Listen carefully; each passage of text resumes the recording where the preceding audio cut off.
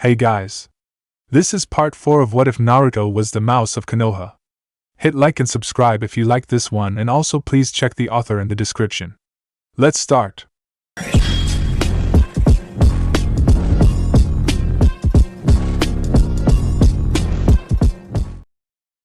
Chapter 11: Mouse in the House. If one was to ask any academy child, even one still studying in the civilian academy, who Konoha's most famous ninja team was, it was a bet even Senju Tsunade would have had trouble losing that the answer would have been the Detsu no Sannin, the legendary three ninja who had faced down and won the grudging respect of Hanzo the Salamander, one of the greatest and most powerful ninja of his generation. However, as with all things ninja-related, the smallest deviation in the query would have resulted in a completely skewed answer. If one was to ask the name of the most competent three-man cell the village hidden in the leaves had ever produced, the combination of Oro Ikimaru, Jiraiya and Tsunade, one a traitor, one a sage and one a deserter, would not have garnered all that many votes. Instead, that title would have had no choice but to be gifted to Konoha's winning hand, the original Inoshikacho formation who, even as clan heads and officially retired from active service, were still feared throughout the elemental nations and had a mention in virtually every bingo book of note. On paper, the reason for the team's success was simple.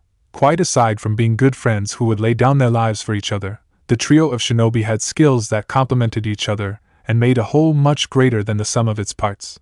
Far too many times for the enemy countries to count had one of their ninja been so focused on dodging the shadows of the Nara that they walked literally into an overlarge fist or other limb, or were stabbed in the back by an inattentive comrade as the Yamanaka worked his mind-manipulating magic.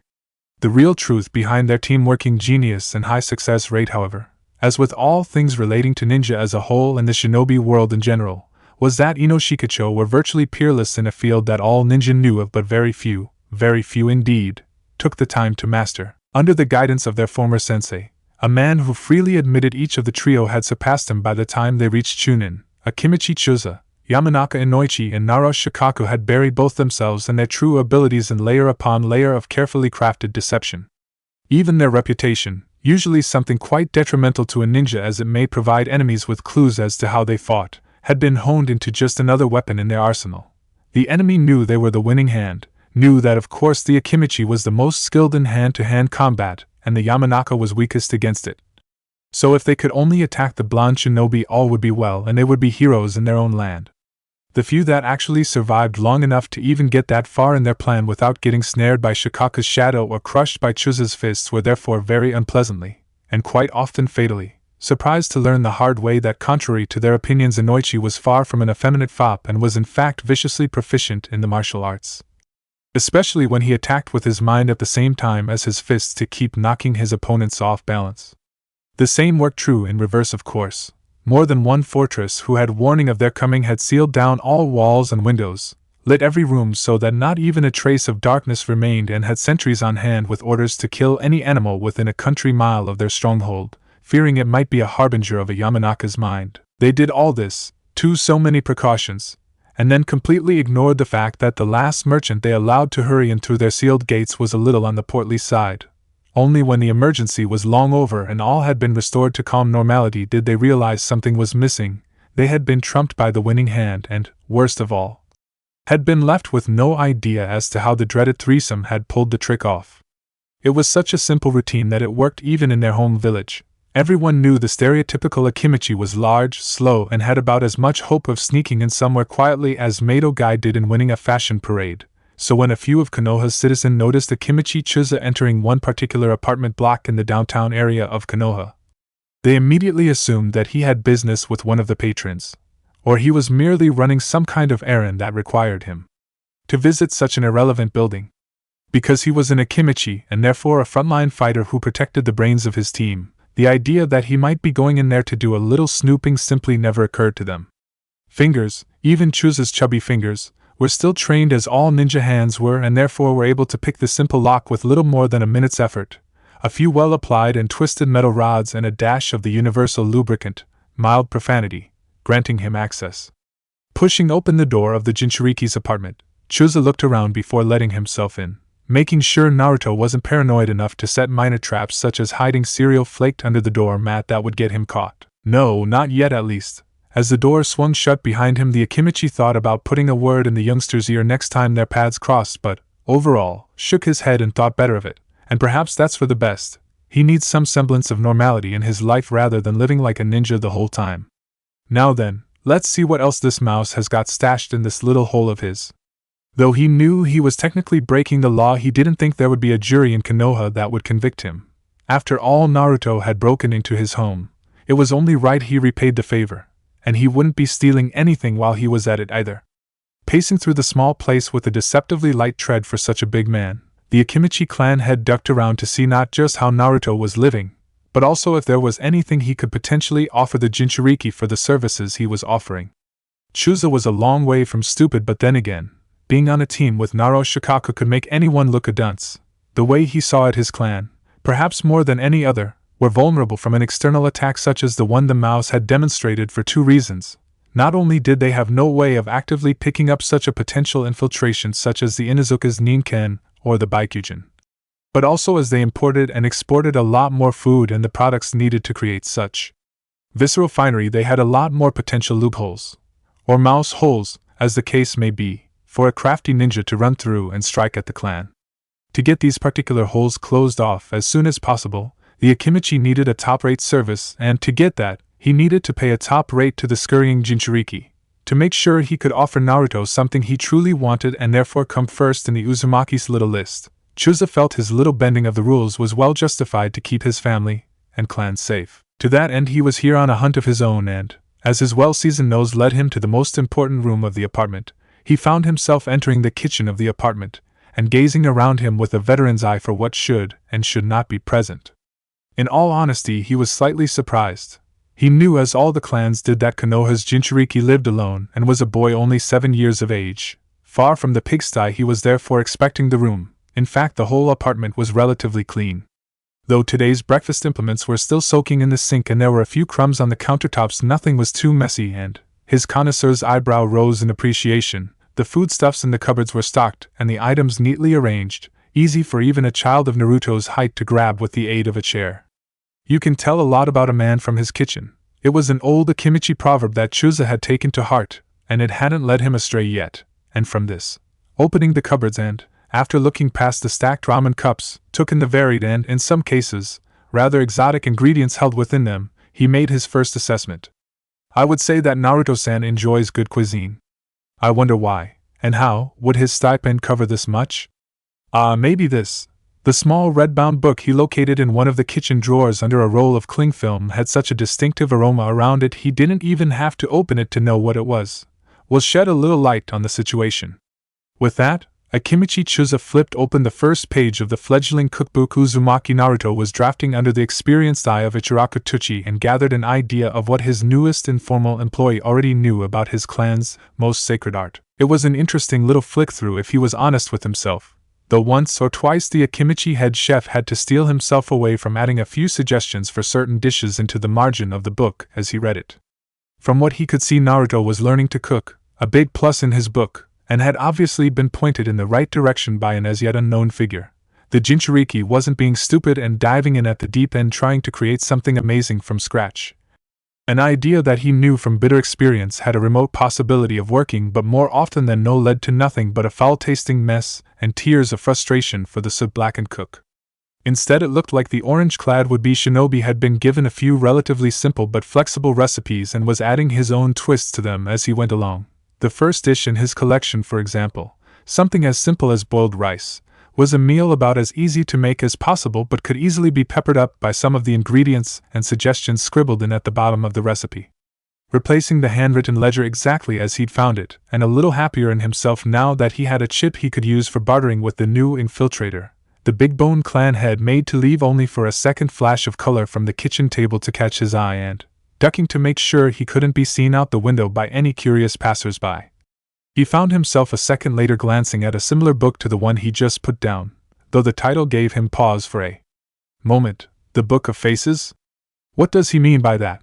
Are these people he knows, from his training ground walks for instance?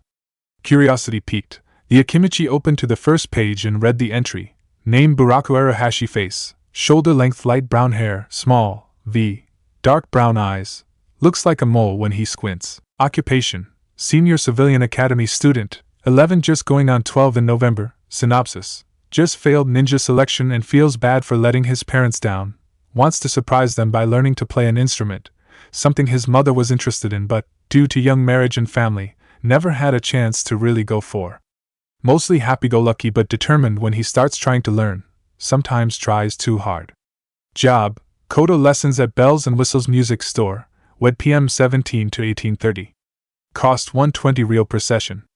A low rumbling noise, something between a laugh and a gasp of astonishment, rose up through Chuza's stomach as he flipped through the rest of the book to see other such characters, each one as varied and different as the first person and each, it seemed, with their own part to play in the opera that appeared to be Uzumaki Naruto's life. Masks: every single one of these is an individual mask. How often could he have actually walked past a mouse in the street, even bumped into one of these individual false personas and just not realized it? It was a sobering experience to physically see a suspicion confirmed. Glancing at the book on last time before closing it, Chuza shook himself down and made a mental note not to underestimate the Jinchuriki again. For all that the Uzumaki appeared to be nothing more than a cocky little kid with an unusual henge and a knack for worming his way into places he shouldn't have been, this book, the information in it, and more than that, the possibilities this information merely hinted at were enough to tell him that this perception was as false and potentially dangerous as the idea that his former team was simply a collection of a brain, a mind walker, and a meat shield. This child, he's been if not raised then at least honed by shinobi.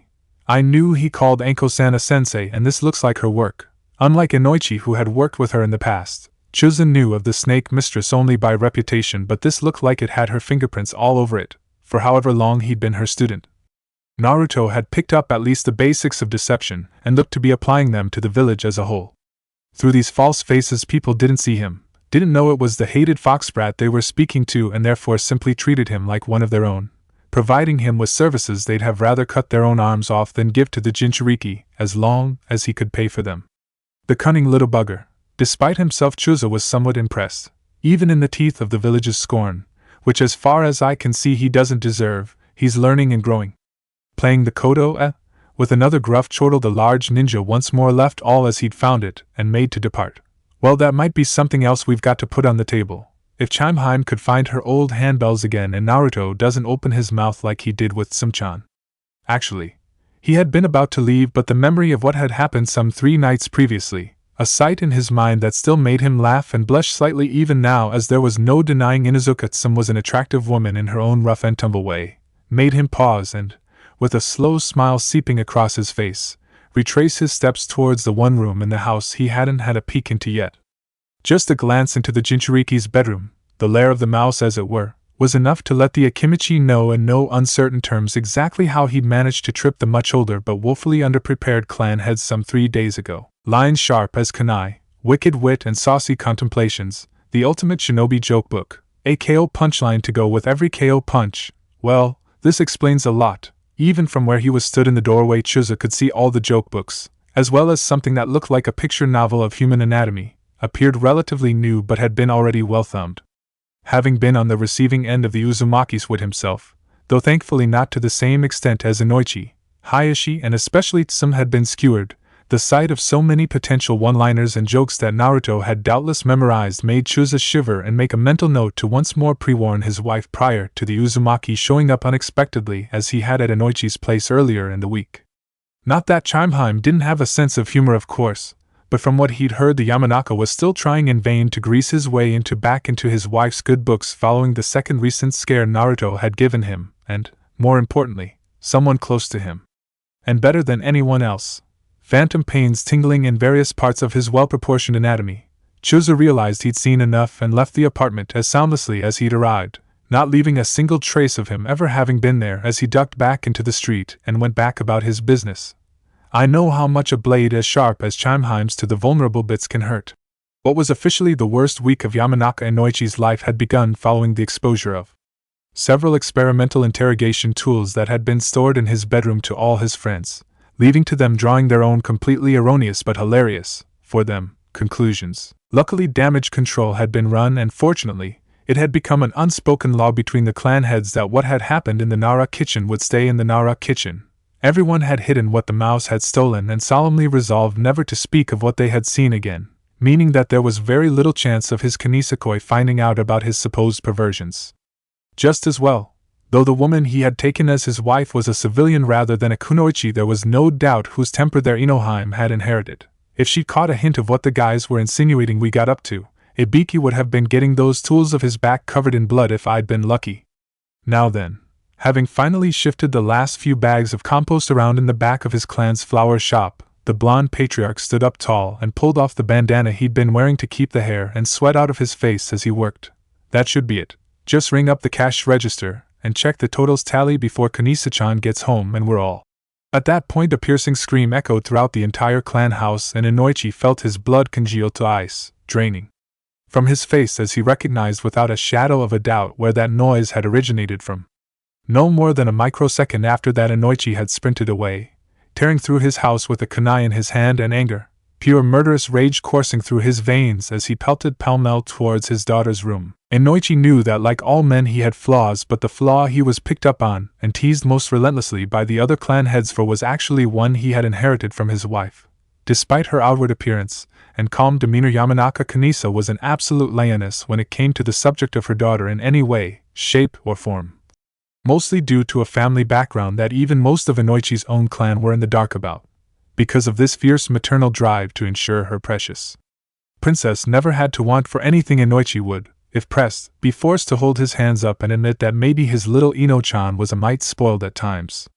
However, at times like these that flaw didn't matter. In fact, wouldn't have mattered even if Ino had been the worst-behaved brat in Konoha. She was his daughter, his heir, and he'd be damned to all the torments Makai had for him to endure before anyone got close enough to so much as pluck a hair from her head. Almost barging a door off its hinges and hurling himself up the stairs two at a time, the Yamanaka's keen ears heard the sound of muffled sobbing nearby and instantly redoubled his speed, the sight of his daughter with her face buried in the midriff of his youngest niece Nainota inflaming his rage even further, as he saw the older and much taller Yamanaka girl staring into his daughter's room. The door swinging shut from where Ino must have slammed it open to get away from whatever dead man had attacked her. Hearing the warning shout of Nainota as little more than a muted buzzing in his ears, Inoichi hurled himself in front of the door, body on the line to protect both women if needed. He brought his kunai forwards and his blazing eyes swept the room, just in time to widen in dumbstruck disbelief at the sight of a very familiar small figure glaring up at him reproachfully with both hands clamped to the side of his head. "Dear Kami," the unfortunately familiar boy swore softly as he lowered his fingers and looked past him to the trembling back of the girl he'd accidentally shocked. "She's got some lungs on her." He blinked again, and finally shook his head, trying to convince himself that Uzumaki Naruto was currently not stood in his daughter's bedroom and apparently trying to recover his hearing following exposure to her deafening scream of terror. As the mouse continued to paw at his ears for a moment, Inoichi tried his best to speak. He really did, but between the dryness of his throat and the sudden balloon of shock that had somehow jumped up and lodged in his voice box, he couldn't muster so much as a squeak of protest as Naruto, feeling the atmosphere turn quickly sour, swung his arms nonchalantly and made a brave stab at conversation. "So?" He glanced around appreciatively. "Nice place you got here. Might have a couple of cracked windows after that shriek through. Never knew girls could scream so loud. Though, seein' who her dad is." The blue eyes suddenly turned sly and faintly mocking as Naruto glanced up at the taller blonde man askance. "Maybe I shouldn't be the surprised. Runs in the family, I guess." Face mottling as the fear drained away and was replaced by mingled fury and embarrassment, Inoichi was seriously considering, if not actual murder, then at least grievous bodily harm to the last Uzumaki when his niece's voice broke in and disrupted his mental process. Probably just as well for him. The pros were far outweighing the cons. There, Ino-chan, you're safe now," she murmured into the ear of her still trembling cousin before setting a pair of very hard eyes on the boy before her. "Your daddy will take the trash out from here." Naruto merely smiled. "I don't think so. I'm here on business." "I don't recall taking you up on your offer, Uzumaki," Inoichi snapped, belatedly getting his temper under control as he stiffly forced his kunai back into its hidden sheath. "As things stand, this is trespass." There was no fear in the Jinchuriki's eye had blue irises rolled up to meet those of a paler shade, a gruff laugh in Naruto's voice as he jerked his head towards the window. "I'd have thought the fact I'm here now was a good enough reason for you to take my offer. Wide open windows, not even any thorns along the wall of your clan house. Come on, were you asking for someone to sneak in? I climbed that wall just through the vines that were growing on it, and even if I couldn't have gotten in, The way the light is in here, any ninja worth his salt could have taken her head off with a well-aimed shuriken. And the worst thing was I didn't even come prepared. The Jinchuriki snorted, shaking his head as Inoichi's eyes flicked between his daughter's dresser and the window the interloper had snuck through. I just came off the training grounds and realized where I was, thought I had nothing to lose and gave it a go. If you believe nothing else I ever say, believe me now when I tell you you need some help securing this place up. Over the wall and in. He didn't even use his henge to do it. The idea that Naruto, a child no older than his own Inohime, was able to simply avoid the seals that liberally adorned the walls of the clan house and outer perimeter, cunningly concealed behind the strategically grown vines and creeps. In all the years I've lived here I never even thought someone could just climb up the damn thing. Dear Kami-sama. His teammate's words suddenly echoed in his mind, making a cool sweat break out of his forehead. Is this how vulnerable we've really been so far? Who are you? Before he could regather his thoughts to speak, another voice, higher and sharper than his own, broke into the conversation. Now her fear had been beaten back by the reassurance her father and cousin provided by being there. The youngest Yamanaka in the vicinity regained her normal imperious personality and glared at the figure that had suddenly appeared in her bedroom and had virtually bumped into her after she'd finished tidying up her walk-in wardrobe. What are you doing in my room and why'd you coming through my window? Now at this point, Naruto knew the sensible thing to do would have been to give his name and tell the girl he was in a business deal with her father, thereby leaving himself in the clear and dumping the whole explanation for this fiasco squarely on Inoichi's shoulders where it belonged. Why isn't it obvious? I'm your long-lost Ototo. With an angelic smile he stepped forwards with his arms spread wide, somehow keeping a straight face and the charade up. Come on, Ain, give me a hug! Let it never be said Uzumaki Naruto was an advocate of doing the sensible thing. Least of all when there was an opportunity for mischief in the air. Despite his worry both for his daughter's safety and his annoyance that the Uzumaki had made his good name mud for the second time in the space of a week, Inoichi found himself having to stifle a sudden laugh at the way his daughter's face collapsed from ire to outright horrified stupefaction at those words. Staring straight through the boy before her, expression in absolute picture, Ino pressed herself backwards as though he was advancing on her with an outstretched katana, a single finger thrust forwards and trembling as she tried to make sense of a situation gone mad. And no, you're not my Ototo, you're not! She shrieked, trying desperately to discount the fact that there might have been a bit of a resemblance in the shade of the boy's hair and eyes. The words seemed to have the desired effect. He stopped coming forwards at least and his arms fell to his side. Before she could say another word, however, his eyes grew huge and watery, and before she could react properly, Nainota found a second blonde head of hair pressed into her stomach. Wah! Kao-san, my Nei-chan hates me!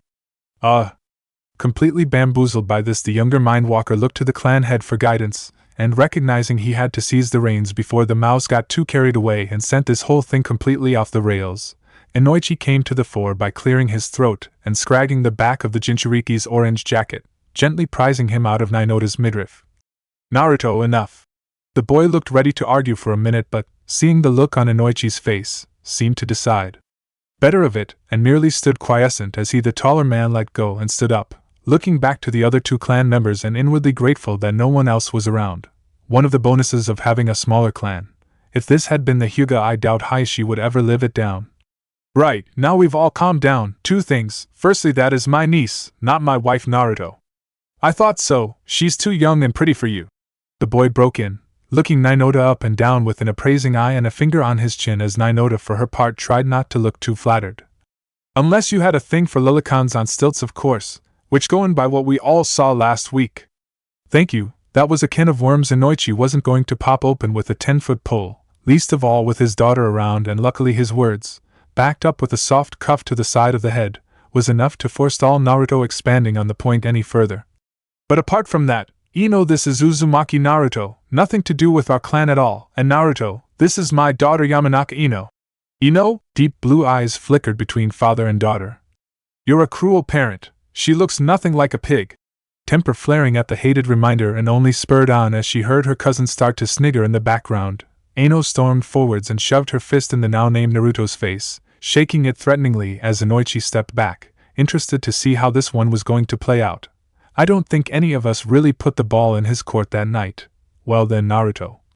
Let's see how you deal with the flames of feminine outrage when Hokage-sama isn't here to back you up. You better watch your mouth. The Mindwalker Scion threatened, Naruto backing away from her sudden outburst at what he'd considered a compliment. It's a tradition cause I'm going to be part of the second winning hand, the Ino Shikacho trio. Ino Shikacho, oh of course. A vague memory of some of the Konoha teams of history flitted back across his mind in time for him to recognize and recall what her father had been famous for. Ah, that also explains why Shikaku wants his son to be a ninja, though I'm sure Shika would rather just sit around looking at clouds all day. He's even lazier than his dad. Well, if that's the case and you're going to be a ninja. He made a show of looking her up and down as well as he could with her hand. About an inch from his nose. There's only one thing I can say to that. Ino preened, as always happy to be the center of attention as people acknowledged how much of a great ninja she was going to be. Just like her mother always told her, she was destined to be something really special. Poor Shika and Cho. The words she heard were so different from her expected answer that she didn't compute them until a good 3 or 4 seconds after he'd spoken. When the message had sunk in, however, Ino's immediate reaction as one that would have made her mother proud as she clenched her fist, gritted her teeth and prepared to go in swinging. Why you? Oh, give over, Heim, I was just teasing. Impossible. As he saw Ino's rush to beat the insulting boy to pace suddenly falter and die away to nothing, Inoichi was stunned. If that had been Shikamaru, or even Kiba, they'd have been pounded flat. This kid's got the luck of a devil as well as the chakra of one. I'm sure you'll be a great ninja when you start trainin'. Of course I'm still gonna be Hokage, but I'll make sure you get the good missions when I'm wearing the big hat. Ino blinked at this declaration, sizing up the boy with the awful clothes in front of her, and then, to the mortification of her father who was trying to instill some proper manners into the daughter his wife was content to ruin, laughed right in his face. You Hokage? Ha, the only thing you've got in common with Sandaime-sama is your clothes color. He's the Kami no Shinobi, the most powerful ninja in the village. You're just a brat who's too big for his boots and ah. The contact of skin on skin made Ino jump, but when she came back down, the side of Naruto's hand was still there, at the side of her neck. Looking forwards with rage blazing, Ino found her fire quenched by the sudden appearance of a hint of malice in the smaller child's eyes, lurking beneath the playfulness of his expression like a shark cruising beneath clear blue water. Big boots didn't stop me slipping a dagger under your guard, he told her, still smiling as he withdrew his hand. Ino reaching up to feel the side of her neck gingerly as she wondered just how he'd managed to move up to her so fast without her seeing it.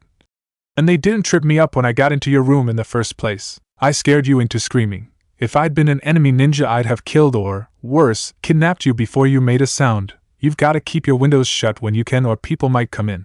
He's right, you know. Despite loving his daughter almost to the exclusion of all others, Inoichi was a fair-minded man, and maybe this little shock would be enough to get Ino to listen to the endless warnings he'd given her about keeping doors and windows shut behind her, rather than tearing through the house like a miniature typhoon. Now Naruto-san works for me, I'm sure he'll be trying to sneak in and out whenever he can. He glanced over his daughter's shoulder to see the Jinchuriki nod and, emboldened slightly by this, sought to hammer home the point in the best way he knew how. And if people are making life easy for him, I, as clan head, may have to make their lives difficult. Loss of clan privileges, or pocket money for instance. No. Threatening her precious supply of income was hitting below the belt as far as Ino was concerned, and she took immediate steps to make sure her money was safe, waving her fist in the intruder's face once more. If you come in here again, Naruto Baka, I'll beat you an old rug till you're black and blue. Hi. Recalling the old adage of picking fights you could win and deciding this girl was too stubborn to deal with right now, least of all as he'd left his rucksack at the base of the Yamanaka wall and therefore at risk of going walkabout if someone took an interest in its contents, Naruto merely waved a hand dismissively and backtracked towards the window. Before he could make too much progress towards it though, a sudden call broke through to him. Naruto, we do have a front door, you know. You don't need to go leaping out the window every chance you get. I do when I want to get my stuff quick as possible. The Jinchuriki answered over his shoulder, one leg already slung over the windowsill. Well, you got my report, Inoichi-san. Successful infiltration and you need serious help. Okay, gotta go. See you later, Inoichi-san. Butaheim. Before Ino could say a word, Naruto had flipped himself out of the window and disappeared down the wall like a rabbit down a hole. Through trial and error, mostly the latter. But luckily clones didn't come with pain receptors. The Jinchuriki had discovered that for short drops using chakra wasn't necessary. As long as he had a surface near to him, he could slow his descent to manageable levels by tapping the surface with his hands and knees lightly, but consistently all the way down. Inoichi, having had nightmare visions of an irate Sandaime knocking on his door wanting answers as to why his adoptive grandson had been found lying in the Yamanaka grounds with a broken leg, had pelted to the window and breathed out a slow hiss of relief as he watched the bright orange form scamper away from the wall beneath his daughter's window and start to clamber up the main wall. Agile as one of the monkeys the Sandaime summoned as he took in handfuls of the vines Kanisa-chan had planted. There because they had such spectacular blossoms. But they don't have thorns, or toxic blooms. The thought made Inoichi sigh again as he realized he'd have to try to talk the idea past his wife. Well, as long as I can catch her in a good mood, worry about Ino-chan's safety should push her sense of aesthetics back into second place. Actually, speaking of my little darling, Daddy, her voice was trembling with the effort of keeping her tone steady as she turned those beautiful sky-blue eyes onto her father. I want you to make me strong enough to beat that boy in case he tries to sneak in here again. Give me a scare, will he? Well, the only time he'll catch me screaming from now on is when I'm beating him to death. Well, Ino-chan, it can be done. Despite himself, Inoichi was slightly proud that his daughter was looking into training of a sort, regardless of the reasons why. It'll be a lot of hard work though, sure you can do it. The girl snorted, tossing back her hair in a gesture that she doubtless copied off her mother. You bet I can, I'll get that Naruto for scaring me like that or my name's not Yamanaka Ino. Chuckling quietly, Inoichi gently patted his daughter's head and glanced out the window just in time to see a flash of orange vanish over the outer wall like a short-lived miniature sunset. Well, I'm glad to hear it, Ino-chan. Now then, let's just wait for Kanisaheim to come home, have some dinner, and then we'll see what we can do to turn you into a rough, tough fighting ninja. Ino scowled up at her father until his fingers snaked down to her side and fluttered over her ribs, making her break out in a fit of the giggles until he realized he had one last loose end left to tie up and hastily made to repair the damage before it could spiral out of control. Standing to his full height, the patriarch of the Yamanaka clan spoke quickly to his daughter with one eye on the door to her room, now conspicuous by one particular absence. Ino-chan, get washed up for dinner. Won't be long until your mother's home. Squeaking excitedly at the thought of seeing her mother once more, Ino immediately rushed into her wardrobe with her former anger forgotten, while Inoichi strode out her room and immediately started down his errand niece. The worst thing, Inoichi thought to himself as he hunted high and low for Nainoda, about our clan specializing in the ninja branch that it does is that digging around in other people's heads means virtually all Yamanakas turn into incurable gossips. Though he knew he was hardly pure as the driven snow in this regard, Inoichi was usually able to curb the worst of his family's excesses, usually to their disappointment. So this time he was going to make sure he was on top of his game to make sure the youngster he could see wasn't going to bubble him to his missus and land him in all sorts of marital disharmony. Ah, Nainoda-chan. The younger Yamanaka turned around with an innocent expression that made Inoichi repress a shudder. That look reminds me far too much of Naruto. A word about what just happened. Sure, Aji-san, what about? He seemed quite in. She grasped for a suitable word before reminded of the warmth of the young Jinchuriki's face in her stomach. Affectionate tyke. Yes, well about that. Inoichi stumbled but carried on, idly wondering that if scaring his daughter half to death was Naruto being affectionate, what would the boy consider a gesture of true love? Probably bumping her off via heart attack knowing him. As you now know, Naruto-san works, in a way, for us and will be trying to break in. I'll need you and the rest of the clan to keep an eye out for him. Don't hurt him, of course, but if you catch him, make sure he knows it and find out how he got as far as he did. Understand? Hi, Aji-san. Anything else? As a matter of fact, yes. You know that I need to speak to you, Nainoda. Much as he knew what the other Yamanaka was angling for, there was nothing he could do legally to prove it, least of all in the face of her butter wouldn't melt expression. Unfortunately, I haven't had a suitable opportunity to raise the issue of Naruto-san's employment by the clan, so he's rather jumped the start somewhat and scared Ino doing it.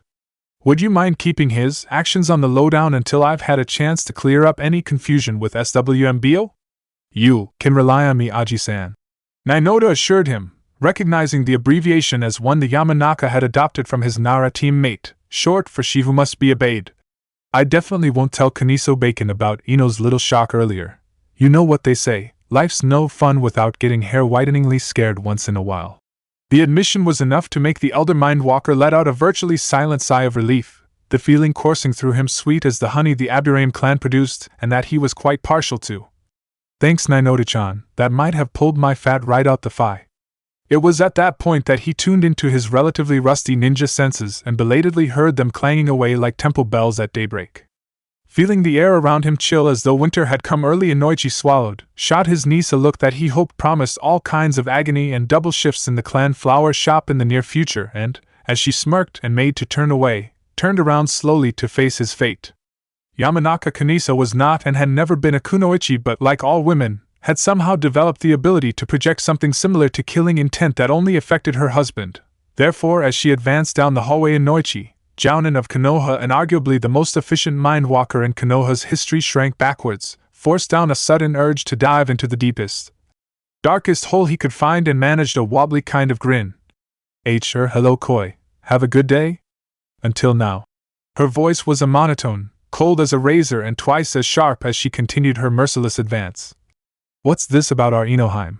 I swear if you or one of the other shinobi of this clan tried to push her towards training before she thought she was ready, so help me I'll. No, nothing like that Heim. Heim? Funny, I thought SWMBO was my current title. Ouch. Inoichi winced as his wife, a woman who barely came up to his chin, finally came to a halt and placed her hands on her shapely hips. Anyway, I suppose that's a blessing in disguise, as I can do things like this, Inoichi. Despite himself, the shinobi braced up as though at attention as his wife went on, waving one majestic finger as though it were a swagger stick. Tell me exactly what happened to our daughter, why it happened, and what role you had to play in it. Tell me everything and don't leave anything out. Biting his lip in a desperate attempt to look appealing and hopefully worm his way out of further punishment, somehow it always worked for Ino when Kanisa was angry, Inoichi managed one last plea. Everything? Oh yes. Obviously Kanisa was all out of mercy as her honey brown eyes bored a hole through her husband's head. Absolutely everything. Bloody snitching nieces. As he raged against the unfairness of life in general and his life in particular, Inoichi began dreaming up various gruesome ways of getting even with Nainoda, at the same time as shift something hard and lumpy that felt suspiciously like a trowel out from under the bottom of his temporary lodgings. Bloody daughters, bloody wife, bloody Uzumaki, bloody kids, bloody clan. If I'd known how much of a hassle this was going to be, I'd have worked on inventing some kind of elixir of life when Dad was still alive. Huffing both to relieve some frustration and blow an errant spider from where it had been drifting towards his forehead, the retired ninja channeled some chakra to his ears as he heard a movement in the kitchen, the closest room of the main house to where he was currently exiled. Mummy? Hi, sweetie? Why is Daddy camping out in the greenhouse again? The innocence of youth. Ignoring the reference to one of the up-and-coming chunin of the current generation, Inoichi had to chuckle at Ino's question. If nothing else, she has the mind of a Yamanaka, inquisitive to a fault. Because Daddy is a very silly man who forgot to tell Mummy something very important, and because of that you got a nasty shock. Still, I have to agree with him, much as it pains me, now that this boy, Naruto or whoever he is, has shown everyone how easy it is to get over our walls. We'll have to get rid of some of the flour to put in some less visitor-friendly varieties. Anything else, honey? Nope. Inoichi stifled a smirk at this and mentally counted down. Mummy? Right on cue. Ino took after him a little in this regard. Always remembering a query a few seconds after people asked was an unfortunate quirk of habit that she'd hopefully soon grow out of. For now, though, he could just picture her at the kitchen table, beautiful blue eyes wide and guileless as she regarded her mother who dutifully played her part. Yes, Inoheim? What's a lolicon? Can you eat it? Inoichi! A few seconds later, Yamanaka Kanisa threw open the doors to the largest of the clan greenhouses in time to see the curious spectacle of her husband trying to cower under his covers at the same time as laugh himself helplessly sick from overhearing his daughter's innocent question. Damn it! Looking down for the briefest instant, Naruto sighed to himself and sat down where he was, knowing the game was up, and it was going so well. I've almost gotten down where the moving plates are, but I'm not exactly sure yet. And that's assuming the clan can't shift them around when they feel like it. The thought made the henge Jinchuriki sigh again, glancing at the issue that had ruined his infiltration attempt, and not reacting as the shiny black beetle continued to sit on the tip of his left thumb. He could have shooed it off, of course, but that would have only compounded the problem.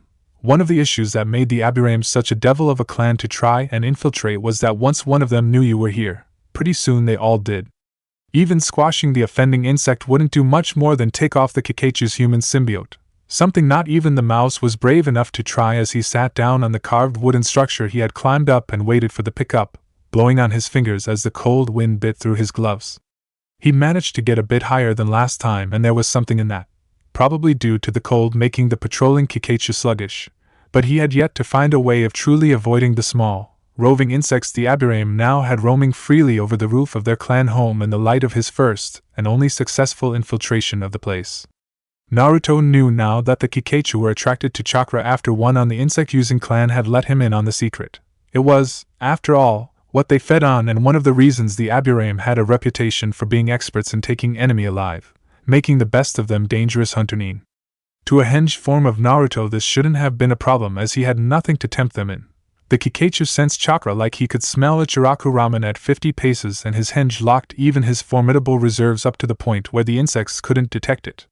However, the Aburame were cunning and subtle. What they had done in the aftermath of Naruto's success at getting into their hive was to either breed or train, Naruto didn't know which and hadn't yet been brave enough to ask, a group of Kikaichu that wandered around on their own, rather than in a swarm. Though individually harmless, once these bugs got attached to something they didn't recognize, such as himself, they somehow started to call for reinforcements through something called pheromones. This attracted the attention of not just other Kikaichu in the vicinity, as even in the darkness Naruto could see a few small forms pattering over the hewn wood to get to him, moonlight winking off their shiny black carapaces, but also any passing Aburame who happened to be nearby, the clan sensitive to the secretions of their symbiotic partners. Or at least I hope they are, the Jinchuriki muttered, blowing on his fingers and not reacting as several more Kikaichu joined their comrade on his body, no doubt enjoying the warmth from his body. I'm freezing my butt off up here. Ah, right on schedule. Ask and Kami-sama may provide. Hearing the noise, he'd been waiting for the would-be infiltrator glanced over in time to see one of the wooden panels about 5 feet to his left lift upwards and a collared, overcoat-cloaked form emerge onto the roof. Uzumaki Naruto? The Jinchuriki nodded, coming to his feet carefully to ensure he wasn't going to accidentally squash any unwary Kikaichu who might have been nearby. Yep, that's me. Tried getting in, but out of all the houses I'm going at, this is the hardest one to try and get through. If I could get up there, though. He gestured towards where a series of tall funnel-like structures loomed up in the darkness. Might be a different matter. Entering that area would be unwise. The Aburame advised as stoically as the rest of his clan, gesturing with a hand and drawing all the Kikaichu on Naruto's body onto his own, allowing them to feed on his chakra prior to them resuming their patrols. It is difficult to scale on both the interior and exterior. Ah, that's okay, I love a challenge, Naruto commented offhandedly as he followed the Aburame into the darkness of the clan house, trying to remember exactly where this panel was on the roof so he could try and worm his way through it next time he was around. The Aburame clan house was unusual even in Konoha.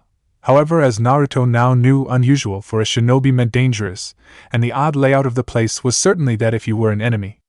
Rather than a clan wall, the compound was ring-fenced by a large number of tall wooden structures made out of a combination of identical wooden hexagons and pentagons, fitted together to make a roughly hemispherical shape. A set of gates between two of this mighty structures allowed access to anyone wanting to visit the clan, while any unfriendly guests who wanted to smash their way in would quickly find themselves on the receiving end of a very nasty surprise once they tried battering their way through the deceptively fragile-looking wooden spheres. Not only was the wood reinforced with seal work, the structures housed a large number of the Aburame's insect collection, least of all huge swarms of the Kikaichu themselves. Any idiot dumb enough to try and break through would therefore immediately find himself on the receiving end of a swarm of irate and hungry chakra-draining beetles. The only weak point of the spheres, if you could actually call it a weak point, was that one or two of the panels of each sphere could be slightly tilted to let in air and light. While this was done most easily from the inside, if necessary the panel could be coaxed into moving from the outside, as long as you can remember which ones actually move, that is. Following his new escort, the Jinchuriki allowed himself to be led onto a high gantry, a thin walkway that led up to some of the panels of the sphere he'd been trying to clamber over and overlooked a lot of the interior, and with a puff of smoke dropped his henge. The response was immediate. From the darkness of the sphere's inner sanctum a low, muted buzz arose, and a few minutes later Naruto had to close both his eyes, hold his breath and place a hand on the back of his Aburame escort to make sure he got off the gantry without breaking his neck. Unlike Kikaichu colonies that had been fused with a ninja host, these wild Kikaichu would instinctively seek out any source of chakra that came close enough to them, draining it to feed their hive. Most Aburame were immune to this potential mobbing, as their own Kikaichu not only drained their chakra to a level the feral colonies couldn't easily detect, but also produced chemicals that warned the other colonies away. Needless to say, that wasn't a luxury Naruto had, and, with his chakra reserves. Him going anywhere near a Kikaichu colony without a henge was tantamount to walking into the Inuzuka kennels wrapped up in a ton of prime beef and hoping not to get bitten. He didn't mind though. In fact, he was rather fond of the insects, though of course he couldn't identify individuals' colonies the way the Aburame could. As he told Shibi on one of the few occasions he'd seen the elder Aburame, having the swarms flitting around his head to drain minuscule amounts of his chakra was proof that at least something in the village liked him the way he was. After being led through the remainder of the Kikaichu breeding ground and feeling the cooler night air rush over him, Naruto reopened his eyes, took a deep breath as he felt a slight strain from the attention of the destruction beetles and glanced around the interior of the Aburame clan grounds. And this is why I love this clan, quiet as a mouse but just as deadly, and it was a very true thought. Naruto had heard through a variety of disguises that most villagers, and even some other ninja, either avoided the Aburame as they thought they were weird or looked down on them as just another ninja clan. Every time he heard this, regardless of what henge he was in, it took all Naruto had not to come to a halt and give such slanderous people a piece of his mind and the truth respectively. So the Aburame didn't have many flashy techniques or an obvious bloodline, so the hell what? If anything, that just made the Collared clan more dangerous in Naruto's eyes, as underestimating an enemy was about the worst mistake a ninja could make. But the Aburame made making such a mistake so easy by their quiet demeanors and odd dress. Even now, in their home, an enemy would probably just look around, see nothing special, advance and most likely end up incapacitated or worse before he got 9 paces.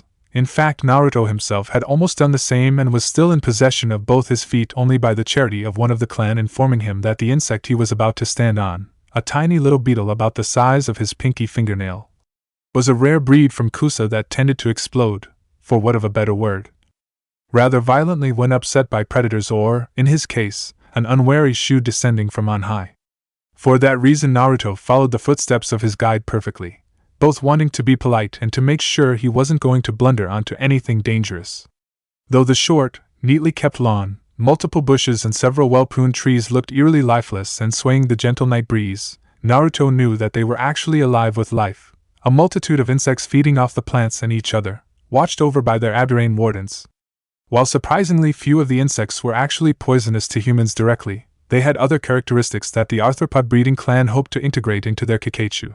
The mighty Titanus beetle, for instance, the largest insect in the world and the size of a Ninken puppy, was also surprisingly hot to the touch and strong enough to batter and bite its way through anything short of sheet steel. A nasty skill for a destruction bug to have. Naruto watched one such specimen scuttle through the grass some distance away, glad he wasn't in front of it as he'd been told such beetles didn't like taking detours and weren't opposed to taking rather a large chunk out of anything that happened to get in their way. Following his guide, Naruto was expecting to be ushered into one of the guest rooms to debrief one of the elder Aburame, perhaps even Shibi-san himself if he could recognize the clan head against the backdrop of the rest of his clan, the ninja contingent of which all wore the same form of coat and eyewear, presumably to throw off their opponents by all looking the same, when the ninja in front of him stopped. With respect to Uzumaki-san, would you mind adopting a henge before entry?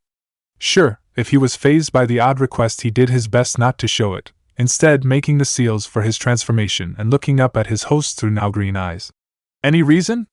Hi, some of the younger elements of our clan are attempting further synchronization with their colonies, the Aburame explained, opening the door before him and stepping through. Excess chakra from an external source may have hindered these attempts. Translation. Much like anyone who had a working relationship with the Aburame, Naruto had begun to learn how to break down the long, logical words they had a tendency to use into common language he could understand. Some kids are training with their bugs, and you being there will probably throw any attempts completely out the window as the Kikaichu will home in on you. Okay, I can live with that. Oh, hang on. Is Shino-san there? His guide paused fractionally, considering the answer. I am unsure, but I would predict so. Beaming at the answer, Naruto let himself in and looked down the corridor, seeking out the elusive Aburame clan heir. Cool, tried to catch up with him last time he was here, but Shibi-san had him going out on another bug hunt. If the informal mention of one of the most important Aburame traditions upset him in any way, the elder Aburame gave no sign, allowing the Jinchuriki to carry on unhindered. So, let's see if he managed to catch anything worth having this time. If Naruto had learned nothing else throughout his few months interacting with the ninja clans on their own turf, he knew now without a doubt that it was virtually impossible for anyone, even someone with no chakra signature, to sneak up or surprise a ninja unless they themselves had ninja training and were better at using it than their target. That logic went double for ninja that worked as part of a team, either with other ninja or with non-human partners.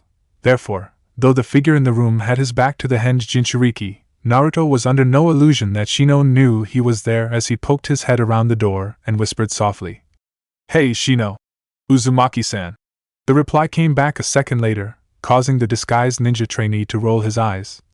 "Shino, we've been through this. Naruto, my name is Naruto, not Uzumaki-san, unless you want me to start calling you Bug Boy, remember it, okay?" "As you wish, Uzumaki-san."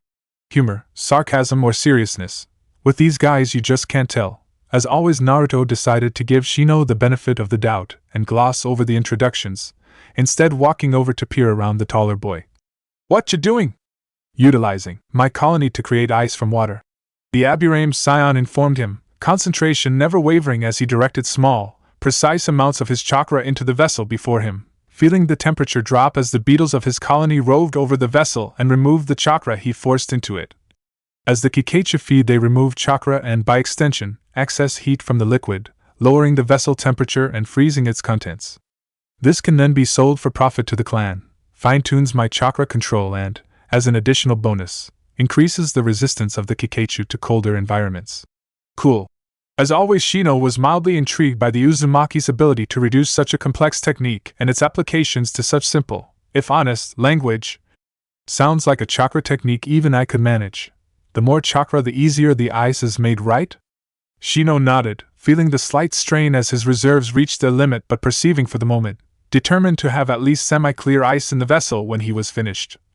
Correct, to a degree, but excess chakra will increase the rate the Kikaichi feed upon the water and, by extension, the speed at which it freezes.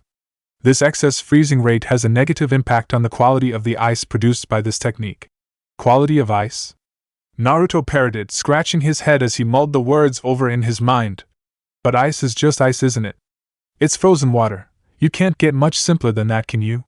It was a lead question, one he knew Shino wouldn't be able to resist.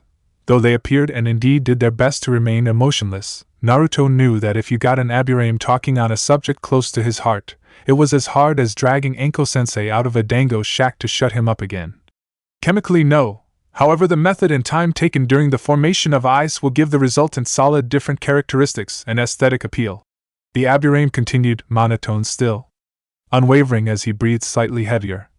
Ice created quickly by this method, as I am certain you would be able to do were the clan to loan you some of our symbiotes, is very flawed and opaque.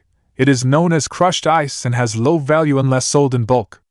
The formation of tiny air bubbles during the freezing refracts light that passes through the ice, distorting the image and making the ice opaque. The slower the ice is formed and, by extension, the more refined one's chakra control is, the fewer bubbles are formed and the clearer and more valuable the produced ice is. Wow, Naruto gave a low whistle of appreciation after thinking through the explanation for a minute. Never thought about that. So the slower you can do this, the more money you make? In theory, Shino finally dropped his arms before he suffered the effect of chakra exhaustion. Only a select few kunoichi of my clan have the reserves and the chakra control to create what is known as flawless ice, completely clear with no visible imperfections. This ice is highly prized by sculptors and high-class eating establishments as it has a very long shelf life. At this time, however, the ability to create even medium-quality ice is beyond my limitations. Don't do yourself down. Naruto agreed genially, only just remembering not to clap the Aburame on the shoulder due to the fact he was still wearing his climbing gloves. I'll bet I couldn't make that either, though, for the opposite reason to you. Shino nodded at this, pushing his glasses further up his nose as the last of his colony returned to him. Though Aburame children generally activated their chakra at a much younger age than most, the downside to having the Kikaichi was that their continual feasting on the chakra of their host was that most Aburame had chakra pools that were downright pitiful. Only their clan techniques revolving around the parasitic beetles themselves enabled the clan to become ninja. Naruto, as Shino had discovered immediately upon being introduced to the usually blonde-haired child and almost losing control of his colony as they attempted to swarm towards the chakra supernova he represented, had no issue with chakra capacity, but his control was lacking. The Aburame heir was under no illusion that, if given the chance, Naruto would have been able to craft industrial quantities of crushed ice, but absolutely nothing of any greater quality than that. He turned to face the clan intruder when his attention was diverted slightly by the presence of an alien Kikachu on his skin. Focusing for a second, he swiftly divined its originator, and as a result inclined his head towards the door of the training room. Father. Son, the clan had nodded to his offspring before turning to his guest. Uzumaki-san.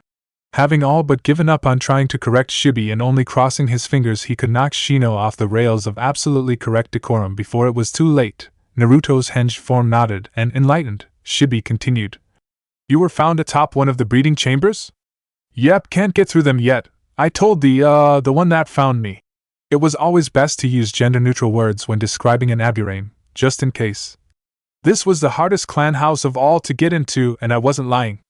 Oh, one thing I wanted to know though, on those chambers, can you change which of the panels open, you know the ones you use to get air into the place? Shibi was silent for a minute, nothing new there then, before shaking his head.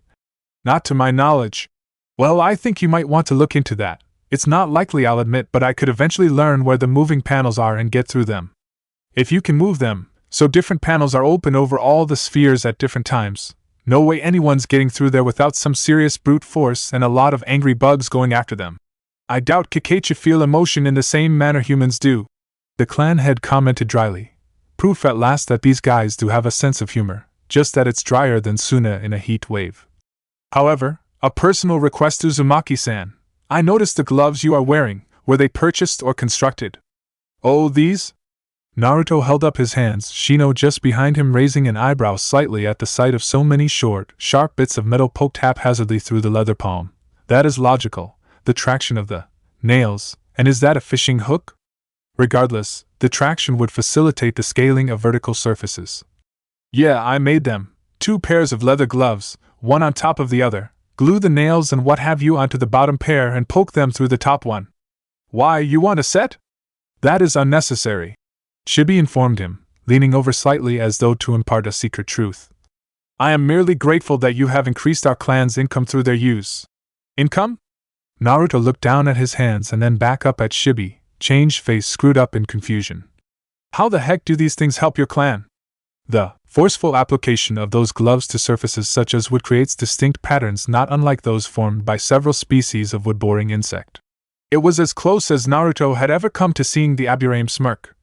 Several clans, especially the Hyuga, have repeatedly hired members of our clan to treat their clan walls for infestations of woodworms since you began working for them.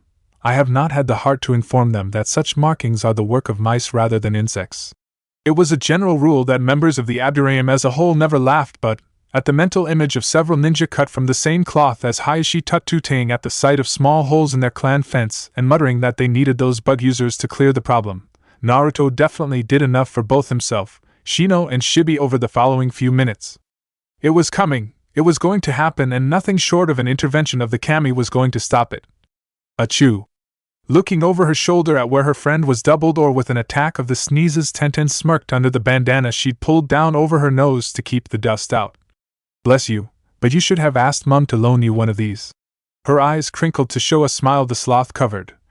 You out of all people know how important a mask is. Wiping his watering eyes, the blonde stood to his full height and tried to awkwardly prop up the item, some kind of long pole with a blunted blade on the end of it, that he knocked against and sent a plume of choking dust into the air, at the same time as answer his friend. "'Tis true." The younger child gasped before coughing the dust from his lungs and carrying on. "But I couldn't mess up one of Kishi-san's neckerchiefs. And apart from that, I didn't think it'd be quite this bad, too, right?" The storage room, an old shed at the very back of the Hasawada premises, was crammed fit to bursting with old weapons, scrap metal, the corpses of old spiders and insects, and what felt like enough dust to rival the amount of sand in wind country. If I'd know or even suspected it'd be this dusty, I'd have put Konohamaru's present on hold and knitted my own dust mask. Yeah, but Mum must have done. That's why she got us to do it rather than her, devious old woman. Tenten cursed. Under her breath, carefully levering up what looked like a small plate of pitted, corroded metal and shuddering as a small colony of earwigs wriggled away, perturbed at their home being uprooted so suddenly. Just think about next week, it'll all be worth it if we get this done right. That thought and reminder was enough to perk them both up, though for slightly different reasons.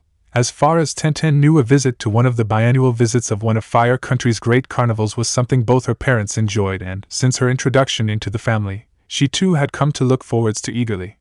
Maruta had confided in her that seeing the tricks of the knife throwers and fire jugglers, even if some of it was smoke and mirrors that put no one at risk, was one of the inspirations for him joining the Shinobi Corps, and Tenten in her own way understood that the performers were all very skilled people even if they had hopefully never killed anyone like a shinobi would. Naruto, having never had the opportunity to go to anything like a circus, never mind anyone who had ever actually wanted to go with him as the Hasawadas did, was also looking forwards to the date penciled in on Kishi's calendar for all the same reasons as his older friend, though, as well as a great day out, I'll have half my mind on getting a few new layers on my first ever mask as well. Before that can happen though, blinking the last of the dust from his eyes, Naruto squared his shoulders and moved up to an old shelf, trying to work out if what was on there was salvageable, or merely scrap metal. Hey Tenchan! Defeated, he sought the advice of the future weapons expert. What's this? That's a... She squinted across the dusty room. Looks like an old halberd, but the tip of the top blade snapped clean off, and there's too much rust on the edge. Wouldn't cut mustard, as Dad would say. Scrap pile then? You bet. There was a clang as Naruto casually indulged his childish destructive urges and hurled the useless halberd out the open door of the storage area and onto a rapidly expanding pile of rubbish. Along with this, and oh dear Kami-sama, that smells like 3-week-old socks. The two toiled for most of the morning, diligently holding up their end of the deal that would ensure a day out for the pair of them sometime in the early spring when the big top was pitched and there would be games to play, performers to see, and unhealthy amounts of candy to wolf down. However, it was when they came to the back end of the shed, and even getting that far had taken them the better part of 2 hours, that Naruto came across something that stumped even his friend as to what it was. Holding up the collapsed cardboard that had fallen over it, the Uzumaki gritted his teeth to stop the structure collapsing as Tenten peered down at the bizarre contraption, trying to puzzle out what the wires, wood and metal bits all meant and did. I dunno, she admitted after a long minute, stepping back and letting Naruto drop the cover again with a sigh of relief. Better not throw it out though. It could be important, and I don't want to get rid of something I don't know about without Dad seeing it first. Sounds like a plan. Gingerly reaching down, Naruto carefully tugged the odd contraption out into the open and set it down in one of the spaces the two of them had cleared, knocked the worst of the dust off of it, turned around and once more began burrowing in the remaining piles of detritus that still infested the Hasawada storage areas. It was such an exhausting job that Naruto had almost forgotten his unusual find until Tenten pointed it out, and her father, with a laugh of fondness and exclamation that he'd forgotten he'd actually stocked these weapons at one time, carefully twiddled with a few of the dials on the top and side of the weapon and sighted it down towards one of the targets at the far end of the yard. As a musical twang sounded through the air and a shaft of steel slammed a finger-length deep into the pitted wood, Naruto whipped his eyes back to the weapon and saw, not a long-range slaying machine, for such a thing would be extremely unlikely to hit an unengaged ninja, though, perhaps for taking down a civilian target, due to the slight noise it made, but something that would be even more invaluable to him if he could make a few adjustments to it. He made these intentions known, much to the disbelief of Maruta, who told him that he'd be able to throw kunai about as far as it could shoot by the time he left the academy, but he persevered and persuaded the smith to part with the antiquated weapon, saying he could pick it up next week after he'd had a chance to go over the weapon and knock off any rust. Happy with his prize and the knowledge that the Hasawadas would be showing him both how to use and look after his newest toy, to say nothing of the night out, the carnival that was coming in the month or so, Naruto left the weaponsmiths for a well-deserved bath and to figure out a way to garner the help of the next person he needed to make sure his next endeavor would succeed and put a new tool in his arsenal as he waged war against Konoha's internal security forces. It was because of this plan that about 10 days later, the mouse had a deviation to his normal routine. Rather than head out for the training fields at an early hour, though not quite as early as in his younger years, most of his nights were now spent prowling through Konoha, meaning he tended to stay up and rise later than before. He instead decided to pay Gigi a visit. A scroll containing his latest toy burning a hole in his pocket as he nodded politely to the Sandame's secretary and let himself into the village leader's office. Hey Gigi. The old man looked up, a benign smile on his face as he recalled the look of outright joy that had lit up his daughter's face when, after Asuma had gingerly tested the small, loosely bound package that had been left on the doorstep of the Sarutobi compound a few nights ago and addressed to her son for traps and seals. She had unwrapped it from a safe distance using ninja wire and almost immediately gone into raptures of joy seeing what was inside it. "Ah, Naruto-kun, a pleasure to see you. My daughter has been quite insistent you come around again sometime soon." The reminder of Byoka and Konohamaru was enough to make the aspiring Hokage smile a little and shrug. I'll see what I can do, but I'm a busy man these days, Gigi, same as you. He pointed out the piles of paperwork that had once more flourished on the Hokage's desk. Lucky though, there's a paper-chewing mouse on the loose in your tower today. I am glad to hear it, Naruto-kun. You spoiled this old man and his family. Squirming a little at the praise, the Jinchuriki scratched the back of his neck awkwardly. It was just a scarf. Sarutobi chuckled. It would be a brave man who told Byoka-chan that, Naruto.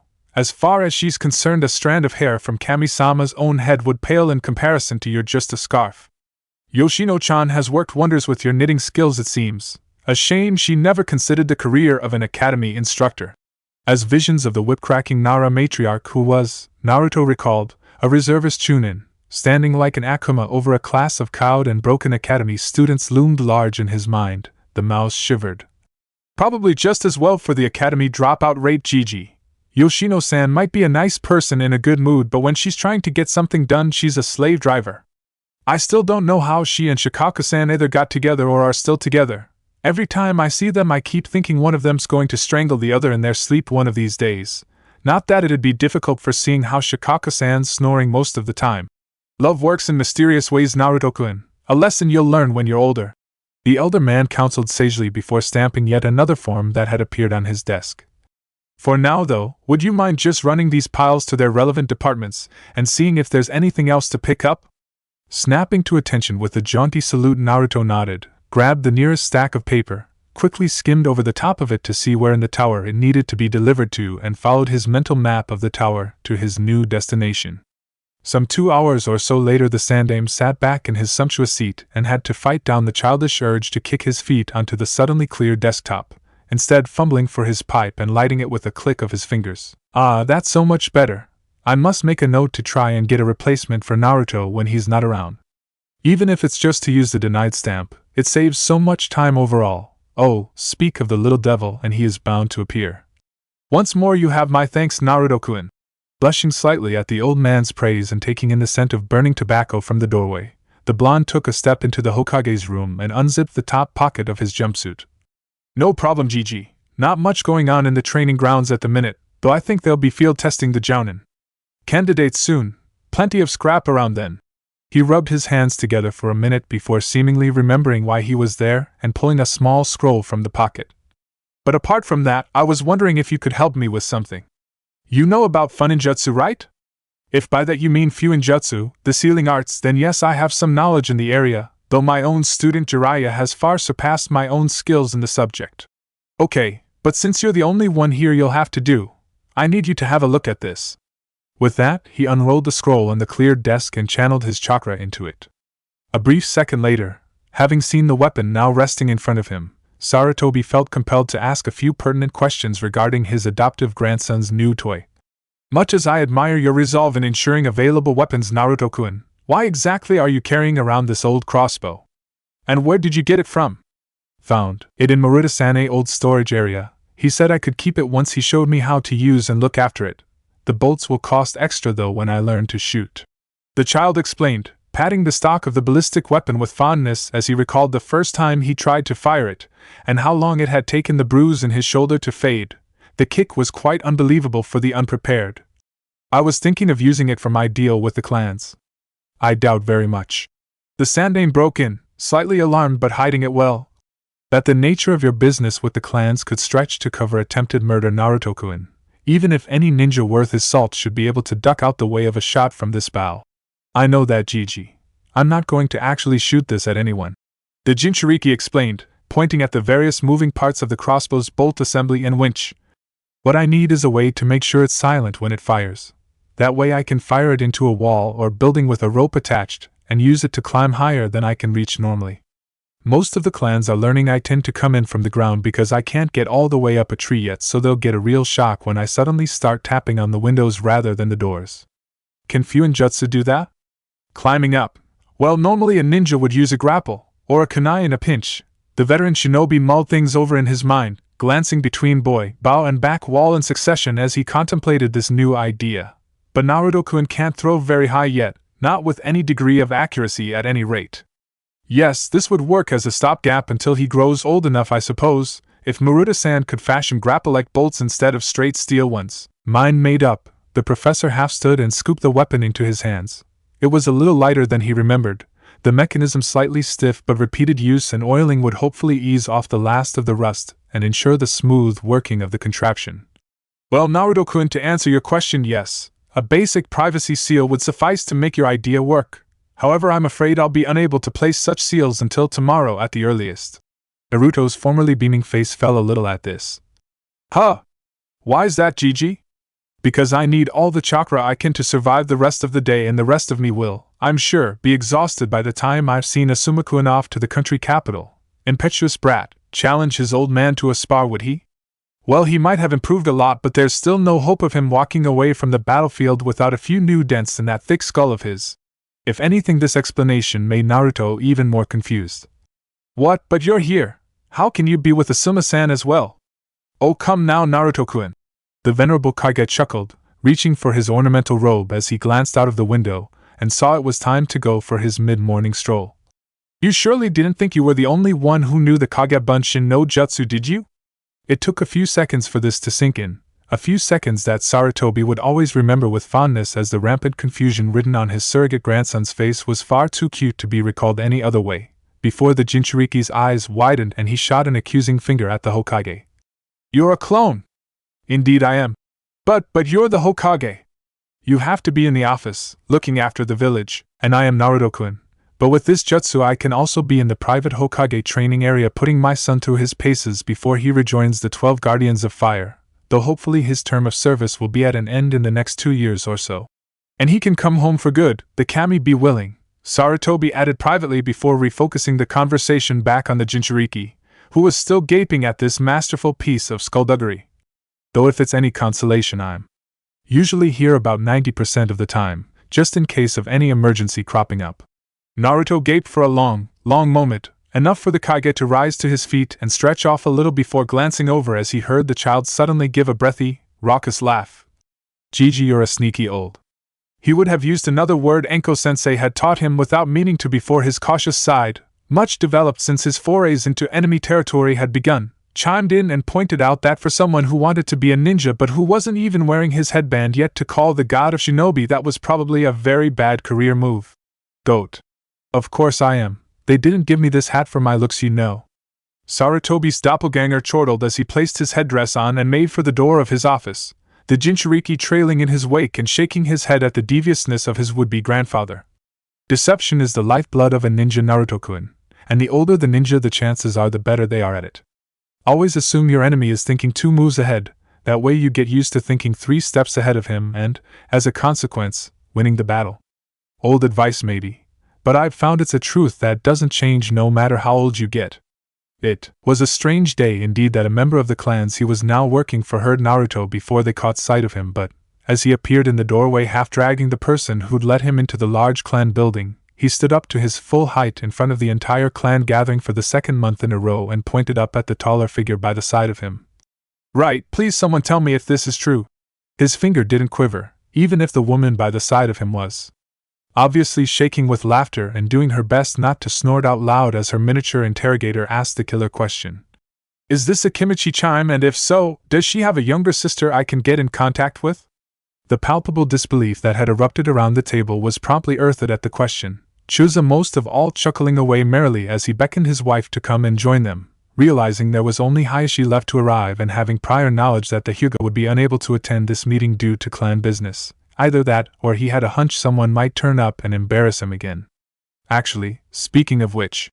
Yes, Naruto-san, this is the beautiful Akimichi-chan, apple of the eye of her ever-thankful husband, he proclaimed loudly, wrapping an arm loosely around the taller woman's waist as she stood beside his seat, Chime for her part shaking her head and doing her best not to blush too badly.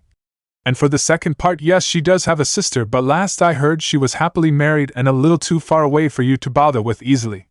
That is still right, isn't it, my dear? Hi, Shiniki-chan is still with that man Mountain she calls a husband, though how is beyond me.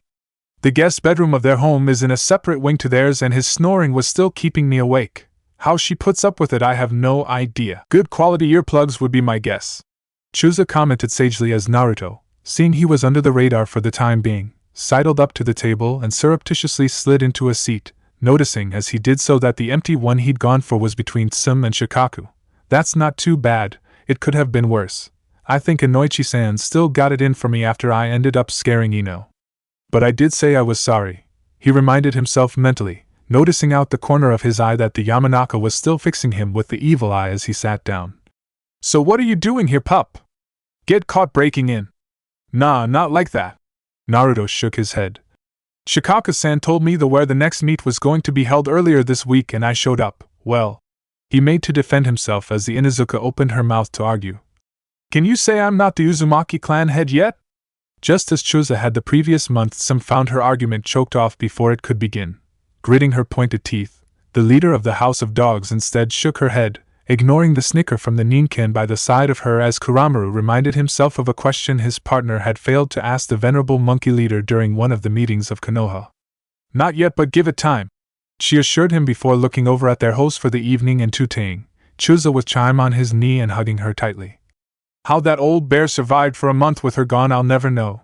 Kami-sama forbid she ever gets delayed by the weather, he'd be howling loud enough to drown out my kennels pining for her, or storing it all up for when she got back. Naruto's whispered comment made her glance down with a raised eyebrow and expectant smirk. Despite their rocky introduction, Tsum had been able to look back on that infamous night and eventually laugh, rationalizing both that at least other people had been got as badly as her, and that the mouse had a good sense of humor, as he glanced at the Akimichi's prodigious girth. Bet she could get a hell of a bounce off that trampoline. Scrunching up her face in an effort not to snigger, the dog Nin added her to Ryo's worth. Just as long as he didn't roll over suddenly. Naruto winced. Splat, or then again.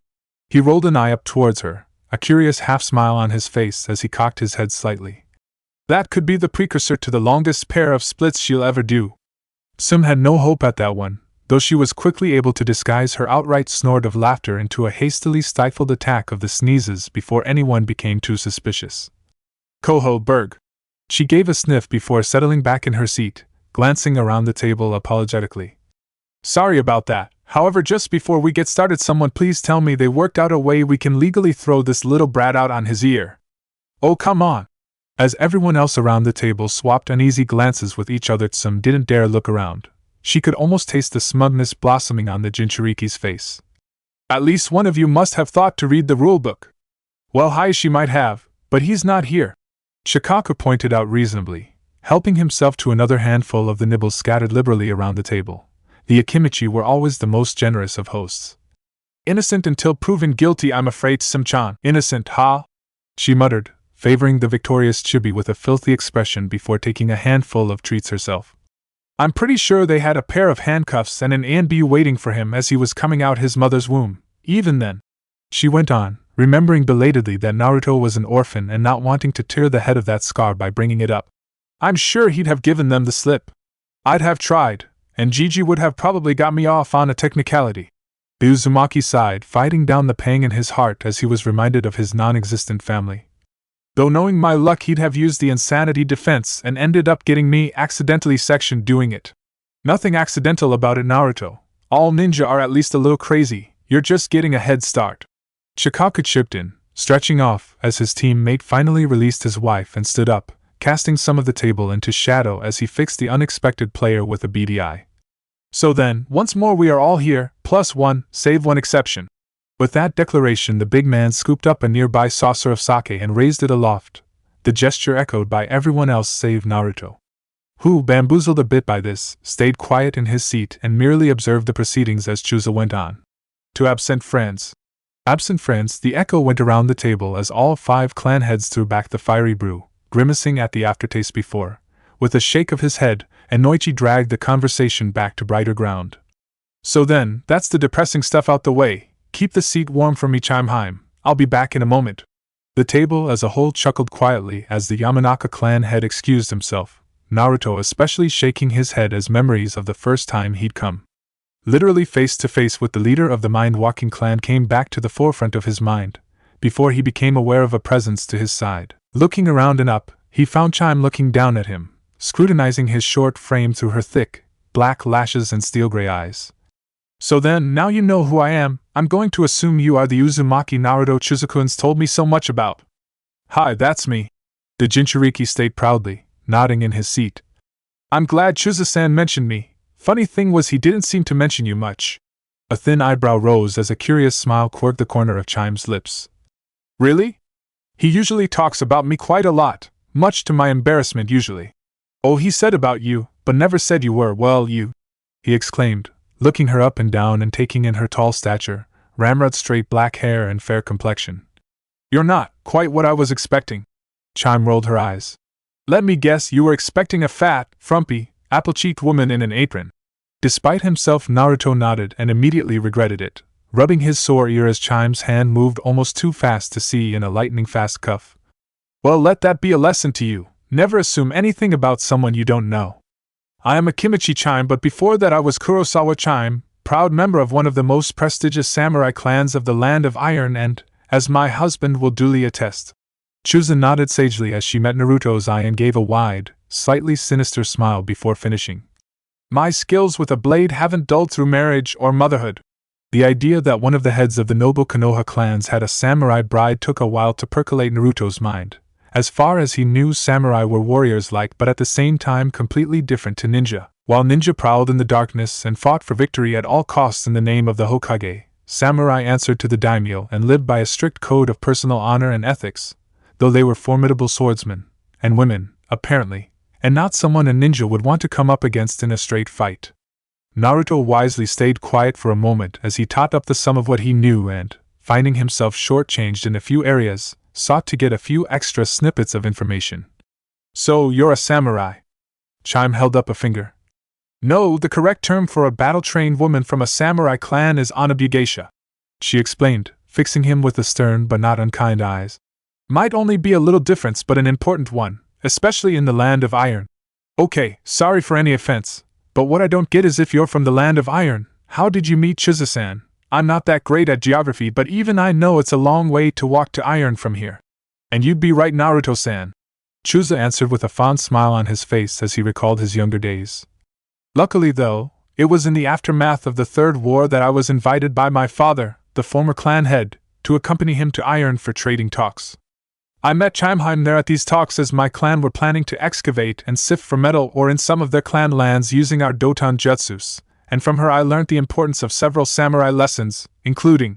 He fixed his wife with a semi-fierce glare as he once more felt the shame that had burnt through his entire being as he realized that not only had he been tricked by his future fiancée's last request prior to engagement, but he'd also dragged his closest friends into that madcap escapade as well. Never trust the tongue of a devious woman, do-ah! Seeing the soft glares the two Akimichi were sending each other, it took Naruto a second to regain his composure enough to ask. Do I dare to ask? Chime broke her gaze from Chuza enough to ask. Don't worry, Naruto-kun, it wasn't anything life-threatening. What happened was that after Chuza-kun and my father... She was interrupted by a pair of groans from the table, and Noichi speaking up for the other two cards in the winning hand as he dreaded this old story being rehashed again to a new audience. As if he doesn't have enough to go on about us all already. Do you have to?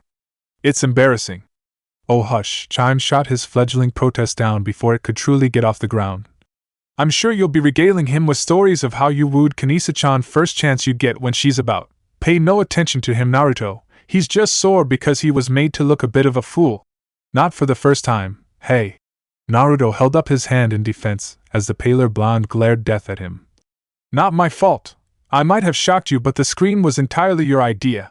Chime raised an eyebrow. Interesting, but for later. Well, either way, what happened was this. On the ancestral lands of the Kurosawa clan stands the largest mountain in the Iron Country, and a long time ago, the head of my family declared that the largest jewel in his possession should be dragged to its summit and left there. And he declared, that the ancestors could use to watch over us all from heaven. When Chuza's father and my own sat down and drew up the marriage contract, I made a request that, before we were wed, Chuza-kun would climb the spire of iron and take a small piece of my ancestors' treasure that my clan could fashion into a wedding band. Of course, Chuza being the impetuous brat he was back in the day, I was ready to go by the next morning.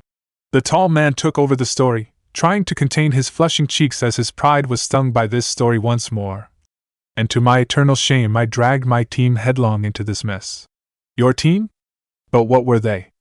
Officially, we were there to witness the marriage contract. Shikaku explained with a weary sigh and a yawn, as always indifferent to the retelling of this particular episode of his youth. But once Chuzo was challenged like that, nothing short of the fist of Kami-sama himself was going to stop him getting up that mountain, and well, the Nara shrugged. Someone had to keep an eye on him. A sudden snort made him peel open a half-closed eye in time to see Inoichi scoff at his retelling. Yeah, someone did. The Yamanaka shook his head.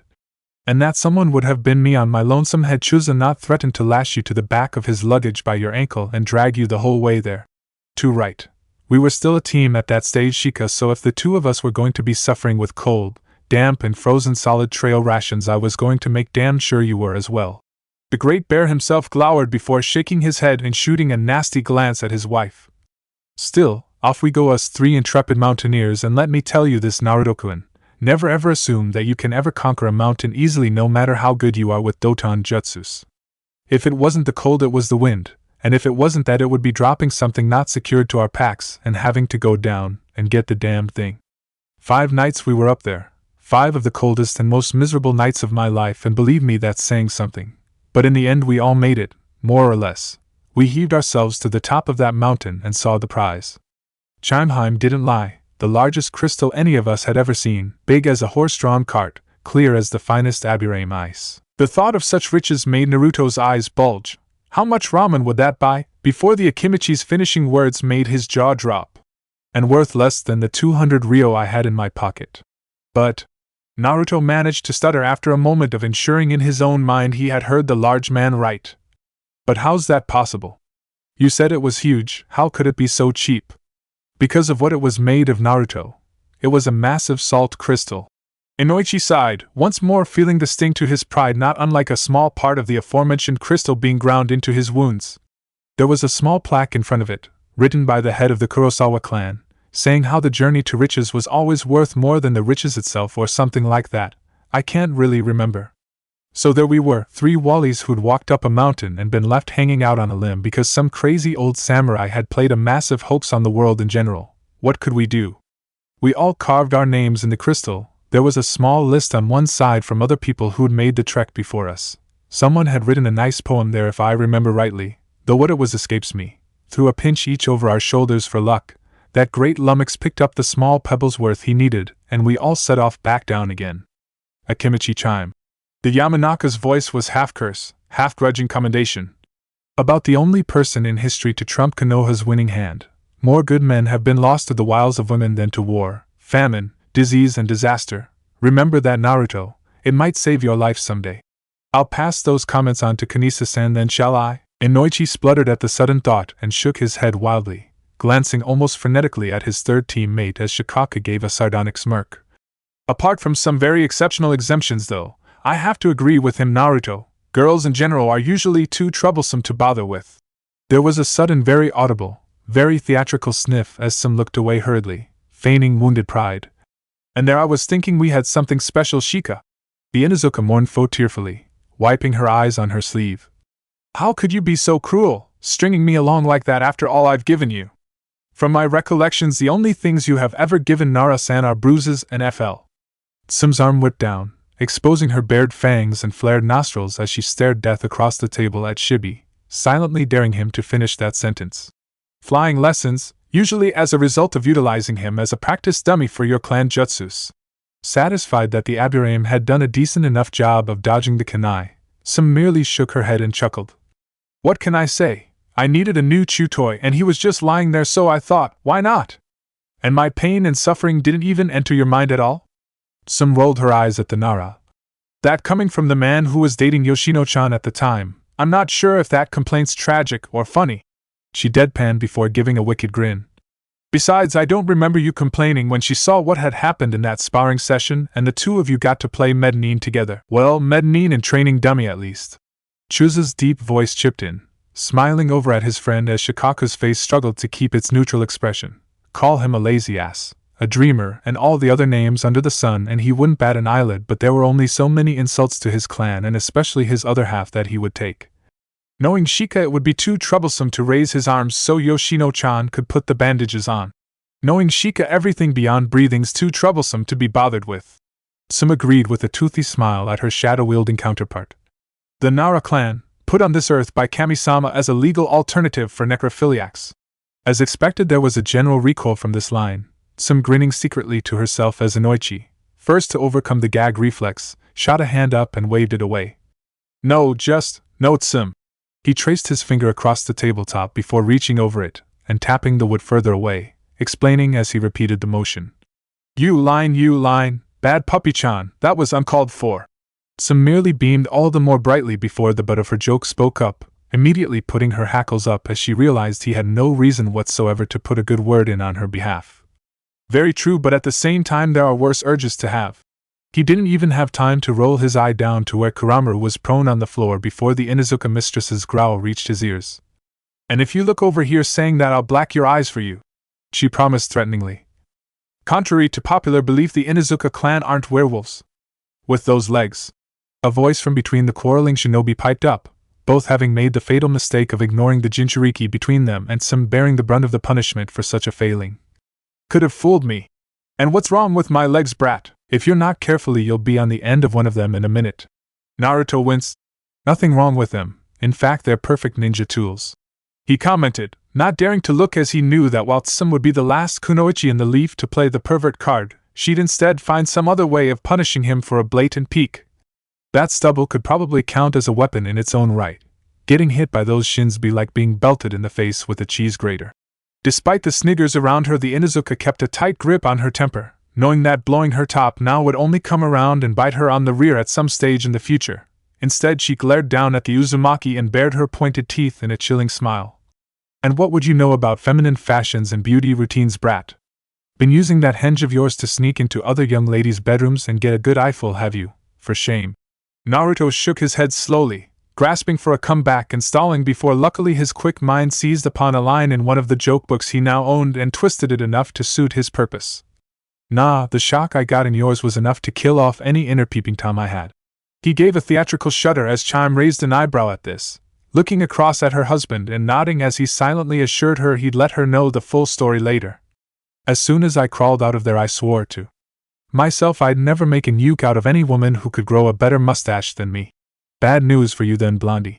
Tsum crowed in triumph, messing up his hair before pinching the side of his face enough to stretch out his whisker marks. Even if you do somehow drop a pair big enough to let you grow facial hair, we won't be able to see it because of its color. Sorry to say it, but if that's the way you're basing your love life in the future, the Uzumaki really will be a clan of one. And if that dress of yours was the yardstick for your love life, I'm amazed you only ended up with 2 kids. Naruto riposted, Tsum choking off an ingrained response as she recognized the backhanded compliment at the last minute. If the Leaf's shinobi population ever starts to dwindle, I'm petitioning Gigi for an A-ranked mission to get hold of that little number for use as a template. One of those in every home in Konoha. The birth rate would be sent through the roof and I'd be a hero for saving us all. Assuming you can get to it, that is. All Inuzukas were by nature possessive and territorial, and Tsum was no exception. The fact that this upstart pup was challenging her in this method had made everything else gray out around her. She didn't see the strangled laughs on the faces of the other players. The fact that Chime had been forced to excuse herself, and was now tottering around her clan home trying desperately to find a room to vent the laughter threatening to burst her without her Inuzuka friend overhearing her, all she saw was her latest opponent. I'll warn you now that I catch sight or scent of you in that room or any other of my clan house, and I won't be held responsible for the consequences. Naruto merely laughed and pointed at her partner. Well, I'll just have to send Patches over there, and first, I'm sure he'd take the kunai for what?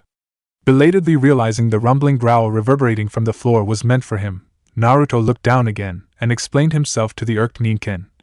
You're a big black dog with white patches in your fur and you wear an eye patch. What else was I going to call you? Name's Kuramaru. The alpha of the Inuzuka pack rumbled as he came to his feet, so tall at the shoulder that even sat on his seat Naruto was still eye-to-eye with the massive canine. Remember that. Sorry, I already know too many Maris. Naruto stubbornly affirmed, ticking them off on his fingers.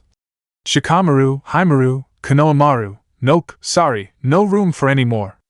You'll just have to stay as Patches, or Patch I guess would work just as well.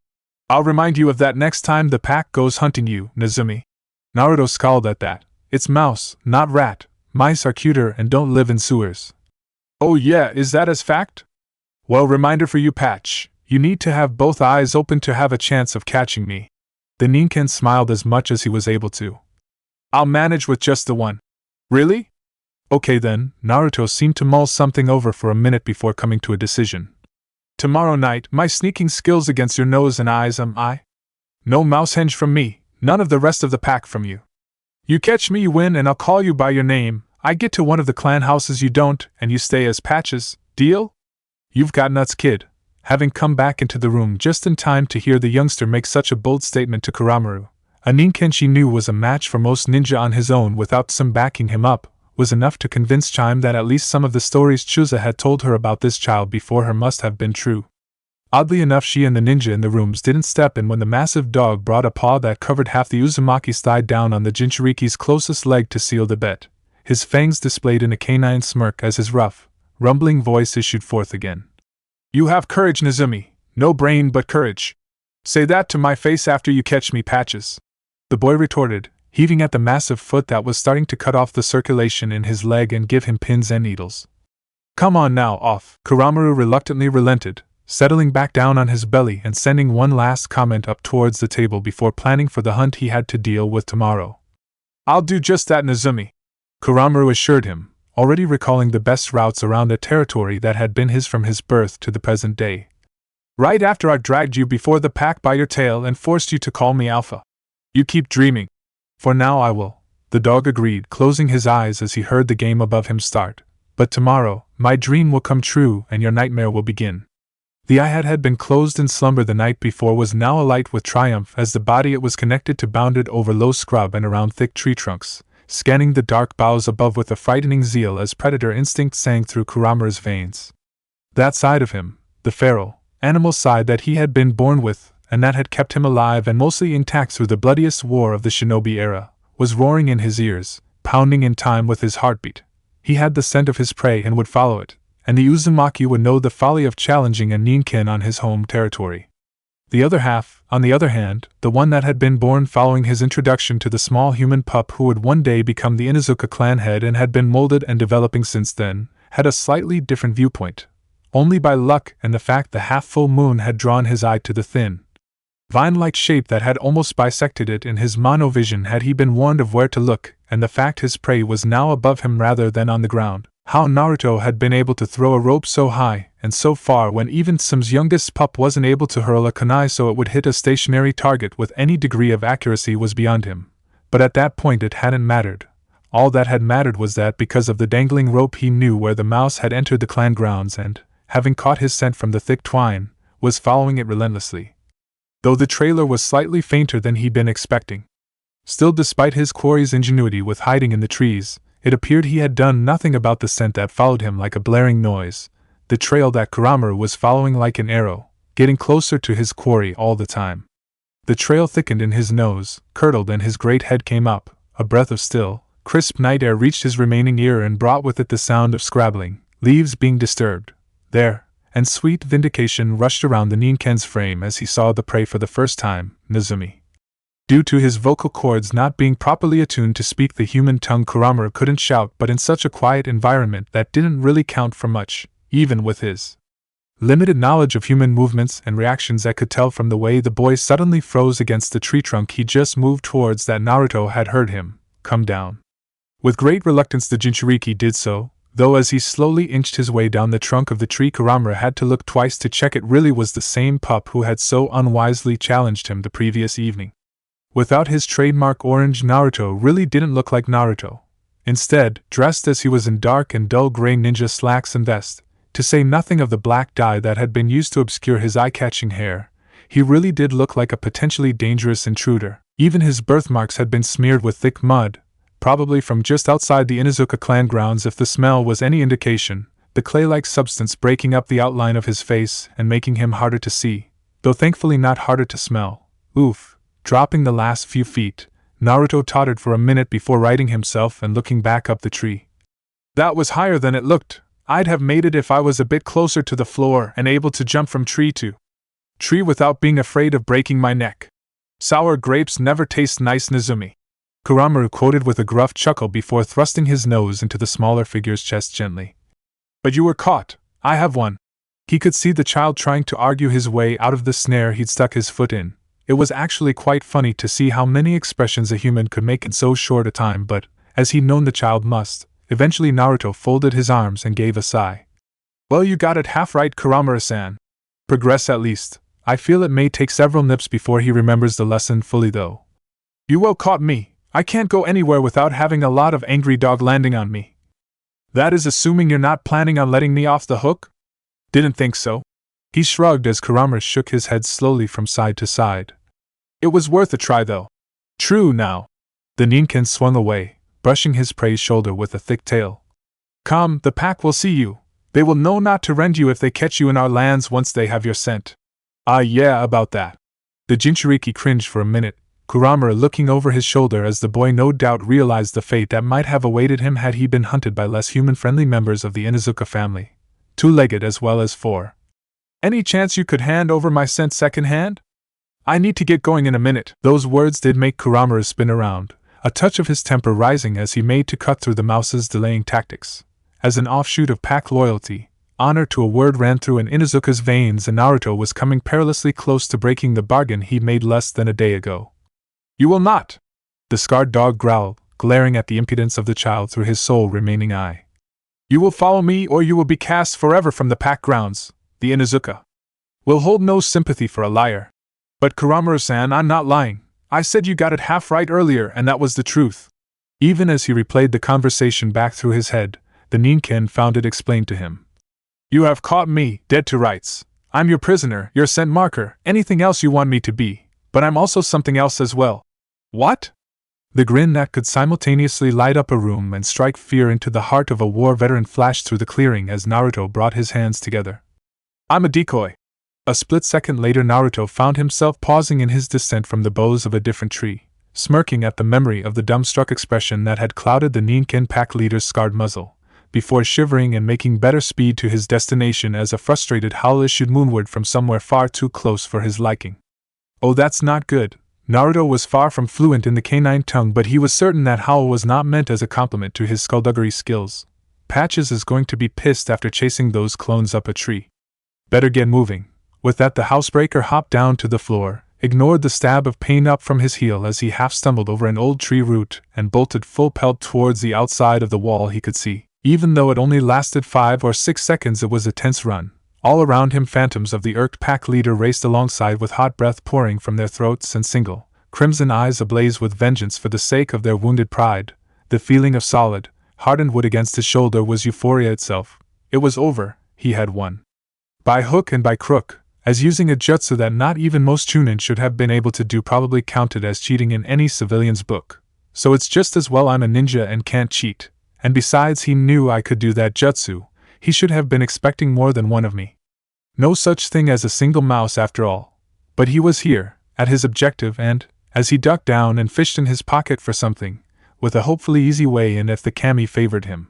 It was far from ideal, but it was all he could do at the minute, having been surprised at the Yamanaka not so long back by the sound of a sudden clattering noise waking half the household up as he tried to jimmy a window open. A fact that had kept Ino laughing for days and a smug grin hovering around Inoichi's lips for a lot longer, he recalled with a wince on behalf of his bruised pride. He'd been forced to come up with a method of checking for tripwires in the near dark. The lighter he clicked into life was far from ideal in that it produced light, and the smoke from its flame wasn't quite opaque enough to curl around any potential booby traps. I have got to come up with something better that this soon though. Using a lighter of all things is. Yep. With a sigh he let the light sputter out as he saw the window suddenly fill with light from the inside. Right on schedule. Just me, he commented idly, raising a hand in greeting as someone above him shoved the window open and looked outside. His sudden declaration for just below their eye line was almost enough to make them leap into the window they just opened, but luckily for the clan's pride, the kunoichi. For it was definitely a kunoichi who peered down at him with thick hair spilling over her shoulders and a brace of shuriken in her hands. Checking for tripwires. No need for alarm. There would have been, if you dropped that bloody lighter. The Inuzuka grunted, replacing her weapons. That was a stupid move. We're trained to sniff out fire from birth. If anything goes up on the clan grounds, it's all hands and mouths to the buckets before it gets too big to contain. Trying to smoke the traps out, were you? Hi, gotta find something to replace this though. Naruto shook his head as he put the lighter back in his pocket, the Inuzuka nodding as she rested her elbows on the rough-hewn wood of her windowsill. True, and the sooner the better if you asked me. Still, no point hanging around out there. Go around the front, Come in and wait by the main entrance, someone wants to talk to you. Really? That was quite surprising. After all, he'd spoken to both Sum and her partner. Who else in the clan would want to talk to him unless, as this kunoichi was mission-related? Still, it wouldn't do to be an impatient guest. With a nod he raised a hand in farewell, stood to his full height and made his way around towards the front of the Inuzuka home, the ninja watching him go with a quirky smile on her face and already planning a way of twisting this story into one where she captured the mouse that had slipped through even Kuramura's guard even as she slid her window shut. He was expecting some, if only so the matriarch of the clan could actually confirm he tricked her partner fair and square. The sight of a stranger coming into a hallway opposite him was therefore completely unexpected. Taking a slight step back, Naruto sized up the other person and realized with a start that, far from the teenager he'd originally tagged him as, the lines and slight scars on the face before him spoke of someone with a face far older than the deceptively short frame it was perched upon. So you beat Old One Eye then? The man asked rhetorically before nodding his head, taking another step forwards and looking over Naruto just as the Jinchuriki was looking over him. The man was muscular and stocky, only just taller than a dwarf if he was any judge. Nicely done. More luck than judgment, the Jinchuriki countered, scratching the back of his neck as he usually did when receiving praise. It could have been me he went after rather than the decoy. Doesn't matter. The man shook his head and Naruto noticed that rather than red fangs, this Inuzuka had what looked to be orange squares tattooed onto his cheeks. Okay, I'm liking this guy already. He likes orange, and he's short. Long as you get the job done, nothing else matters. Well, he paused before correcting himself slightly. That and getting out alive afterwards. Anyway, I'm not here to discuss the shinobi creed, Inuzuka Rimaru called the flea by some. He extended a hand and, after a moment, Naruto shook and immediately regretted it. Just like his body, Rimaru's hand was large and he had a grip that would have been the envy of one of Anko-sensei's larger summons, Uzumaki Naruto. To his credit, there was barely a warble of pain evident in the Jinchuriki's answer even as his crushed fingers throbbed. Called the mouse buyer a fair few. So, what did you need me for? With a smile that seemed curiously absent of the standard Inuzuka dental plan of sharpened canines, the slightly taller figure stepped back and beckoned, drawing the Jinchuriki into a hallway as he spoke a septuplet of words that immediately caught Naruto's attention as surely as the whisper of Dango was sure to get his former sensei to drop anything and get there running. Got some business to discuss with you. Chapter 12 Mayhem. Making mouse for as long as she could remember, checking and rechecking the equipment in her ninja pouches was a way Kurenai had used to disguise last-minute nerves prior to a mission beginning. She knew it was a bit of a bad habit but one she didn't actually want to break. As far as she was concerned there was no such thing as being too prepared. But as she heard the first few laughs and catcalls coming up the line of the assembled she managed to tear her eyes away from the assorted shuriken and ninja wire, and as a result she wasn't so shocked when the other chunin to the side of her nudged her shoulder and whispered. Here Nai-chan, you've had run-ins with the mouse, right? Yes, but why's that imp? The rest of the question went unasked as Kurenai saw the small blob of luminous orange that was traipsing down the loose line of assembled chunin without a care in the world, apparently immune to the growing hubbub of noise he was generating in his wake even as the genjutsu mistress tried hard to rationally explain why Naruto of all people was here and now, unless he'd got permission to scavenge as the exam's going on. But that's so dangerous. And the Sandaime would never allow him to go for selection so young, not even Kakashi-senpai was his age when he tested out first. Hey kid, someone about halfway down the line called out after screwing up his nerves. I know you like to pick up scrap, but could you at least wait until after we've thrown our weapons before you claim them as yours? I can't see why he'd bother in your case, Fushibaka. Your tools are scrap at the best of times. A strident female tone cut down the first words like the edge of a katana onto an exposed neck before moving on. Anyway, be nice to the little guy. He's probably here as team mascot, cheerleader, I'd say. There were a few guffaws of laughter at this one before a third voice piped up. Or if we get really desperate, spare rations. There were a few groans at this as even Kurenai was forced to hold in a slight smile at the idea of the Uzumaki following them around waving pom-poms throughout the next 3 or 4 days, before all conversation stilled as a sudden plume of smoke erupted from behind where the child was stood almost opposite the assembled chunin. As the fog cleared, Kurenai, as well as everyone else around her, snapped to attention as a squat figure loomed forwards towards them like a shadow of the Shinigami's dark hand, ready to reach out and claim them all. Judging by the sight of some of you here, I'd say the young Uzumaki was squad leader material.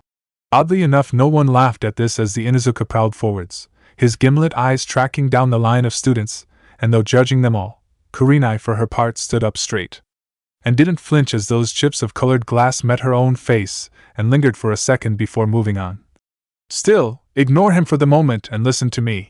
Simultaneously everyone did just that, and seeing that he had a captive audience, the adoptive scion of the greatest tracking clan Konoha had ever been able to call its own stepped forwards and clapped his hands. I am Inuzuka Rimaru, and you ninja in front of me are all here because of one thing. By hook or by crook you've convinced people in high places that you've got the guts to be potential jounin candidates. Because of that favor, those who survive the next few days and, more importantly, make what I deem to be the cut will be sent forwards and onto the true jounin exams. Those that don't, the vast majority of you, will be briefed on your areas of weakness at the end of the exercise and will be free to petition for the next jounin selection. I see some familiar faces. He paused, nodding his tattooed face at a few ninja present in the line, though they had the restraint not to return the gesture as Rimaru went on. And some new blood. Good, because right now Konoha needs all the ambition, guts and gristle it can get. Stepping forwards, the Inuzuka brought his hands out in front of him and inspected them, seeing the faded scars that lined the knuckles and rubbing them with a fond caress before dropping them and looking forwards, towards the lines of poor, dumb ninja who couldn't really, know what they were letting themselves in for. You all want to become jounin. The reasons for this are immaterial. You want to make your family/clan proud? You want to serve the village at the highest capacity? You want to become anbu? You want the money? The prestige? The ability to become a jounin sensei? An almost invisible flinch raced over Kurenai's face. All good reasons, all credible in one way or another, and all the reasons of fools. At that declaration every eye, including Naruto's, though Rimaru couldn't see him as he was now stood in front of the boy, was fixed on the Inuzuka as he snorted and went on. You do not know what it means to be a jounin. It is not glorious, it is not prestigious, and it is certainly not anything to be proud of. It is a life of blood, pain, and constantly looking over your shoulder, and sleeping with one eye open to make sure you can see where the next knife is coming from. As a chunin you are virtually invisible, another faceless ninja in a village like Konoha. As a jounin you don't have that security, you lose the most basic protection most other ninja enjoy. As a jounin you are known. As a jounin the enemy villages take an interest in you, they study your abilities, dissect your techniques, put you in their bingo books and brief their shinobi on the best ways to kill you, because make no bones about it, killing an enemy jounin is a big feather in the cap of any bastard who manages it. Almost everything a ninja could wish for he could do without attaining jounin rank. You want to make your clan proud. You can become high up or even head of most departments as chunin if you put the work in.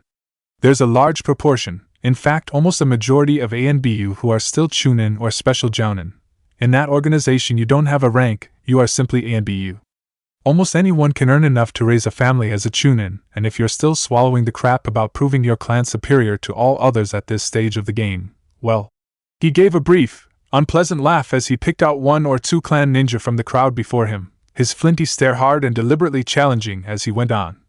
You might as well get out now, because I don't give a toss who you are here. As a potential jounin I just want to know two things: how quickly you'll kill and how slowly you'll die. I think they're getting the point now. Rimaru wasn't telling them this to scare them, or trying to rattle the chunin prior to the test starting. He was telling the truth as he knew and had experienced it, and, judging by the uncomfortable expressions he was seeing opposite him now, they were starting to believe that his words were real and a form of the truth. So, let's see if we can't save a couple of them prior to this whole mess kicking off. As a jounin, a marked ninja, you will become paranoid. You will be at the bleeding edge of combat more often than not, and you will drench yourself in blood so many times killing may well become second nature, as easy as swatting flies. You will most likely develop personality dysfunctions, lose all forms of social and possibly family life outside ninja service, and probably face being eventually forcibly retired to prevent your mind completely disintegrating under the pressure. And then kami forbid, they might make you a sensei. Could you imagine that? Trained killers used to racing themselves into life or death situations without a second thought, and with virtual monsters in their heads, being forced to look out for children who could most likely be killed without a second glance by most semi-competent ninja. Their blood on your hands and loss of your team a black mark on your record? You will be expected to live, breathe, eat and sleep the ninja life in the service of Konoha. Put your body, mind and soul on the line in service to the great tree before anything and everything else. Jounin rank is something to be proud of? No, he shook his head, soft sincerity lacing his tone as he faced his audience one last time. To be a jounin is a sacrifice, is to be ready to sacrifice anything, and I mean anything, to serve Konoha and the Hokage. Every Jounin knows loss and pain. I lost my daughter, taken in battle during the Third War while I was away opening throats deep behind the IWA front. So I ask you all now, do you have anything or anyone you could not bear to be without? Is there anyone who you would, or might, disobey orders for? I know of the belief that abandoning friends is the worst thing a Konoha ninja can do, but in a situation if it was your closest friend or lover, could you make the impossible choice and abandon them to perform a mission that could save the leaf itself? If you do, even if you think you do, I advise that you leave now. He stepped back slightly and to the side, one arm sweeping away towards where the walls of Konoha were just about visible, a faint smudge in the distance as Rimaro went on. Because whatever you think the Jounin rank is, I will tell you now from experience that it isn't worth that most precious thing, or having to be the one to order a fellow ninja to abandon that most precious thing and suffering their hatred for the rest of your life. No chill wind blew through the training area though, had it done so, it would probably have been almost welcome as well as cinematic. Rimaru's proclamation hadn't been shouted or demanded, wasn't a challenge to the pride of the Chunin before him, instead it was a weary request, almost a plea in some ways and not one that was completely ignored. One by one, or in small groups, some of the potential Jounin hopefuls stepped back from the line, each one looking agonized by the choice but slowly, jerkily walking away, heads low and eyes on the ground. Naruto was completely out of his depth, had no idea what he was doing watching this happen but still rooted to the spot, so he along with the instructor and the rest of the so-called Jounin class watched as their erstwhile colleagues turned their backs and departed noiselessly. No one spoke. The procession wasn't interrupted until the last shambling back was lost to sight and Rimaro let out a sigh, shaking his head at the remaining Chunin. Remember those that have gone, remember that they were the smart ones because they backed out before it was too late. They put the life of someone else above their own life as a ninja and there's nothing to be ashamed of in that. It's something they should all take pride in. For the rest of you fools though, well I've got a few days left to show you exactly why the Jounin rank isn't worth the price you'll have to pay to both achieve and maintain it. As of now, the test has begun. At that declaration all the Chunin tensed, some even drawing weapons and glancing around for targets as Rimaro smirked cruelly before going on. Your task is to remain here for 60 minutes, no more and no less, then come after me. I or one of my associates will be carrying something of value. Your task is to get it back from me and guard it correctly until the end of the test. If you get killed you fail the test. If you fail to guard the object correctly you fail the test. If I can think of a reason to give you the chop you will leave and do it with a smile on your face. Any questions? He could see it. The obvious query was writ large on every face present, and he was thinly amusing himself by trying to see who would be the one to throw their toe over the line for information. He had a few ideas but was unfortunately undone by the fact the Chunin who did call out didn't raise his hand while doing so. Rimaro-sama, what's the object we're to retrieve and guard? That's my cue. Well, isn't it obvious? Pushing aside everything he'd heard and seen from the past few minutes as Rimaro had briefed him, Naruto stepped forwards and scowled majestically as several of the Chunin gawked at him. What did you think I was here for, decoration? For this exercise you'll be hunting and looking after me as though I were the fire daimyo himself, and because I pay your wages, I won't be signing any paychecks for the foreseeable future while I'm kidnapped, will I? Very true, Daimyo-sama speaks wisdom. Rimaro nodded sagely before hoisting the boy over one shoulder and making seals with his free hand. So then, you have your mission. The time starts now. With that, he finished his technique. Leaves scattered around him in a shunshin and both he and Naruto were gone, leaving the would-be Jounin to enjoy the last hour of planning and peace they were likely to have in the forthcoming week. For 3 years, give or take, Naruto had patrolled the training grounds of Konoha and cut his teeth on cleaning up after and being taught by the ninja there. In those 3 years he'd been under no illusions that his clients had been treating him with kid gloves. But even so he'd have stood up before any jury and claimed with a decent amount of sincerity that he had a better than average, for a 7-year-old, appreciation of how ninja worked and did what they did for a living. How false a perception that was hammered home in no uncertain terms when Naruto found he learned more in the first 3 hours of the training exercise Rimaro had set up for the would-be Jounin than he had in the previous 3 years. No wonder the scrap harvest was so good. With so much going on, so many technique pinging off one another, ninja appearing out of the mist, out of the earth, out of thin air, and him being passed around the group of kidnappers Rimaro had assembled like a badly wrapped parcel at a children's game. Naruto found he could only snatch glimpses of what was going on, and even they terrified him somewhat despite the Inuzuka's assurances he was in no danger. Everywhere he looked things were happening, explosions were going off, they, or at least, he and the person carrying him, were on the move constantly, meeting with others, splitting up, fighting, snatching rapid, rasping breaths or a quick gulp of water until, as the shadows lengthened and the night drew in, he felt himself let down roughly to the floor and stood upright, wincing as he rubbed his stomach. Aching like hell as I've had a shoulder stuffed into it for most of the day, so then, he gasped at the one of the group of 4 or 5 who'd been drafted to help run this exercise who'd been carrying him for the past who knew how long. This is pre-selection for Jounin? Oh yeah, one of the figures chuckled slightly, 1 or 2 others. Or are they his clones, doing something to the ground nearby that Naruto couldn't see in the gloom? The actual training's a lot tougher than this. The Jinchuriki winced. Ouch, sounds like a lot. It is, and for good reason. What Inchi said back there was mostly true, the masked Jounin explained. Fact is, we are the elite. Not boasting, it's the truth. Every Jounin in every hidden village has sweated blood and tears and, yes, has made a lot of sacrifices to get where they are. We are the best Konoha has to offer, and because of that we're wanted men. Virtually all Jounin, even the rookies, get mentions in the bingo books, and okay, it might start out as peanuts, but eventually it goes up and people start taking note. And they're not the nice sort of people either, Mouse. They're the kind of people who drown your wife, steal your children, and kick your puppy without a second thought if they knew it'd get a rise out of you, make you reckless and easy to take down, same way we would them if we had the chance. It's not for everyone, kid. Most ninja get to tune in and stick there not because they don't have the skills for Jounin, but because they don't have the mindset you need for it. Let's face it, you've got to be some kind of crazy to do what we all do for a living. Shikaka said most ninja were nuts. Naruto muttered before realizing belatedly he'd been speaking out loud. To cover up his slip, he hastily let out a low cough and carried on with his second point. And who's Inchi? One of the figures, by what Naruto could now see was a fire, shivered suddenly, trying to hold in a laugh just as its creator was as he beckoned the Jinchuriki forwards, dropping his voice even lower. Inchizuka Rimaru, either that or flee, so-called cause he's missing a few off the top like you are, Squirt. Naruto scowled at the reminder and once more took comfort from the inspiration that was the adopted Inuzuka. Proof that you don't have to be a giant to be a great ninja. Don't tell him that though, or he'll knock you down till you're shorter than he is.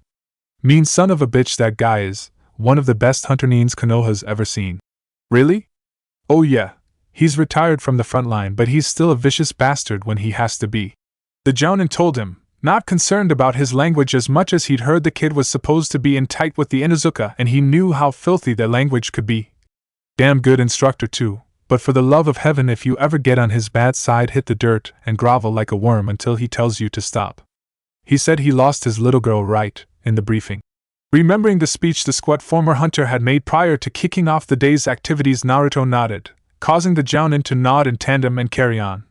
Well, when he found out what had happened, he damn near went rogue, left Konoha when he was supposed to be on compulsory downtime and ran to the joint Iwikumo front. Because of what happened there, the number of lives he took as he slipped through their lines and went into their camps, he's still in the bingo books even now, the subtle fawn of Konoha. Hearing this made Naruto's blood run cold, but he couldn't look away, couldn't stop himself becoming engrossed in the story even as a tiny part of him swallowed hard and realized that this could one day be him if he continued his self-imposed quest to become Hokage, the one person who had to sacrifice more than anyone else to the village as a whole, even as the Jounin wrapped up his tale. After that though, when the Yondaime did his light show and white flags went up, credit to him, he came straight back home and hasn't touched a kunai since, handed in his headband soon as he got through the gates. He still hates Kumo though, well until the day he dies, but he's never made an aggressive move towards them. How come, if you said? Because the Hokage at the time had sued for peace and he obeyed his leader because he's as loyal as they come. The Jounin told him with a bit of bite in his voice, though it softened as Naruto recoiled a little from the unexpectedly harsh rebuke. Sorry boy, but what you insinuated there was close to calling Inchi a potential missing nin, and take it from me, there's nothing a ninja hates more than one of their own who goes rogue. Call a ninja, any ninja, a traitor or even a potential traitor without hard evidence, and you're looking down the barrel of a one-sided beating. There's been virtual clan wars called for less than that. Naruto shuddered. Oops, sorry. Don't worry too much. The masked Jounin assured him, momentary impatience gone as though it had never existed. You're still new to this whole thing even with what you do on the training grounds and in Konoha. Thanks for the memories though. The older ninja chuckled grimly before settling back and looking at the sky with a lusty sigh. Hearing about what you did with Inuzuka some made a lot of men very happy indeed, and there's a fair few in the Corps who'd have given their eye teeth to trade places with you under that bed when Nara-san's wife was getting changed for the night. Hey, I had my eyes shut. Naruto defended himself, ears reddening as he remembered curling up into a ball to avoid giving the Nara patriarch a reason to violently do away with him by peeking on Yoshino-san accidentally. And how did you know about that? It was supposed to be a secret. The Jounin chuckled again. Funny thing about a ninja village mouse, secrets tend to be a bit of a rare commodity, and secrets that are successfully kept are almost unheard of. As I'm sure you'll one day find out, he would sooner cut off his own arm than breach the Sandame's law, but even so, the idea that the truth was being kept from the Jinchuriki in front of him rankled the Jounin's sense of fair play. Still, you know about the rest of the plan? The blonde grinned and nodded. Yeah, you're giving me up tonight at some stage, then you'll be probing the rest of the rookies with attacks to try and get me back. Yep, Inchi reckons they'll spring sometime around midnight, so we're holding up here and waiting for reinforcements. Eat up, and if you have to, get some sleep. The Jounin advised, one of the clones or possibly his squad mates handing a bowl of steaming rice towards both him and its creator/team mate. It's going to be noisy for the next 3 days and chances are you won't get much chance to catch much shut-eye. Naruto nodded, hastily spooning down great gulps of the bland dish and pretending it was ramen until the plate was clean. As soon as he was done, he put the bowl onto the floor and looked forwards, trying to think of the right way to phrase his next question as he accepted a bottle of water from the Jounin. Thanks, one thing though, actually 2 things. The ninja cocked his head, showing he was listening. First, why'd you pick me to help out for this? Don't get me wrong. He waved a hand in front of him in an attempt to dispel any surprise from his query. I'm grateful to be here and it's a real eye-opener to see you guys all work, but why'd Rimaru-san ask me to join? Not sure, you'd have to ask him when all this is over. The Jounin admitted, his skill at concealing the truth easily outfoxing the 7-year-old. Next question? Yeah, it's about that guy you failed earlier. Which one? Last time I counted there were 5, no sorry, 6. That kunoichi I knocked out counted as a killing blow no matter that her teammates saved her. The one who got me but you got his teammate. Naruto explained, remembering the shock that had flooded him when for the first time hands other than those belonging to Rimaru's squad had been laid on him and he looked back only to see his place changed with another. His former guardian with a kunai to the neck of a kneeling Chunin and a harsh demand to hand the rescued Naruto back to his captor. You said he had to let me go or you'd kill his teammate, so he did after making sure you do. The same, but then you said he failed anyway. Yep, he lost the mission objective. But struggling to comprehend this, the idea that someone else could be more important than your friend, Naruto looked up with eyes full of confusion. But why'd he fail? Okay, he didn't have me, but he had his whole squad back and they could try again. Oh, and would your enemy just wait around and let you get another chance then? First rule of the ninja kid, hit hard, hit fast and hit first. If you lose the element of surprise you might as well just bug out, call it a day and head back to the village because trying to take on someone who know we're coming is not what Konoha shinobi do, it usually turns into a bloodbath. In this case what happened was about the best a Chunin could hope for. He extracted his team whole and retreated in the face of a superior foe. But that doesn't make any sense. So why did you fail him? The older man chuckled. Because we're looking for Jounin here, mouse. And that's the difference. That ninja did things by the book, bargained for his friend's life and got out of there. A Jounin, or even a potential Jounin, should have been looking to save his friend and achieve the mission, in this case escaping with you, at the same time. Being Jounin's more than just knowing powerful jutsu or fancy taijutsu moves. It's about using this.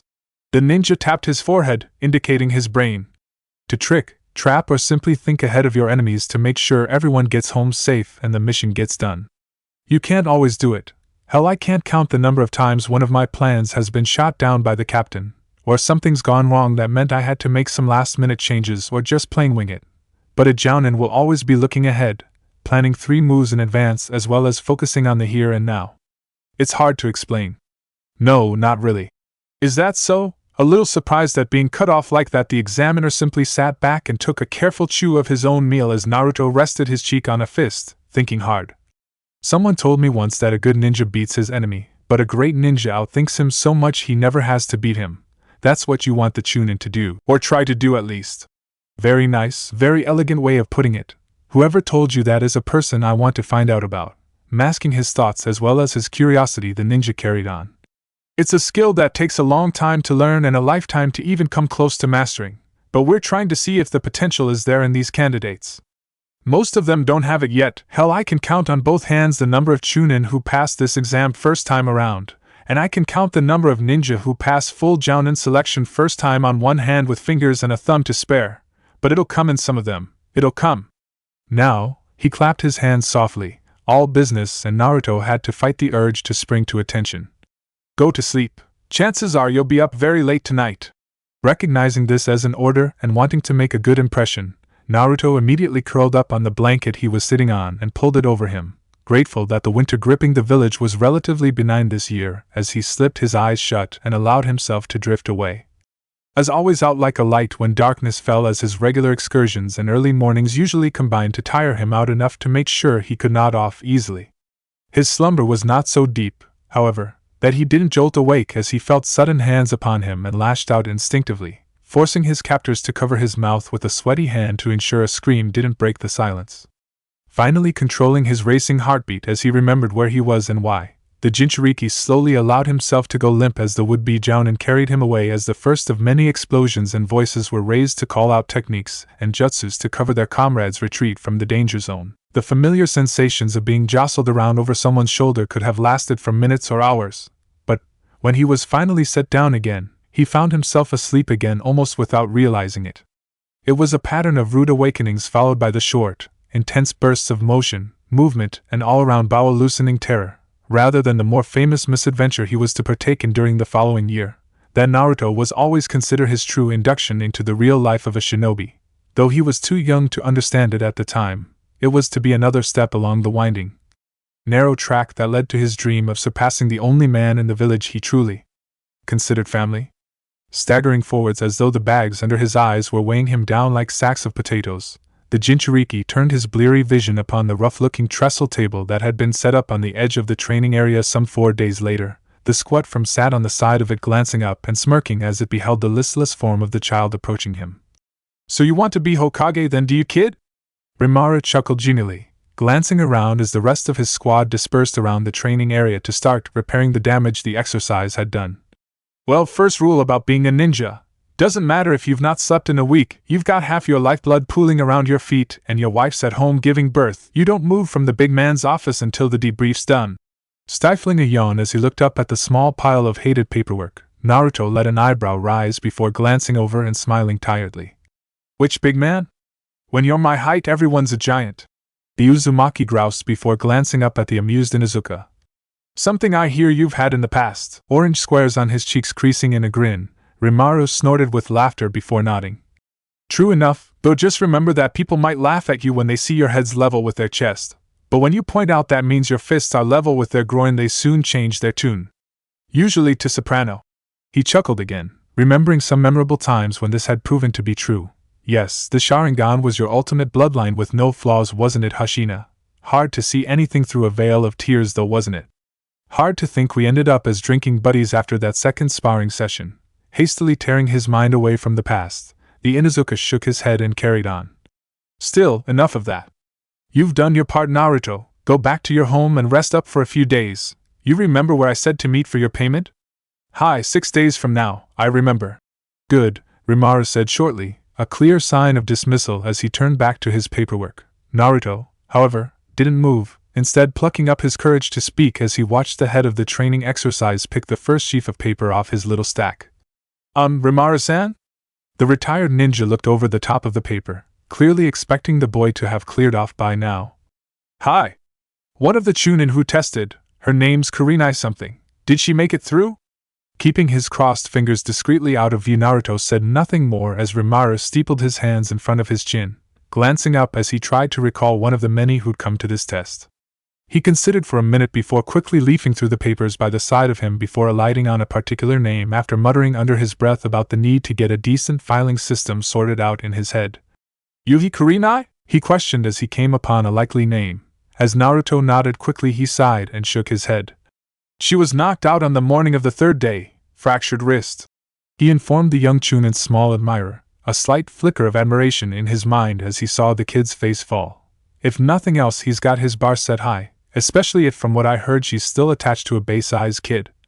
She'll be back though, I'm sure. She's got the fire in her belly. Apart from that though, anything else?" At this, Naruto shook his head and found himself summarily dismissed as Rimaru turned back to his papers.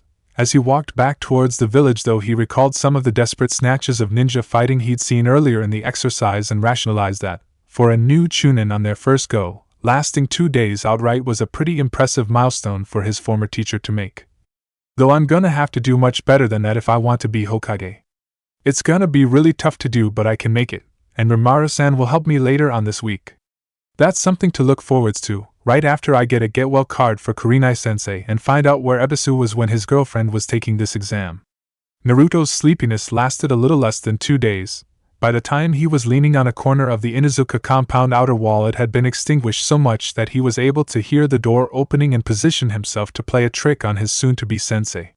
Hastily scaling a little way up the wall, he made a clumsy kind of turning maneuver to allow himself to look down on his quarry and, as Rimaru passed underneath him, he dropped to the ground beside the small shinobi with his most fearsome roar. The thought that this person might not actually be Rimaru came the second after he landed and realized the person not 2 feet from him was actually too short to be mistaken as even the vertically challenged Inuzuka from this distance. The fact the other child leapt up about 6 feet in the air with a yell that rivaled one of Aino's in terms of loudness and duration simply confirmed the Jinchuriki's suspicions of mistaken identity. "Oops, sorry," Naruto offered contritely, scratching the back of his head as the other child landed and whipped around to face him, glaring through a pair of brown eyes that reminded him of one Kunoichi in particular when her 2 Baka brother teammates had been irritating her. "Thought you were someone else, Inuzuka-san." "Well, I'm not, I'm Kiba, future head of Konoha's tracking division." The clan child shot back crossly before something under the bulky coat he was wearing suddenly started wriggling in a manner that both caught Naruto's attention and made him feel slightly ill, and there was a sudden relieved yip as a fluffy white head poked itself out the zip of the jacket and turned to regard the stranger that had jarred it from its recent slumber. "Is Akamaru, the world's strongest Ninken puppy?" Right, determined to make a better impression on the young Inuzuka than he had the Yamanaka heiress, Naruto slowly brought a hand forwards and allowed the puppy to sniff him, the motion noticed and encouraged as Kiba leant forwards, bringing his Ninken's nose closer to the encroaching hand. "Well, I'm Naruto. I think Rimaru-sen might have mentioned there'd be someone else." "Naruto," the other child interrupted, his chin in his hand as though trying to remember something, though before Naruto could ask what it was his eyes opened wide and his fingers dropped from his face, instead pointing out towards the Jinchuriki. "Wait, Naruto, you're the mouse. My sister told me all about you. You're the one who beat her and her partners at finding stuff in the academy. Oh, and what did you do to Ka-san a few months ago? She was spitting tacks after that clan meeting, and Kuramaru-san wouldn't stop laughing for days, but then they said you beat him as well. You must be some kind of awesome ninja." Having come to such a conclusion that was completely irrefutable by the rigors of childish logic, the Inuzuka stood to his full height and half demanded, half asked politely, "Teach me your moves, show me what you can do." Now this is new. In his short life, Uzumaki Naruto had been subjected to a wide variety of human interaction and reaction, the vast majority of that experience having come from the unfortunately negative aspect of the spectrum. So unsurprisingly, he reacted rather awkwardly to his first exposure to such potential hero worship. It was such an unexpected request that it was only when Akamaru barked that he was able to blink himself back to full awareness and try to answer Kiba's expectant but suddenly suspicious face. Well, I might be able to pass on a thing or two, Kiba-chan, but you should ask your Ka-san first. And anyway, I'm sure Rimaru-san can teach a lot more than I could." Kiba seemed to consider this for a moment before nodding, one hand coming up to cradle the puppy that was nestled in his jacket, protected from the cold. "I guess so. Everyone in the clan says Fleo-basin's the best. Wait." The Inuzuka suddenly tailed off as something in the Uzumaki's previous words erupted back to the forefront of his mind and he reared up to his full height, towering over the blonde by several inches. "What do you mean, Chan? I'm a boy, Yubaka." "Huh." Old Goman. Never one to not admit when he'd put a foot wrong. Naruto bowed apologetically. "Couldn't tell with the jacket, not when you've got your hood up." Seemingly mollified by this, the Inuzuka scion nodded and knocked his hood down, revealing a mop of shaggy brown hair that Naruto definitely thought he recognized, especially when coupled with the twin fangs that appeared to be newly tattooed on the future ninja's cheeks. "Your Ka-san, Sumsen by any chance?" "I knew she had another kid, but I've only ever met Hana. You must be her son." Kiba grinned, revealing the traditional fangs of his family. "Yep, I'm the second in line to be clan head. Kami forbid that should ever happen." The youngster shivered and glanced upwards as though making a silent plea before speaking on. But yeah, that's how I know you. Hananichan said you were okay and Ka-san. He paused for a minute, biting his lips before leaning forwards conspiratorially. Well, I'd never say this to her face, but anyone who could put that big a flea in her and Kuramaru's ear has to be someone worth knowing, if only for the entertainment value. Naruto did his best to hold in a chuckle at that admission but couldn't hold it completely, his shaking shoulders accompanied by a snort of mirth that was echoed a minute later by a softer laugh that made both boys straighten up and look around, just in time to see the shadow of Inuzuka Rimaru detach itself from the wall of the compound and step towards them. I'd be careful who you admit that to, Kiba. I'd put better than even money on you ending up a lot less of a boy than you think you are if some-chan were to hear you saying things like that. The younger Inuzuka went pale as milk. You wouldn't, would you, Oba-san? I might, unless you drop the Oba-san right now and start calling me sensei.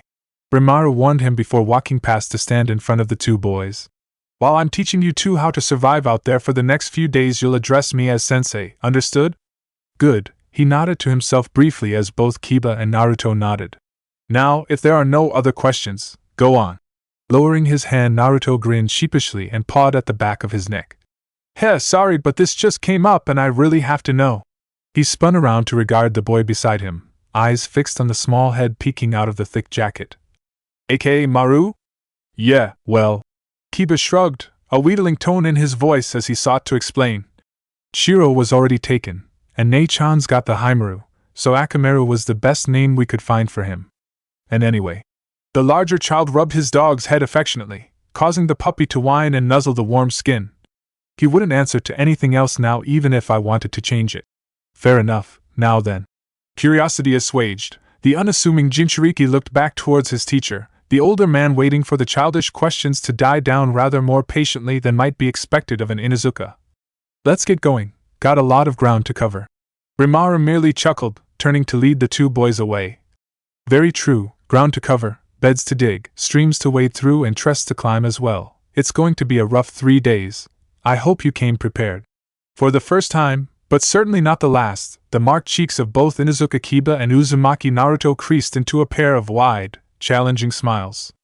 A few days later, also in an action that was to be repeated several times over the years, one lucky pet shop owner in the more upmarket district of Konoha found himself unexpectedly thanking his ancestors for a lucky sale as a young family. Under the enthusiastic directions of what he assumed was their youngest son, selected and purchased a large, relatively expensive glass tank from his wares and instructed the team of genin they'd hired to transport it back to their home, all at no extra cost. To himself, once more as he shifted position seamlessly from sitting at perfect attention to standing as the first of the large carts came into view, Niji once more buried the scowl as he watched the sad, shambling little creature that his father had been murdered to save stumble forwards. Completely lacking the natural Hyuga grace as she carefully rummaged through one of the large carts containing the recently returned Hyuga laundry and fished out her own clothing. Pathetic and arrogant, as always, it was a hard struggle to stop his lips twisting into a sneer. Not only is the heiress weak, she feels her clothing too good to be sullied by lesser hands. Once more the main house shows its true colors. Even as the younger girl thanked the two older branch members that were sharing this shift with him and even sent a smile his way, a gesture he didn't reciprocate, he turned towards his task, hoping to get this chore out of the way so he could go back to the training dojo, hoping to strengthen his eyes to prove his superiority over the pampered children of the man who had sacrificed his father, though he couldn't fight the hand of fate. In an oblique way he felt this would be his way of illuminating to the world one truth, that even those spurned by fate's hand and station could still be considered a genius, and that fate would never allow a failure like the main branch heir to defeat a genius. He took several cleansing breaths as he watched Hinata-sama, and as always those words taste like acid on my lips. Depart, her clothing folded haphazardly over her arm as she tottered away. Only when he was certain she was gone did he reach for the first of the small carts filled with clothes and, with a grunt of effort, start to wrestle it onto the small tracks that led to the soakage pit. You all right there, Niji boy? Give me strength. Much as he loved his family, or at least, his branch of the family, sometimes the familiarity they all showed for him could be a bit much. Hi Zurashi-san, I am well. The older Hyuga simply chuckled, the band around his forehead keeping his long, dark locks of hair from his eyes as much as it covered the unsightly green scar that disfigured the brows of all 3 Hyuga present. No need to be so formal with us, Niji boy, the heiress is gone now. He pointed out, hefting his stirring pole at the door Hinata had exited through. And truth be told, she did us a favor. Even one less set of kimono to rinse through is a bonus. Niji felt his hackles rise at the mention of the cousin who'd been too weak to protect herself and as a result had cost his father his life. But before he could mention this, the last one of the three Hyuga present, a woman some years older than Zurashi with a few streaks of iron in her formerly midnight hair, looked over and through the plume of steam that had just started rising from the lip of the shallow pool in the middle of the modified onsen. Are you two lollygaggers about done? I want to get back to my niece before the night's over. And her Ka-sans had another panic attack about her having a coughing fit. Honestly, the parents of today and their phobias. Children are just children. If they ever get seriously ill, they'll let you know. I have no doubt of that, Yuria-san. Zurashi spoke for the pair of them, as always careful to use the correct suffix when the older woman was in this kind of a mood before lowering his voice just as he heard the telltale clink of the metal wheels of the trolleys being set onto the runners that led to the soaking pit. Okay, Niji boy, ready? Now! The rituals of the Hyuga clan were many and myriad, half a result of the action and decisions of ancestors centuries dead and half derived from a need to adapt and survive in a relatively new area of stability such as the village of Konoha. Much was made and said, usually out of jealousy or jest, of the way the Hyuga lived their lives within their compound, though as with all true ninja, half of what was said was misdirected and the other half wholly false, or at best concealing only a tiny fraction of the truth. What was going on now was one such example of clan-wide deception. Everyone, or at least, the vast majority of Konoha thought that the Hyuga were so uptight that even though they sent their washing to external laundry processors, they always washed them again when they came back to ensure their clothes hadn't been touched by other people's hands. That, however, would have been not only a waste of time and money, but also a grave insult to the families the Hyuga clan knew and trusted with their clothing and paid a handsome wage to reinforce such trust. Instead, what happened was that the dirty linen, all white as dictated by the Hyuga standards for purity and innocence, as well as the fact it matched their legendary eyes, was sent outside the compound to be washed, and, when it came back, was given only a cursory soaking in hot water to ensure all the washing products used by the cleaners were removed from the clothing prior to being re-dried, pressed, and worn. It was quick, efficient, less time-consuming and expensive for the contractors the clan hired and in some cases necessary for the Hyuga. The last thing the noble clan needed was some of its members, especially the elders, being unable to set foot outside the compound due to red, itchy lesions on their sensitive skin. For that reason both Niji and the Zurashi pushed the cart of linen towards the onsen, the water within it gathered by their companion using a Suiton jutsu, and heated from beneath by a large but smokeless fire. As the cart hit the end of the track, both Hyuga leapt away as the cart flipped upright and over, the clothing inside it spilling over and into the water, its journey aided by the long pole of the three branch members. This chore was one of several usually handled by the branch members of the Hyuga, though it was true the occasional member of the main house sometimes appeared to pitch in, as hefting around the heavy wet clothes on the end of wooden poles was actually a good way of improving upper body strength, especially for the older clan members who were less inclined or able to walk far. And it's been happening a little more often than before. That would never have happened in Huyari's day. Zurashi was so long used to readying up the linen carts he didn't even need to think about it, instead recalling how, ever so slowly, the Hyuga clan appeared to be drifting slightly closer together following the death of Hizashi's father and the deceased man's twin claiming leadership of the clan. The death of his brother must have really affected Hayashi in some way. A shame the price was so high, though. A lot higher for some than others.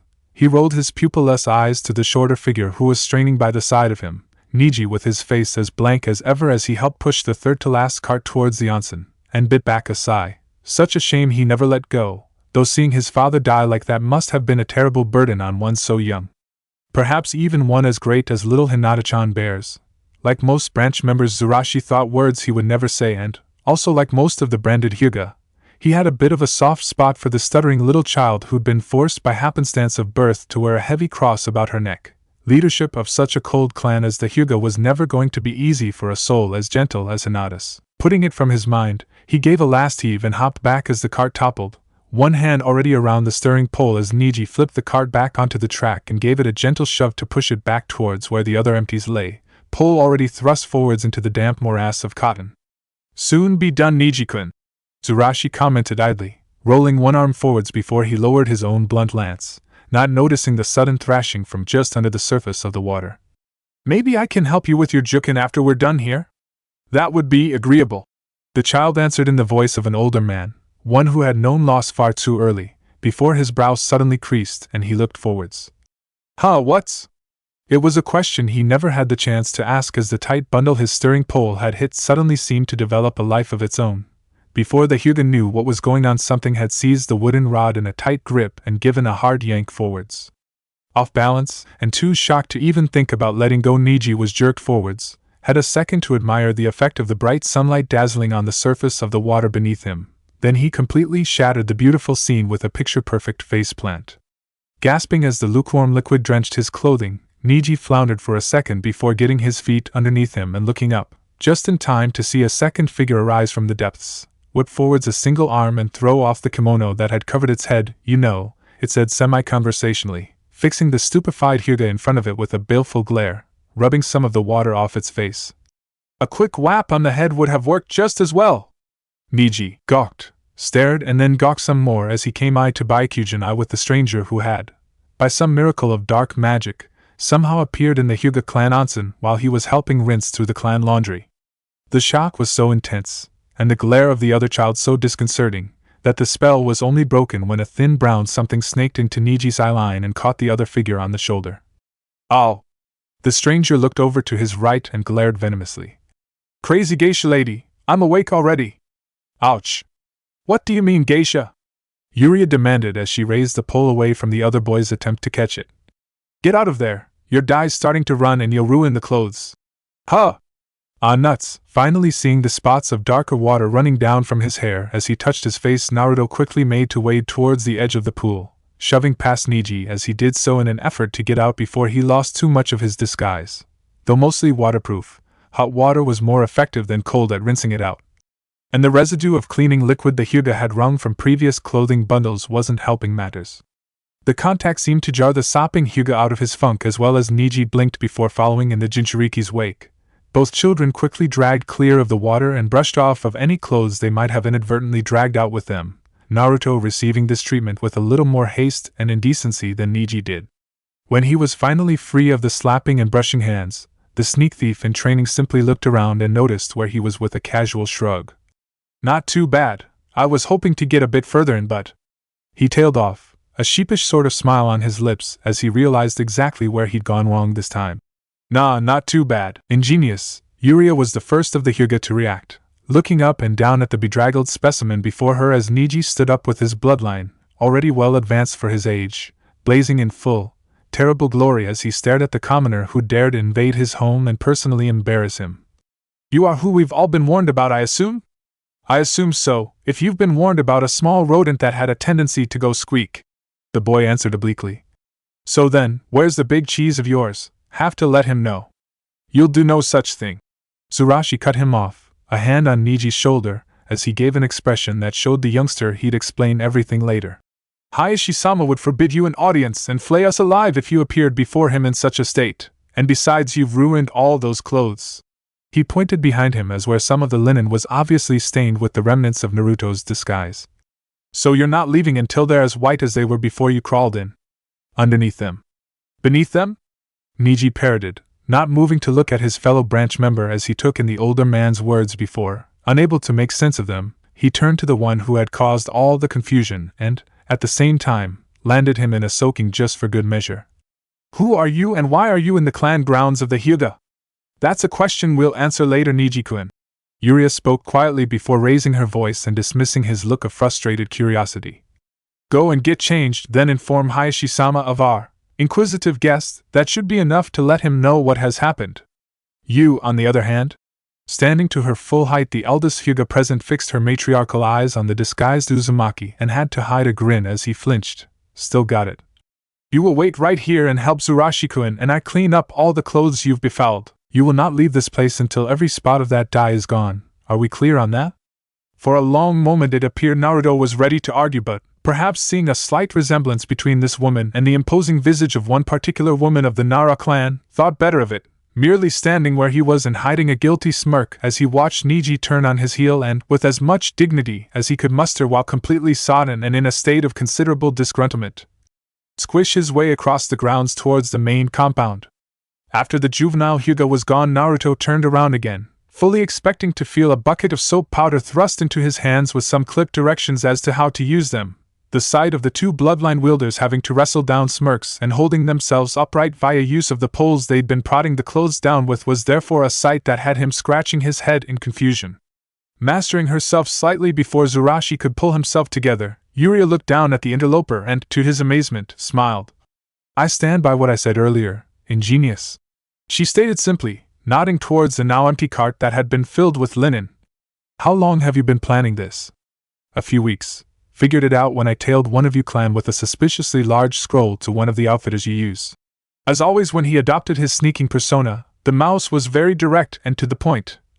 "At first I thought it was a bust because of the sealing until I realized that the civilians can't use fuinjutsu at all, not even sealing scrolls. So they had to deliver the clean laundry back the old-fashioned way, and they weren't even all that watchful. A quick diversion and it was easy to dive into one of the carts. Weird being carried in one of them though. Those things aren't like merchant caravans, no suspension," he complained, stretching out his back to emphasize the point as Zurashi, finally fully under control, stood up and looked over. "I see, so you didn't so much sneak in as get delivered. I have to agree with Yuria-san, an ingenious way of doing things. But," he had half an idea but wanted to hear the answer direct from the mouse's mouth. "Why did you stay in there? You have plenty of opportunities to make a break for it," and got deeper into the clan compound. At this Naruto, or at least the boy Naruto was hinged into, a relatively nondescript child with a lean, lanky build and sallow skin tone, looked down at the ground, mumbling under his breath. Yuria looked like she was about to open her mouth to ask for him to raise his voice before Naruto managed to glance up and, with cheeks slightly reddening, mutter a few words of explanation. "I fell asleep, look." He made a lame attempt to justify himself as Zurashi ducked down again, trying to contain his laughter. "It was really warm and whatever conditioner those guys use really works, makes the linen soft as anything. I didn't even know I'd gone under until you lot literally threw me under. Look at this." He pointed down at his still dripping clothing. "How am I going to get home dripping?" "Well, that bit's easy," Zurashi managed to choke out as he overcame his second laughing fit. "Working out around here should be enough to dry you off, especially if we've got to redo all the clothes you dyed. While you're doing that, tell Yuria-san and I about what happened to get Hayashi-sama to sign up to this idea of yours." "Huh, I thought you already." "We knew, the innocence of the young." Yuria chuckled as she started trying to fish the damaged clothing out the pool. "The only thing we know was that you did something that forced all the clans in Konoha to pay attention to you, and knowing Hayashi-sama as we do short of walking up to him in the street and chucking a custard pie in his face, none of us can figure out how you did it. There have been virtual wars fought where he raised little more than an eyebrow." Naruto considered this for a minute before smiling slightly. "Well, I can't tell you that, not least because I don't want to mysteriously disappear one dark night and turn up mangled beyond recognition 3 months later. But I can give you a couple of hints, I guess."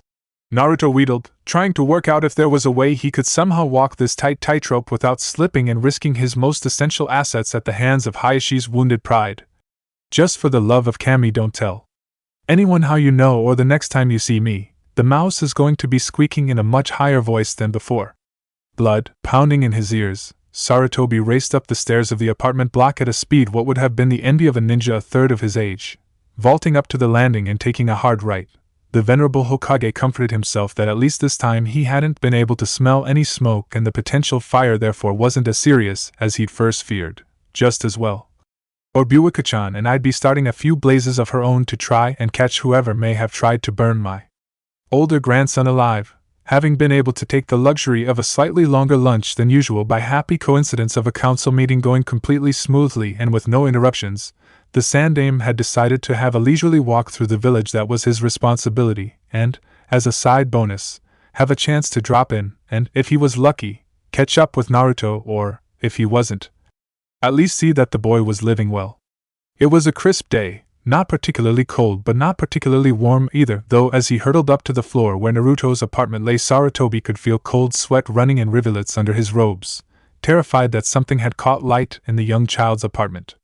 Hitting the door and trying the handle without noticeably slowing down, the third Hokage was simultaneously relieved and wary that it opened without the need for forcing the lock. Relieved because it meant Naruto was in and therefore more likely to have the situation under control, and wary because if there was a fire it was likely that foul play was afoot. After all, Naruto's quite fond of this place, so why would he burn it down? "Naruto," the Sandaime called, glancing left and right down the hallway and trying to sniff out the source of the smoke.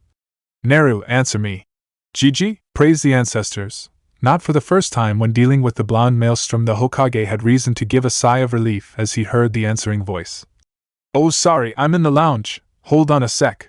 Not waiting despite that being the polite thing to do, the Sandian crossed the hallway in 3 fast strides and wrenched the door open, seeing the sight before him just as his legendary brain finally managed to puzzle out what was wrong with the scenario in front of him.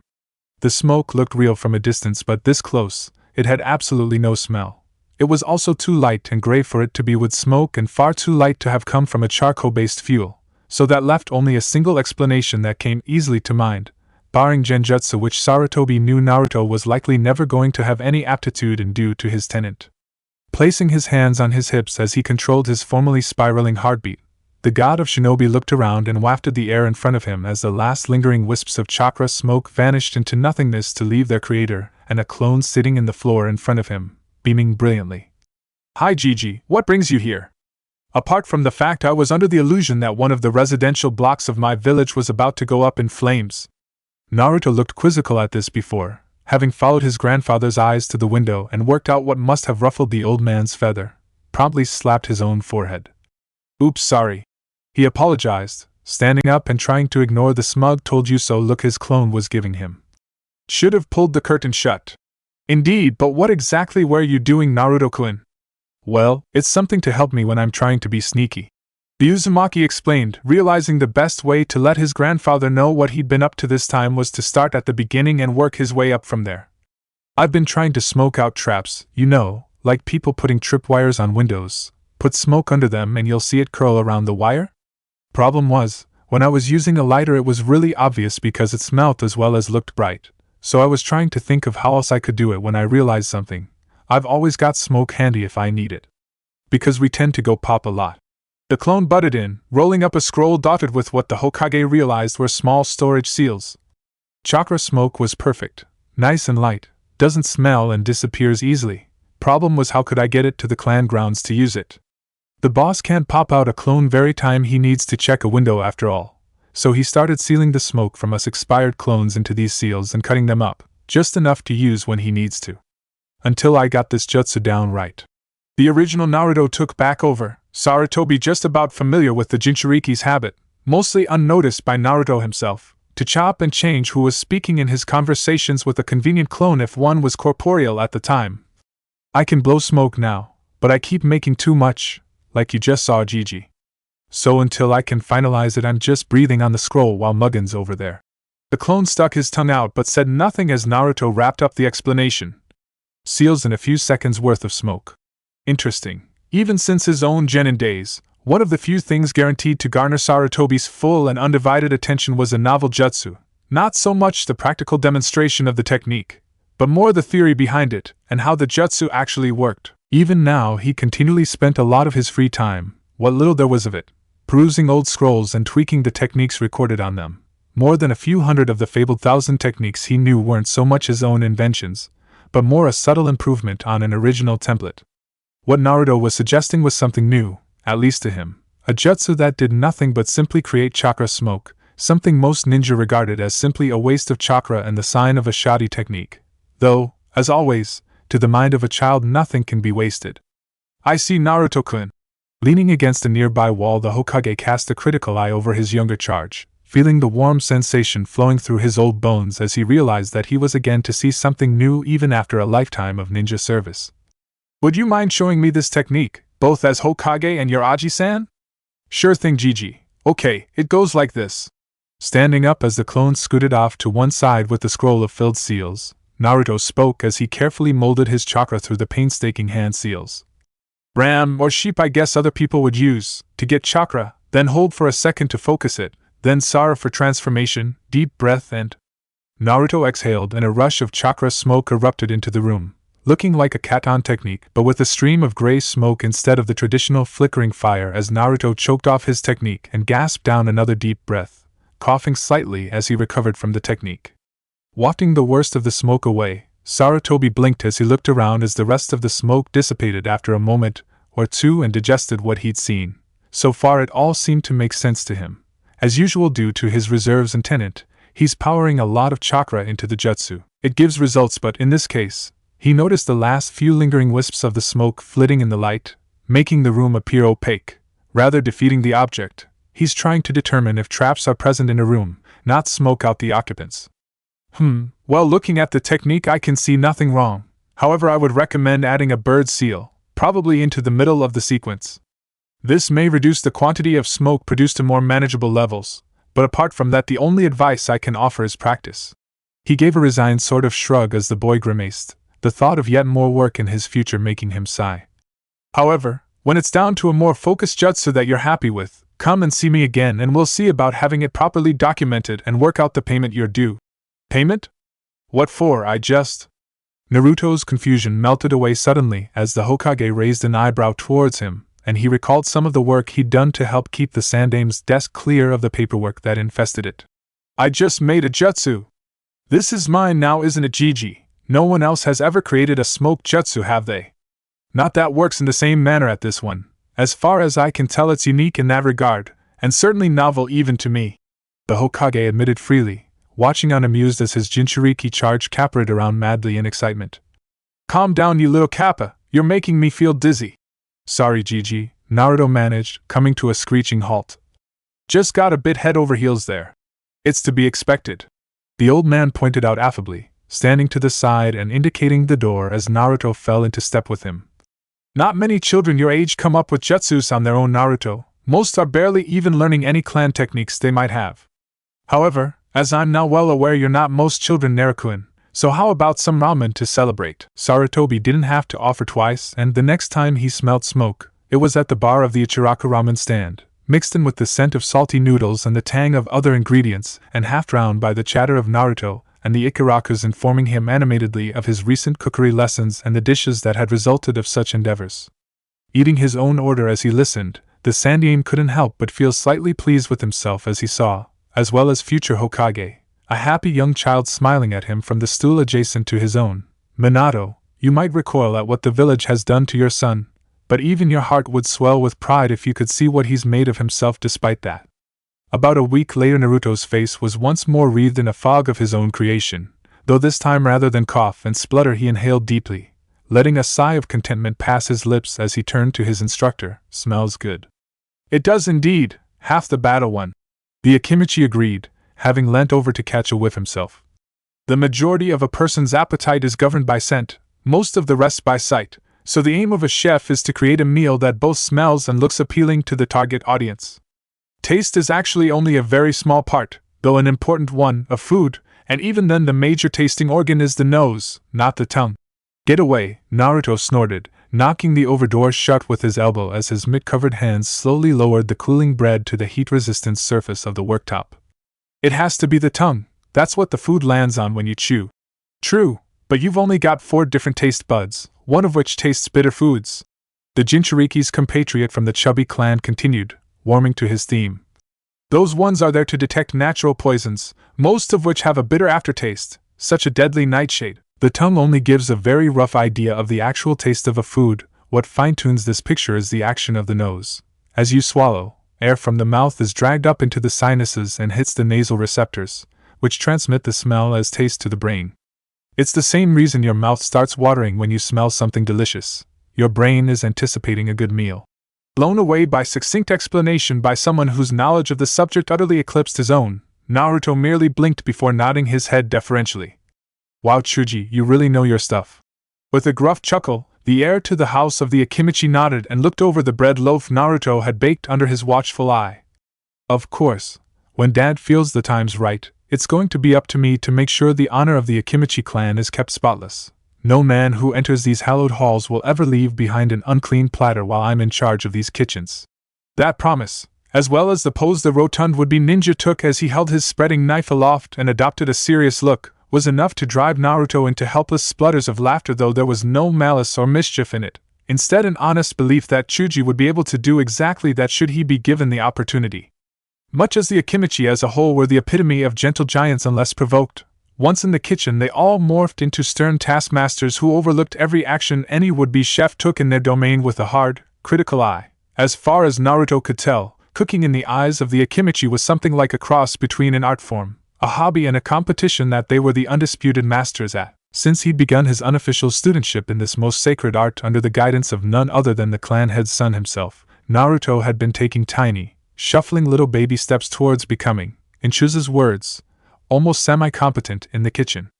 It wasn't like learning with the Ikarakus, where Tsuchijiji and Ayamichan were focusing on teaching him how to come up with quick, easy and cheap meals that were also enough to sustain him even on his most strenuous days. Instead, toiling with the Akimichi was a whole different animal. After being meticulously quizzed on each and every ingredient he was to use, its properties, value and uses, he'd spend hours, literally hours, learning exactly how to properly blend bread mixtures using a variety of utensils, from wooden spoons to common forks, though as an added bonus, some of the ninja of the clan had given him useful tips of how those same implements could be used as improvised weapons in the right circumstance. The image of Chuza casually swiping a butter knife imbued with his chakra through a leftover pork thigh bone was one he wasn't going to forget in a hurry. Now he was putting it into practice under Chuji's watchful guidance, the Akimichi helping him put together the first cookbook any Akimichi was supposed to have learnt by age 6 in Naruto, though forbidden from using his shadow clones, was now working overtime to master and make up for lost time, especially as the next book gets into preparing vegetables instead of just breads and pastries. If I can get this first book down before I turn 8, I'll only be one volume behind Chuji-kun. He has to wait before he joins the academy before the clan lets him in on the meat and fish recipes. For now, though he'd done all he could, all that was left was to wait for the bread to cool and then, after Chuji gently prodded the top of the loaf with a mammoth but still sensitive digit and nodded, take a small knife and reverentially peel away a sliver of the top of the loaf. Naruto mused as he swirled the morsel around his mouth, considering before swallowing. I see what you mean. You can really taste the egg and the glaze actually gives it a bit of a crunch. Yeah, important that last layer's slathered on nice and thick, Chuji informed him, handing him a larger, thin-bladed knife that the Jinchuriki slid down the sides of the tin, separating the loaf so it could be turned out. Anyway, let's get it turned out and sliced off. All's well and good down here, but we'll leave it to the rest of the clan to see if this one can be ticked off your list. As always at the Akimichi dining table, the general air in the place was something akin to a relatively relaxed rugby scrum. The pace could be frenetic and at times appear violent to outsiders, but overall there was only a relatively small chance of someone getting hurt.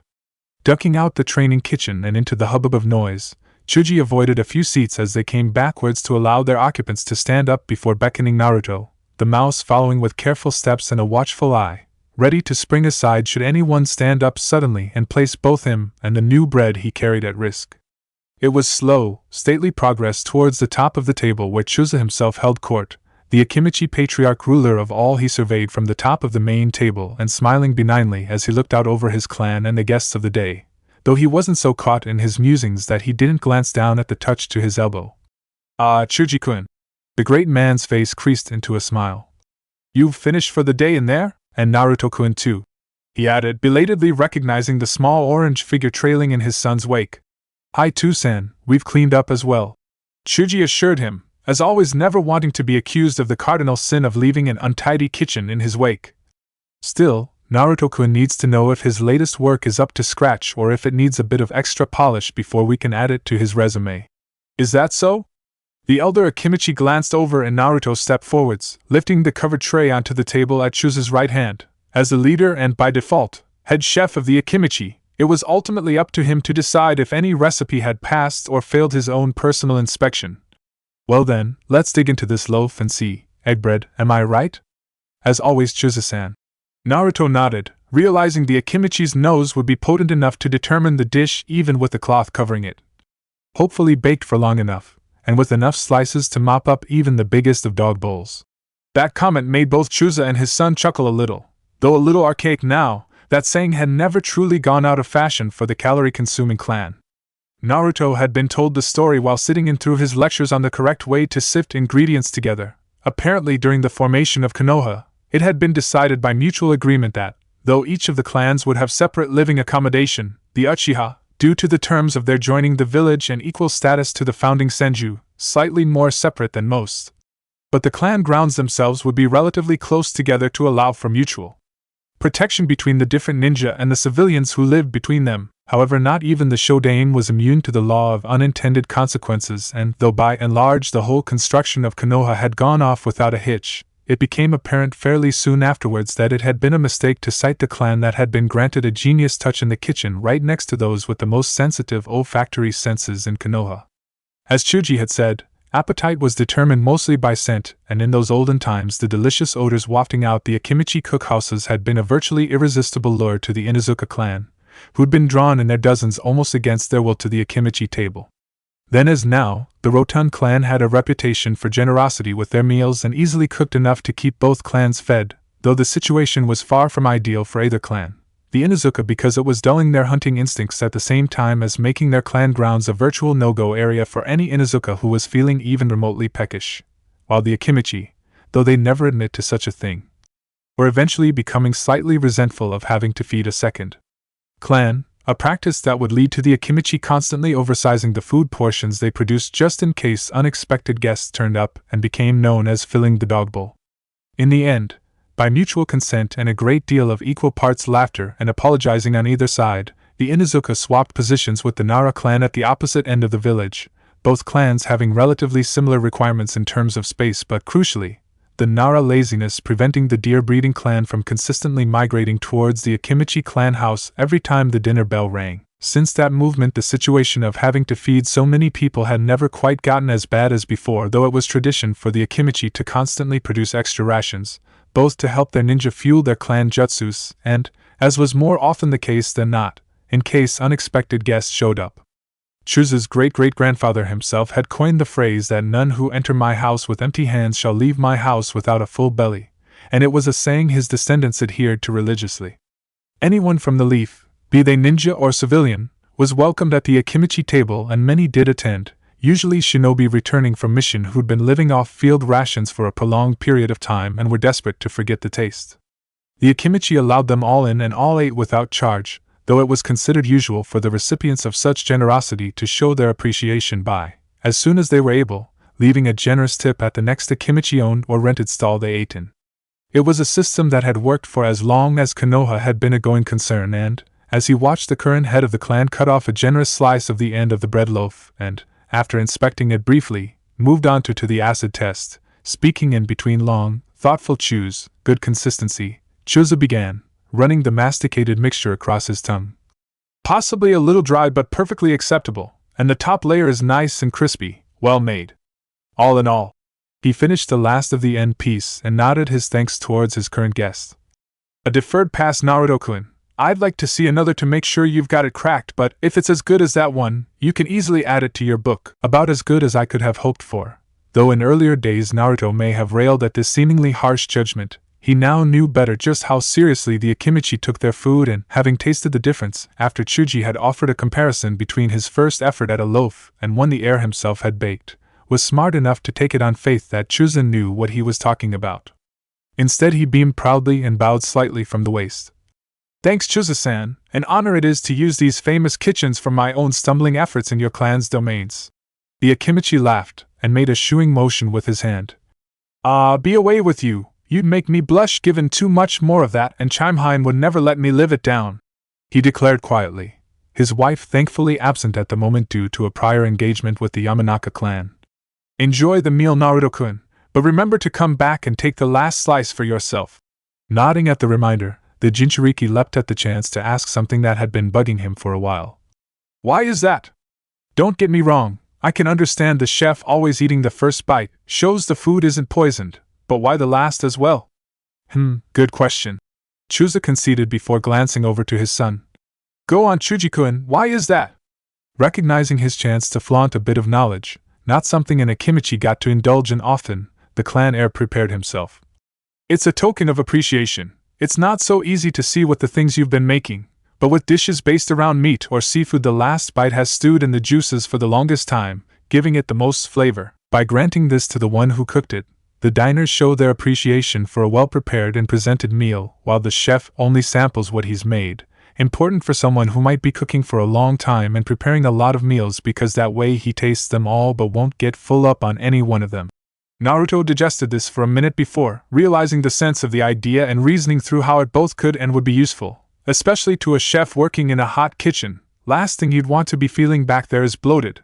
Before nodding, thanking both Chusa and Chuji for their help and offering to race the Akimichi heir to the spring roll plate. A contest he didn't have a hope of winning, as spring rolls were Chuji's all-time favorite food. Chusa watched them go, smiling as he saw the mouse dart along in his son's wake, Chuji bulldozing people aside in his rush to stake his claim on the remaining rolls. Ha! Kuramaru was right in one thing, if nothing else. He must be Kushina's son. Turning back to his own meal as the children were lost from sight, the clan head recollected one of his own memories of the woman who surely must have been the last Uzumaki's mother. She had the best sense of taste out of our year, short of myself of course. And judging by how her son turned out, he glanced down the table as Naruto just about managed to snaffle a single spring roll of the plate before Chuji could scoop them all up.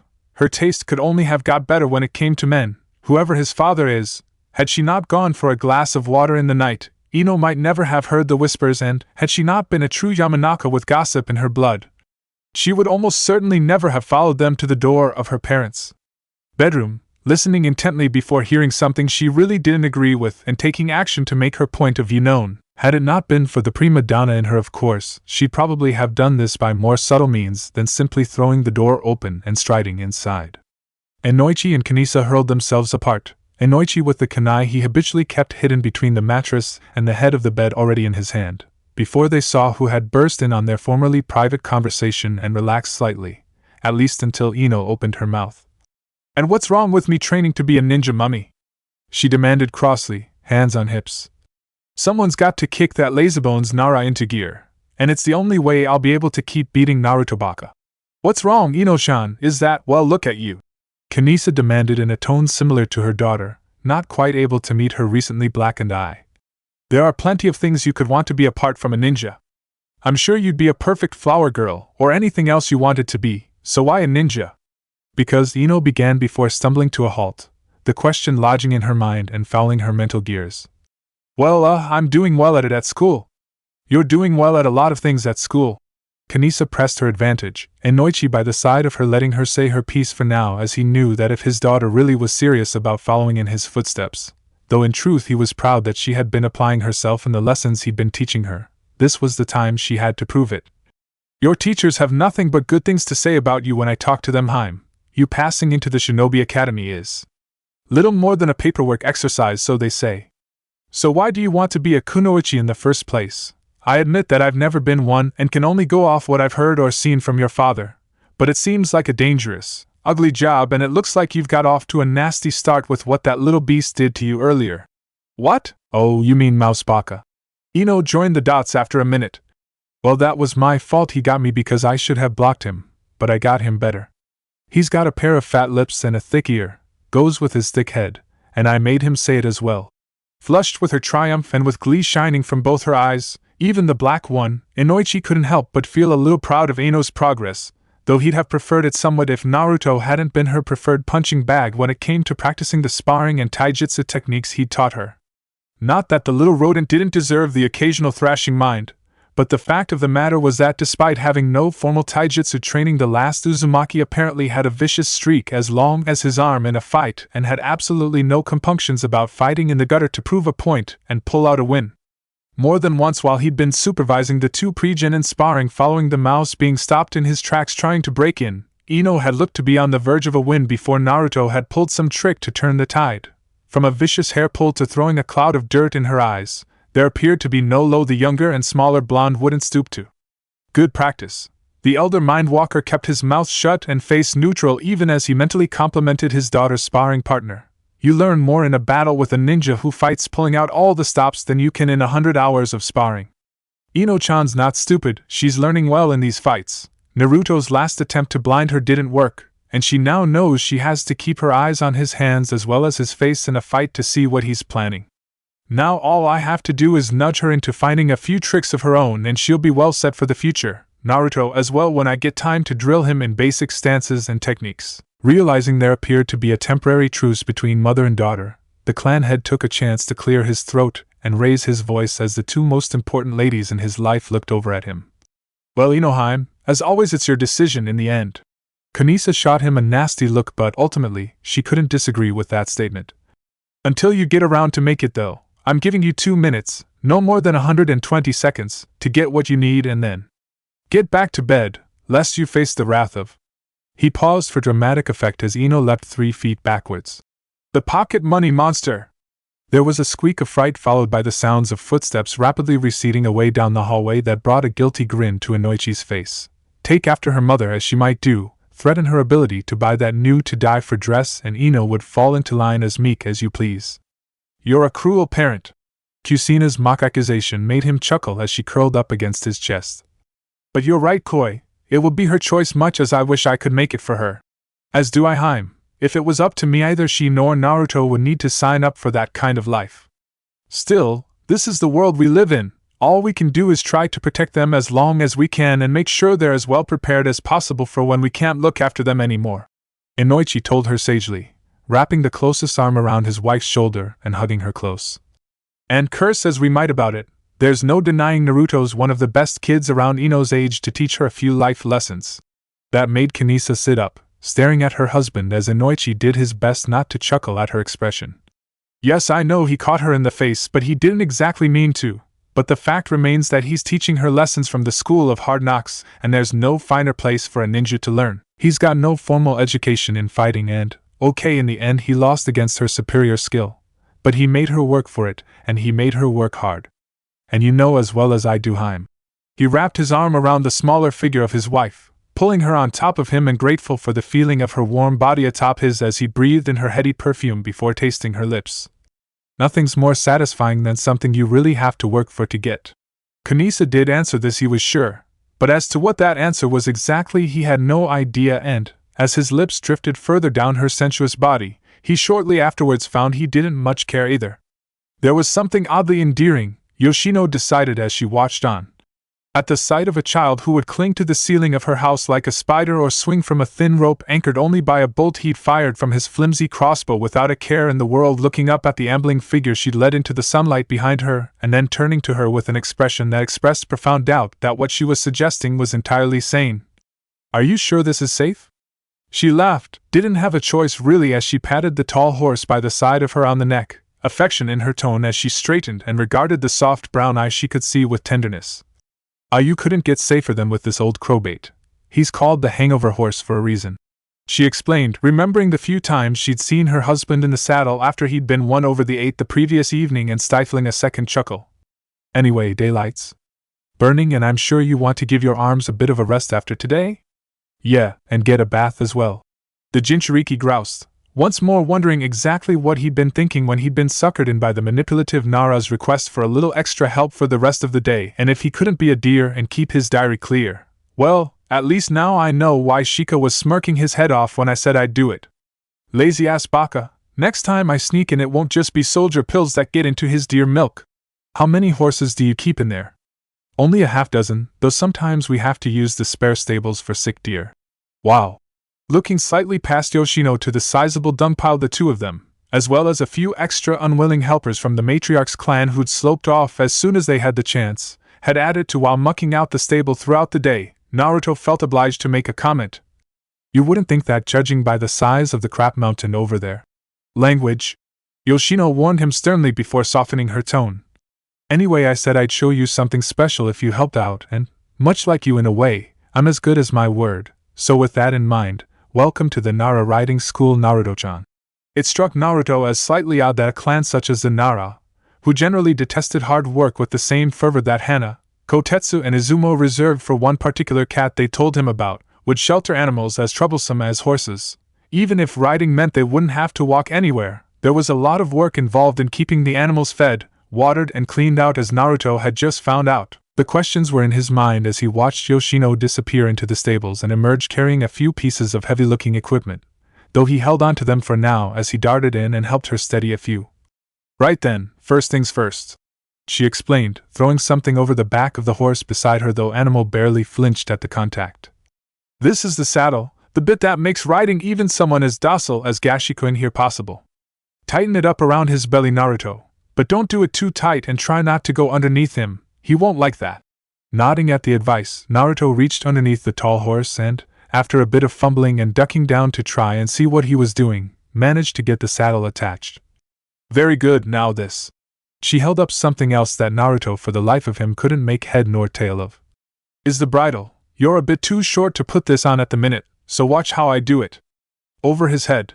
Yoshino worked as she explained, Gashi once more remaining completely docile as she did so and even opening his mouth for the next stage of the process.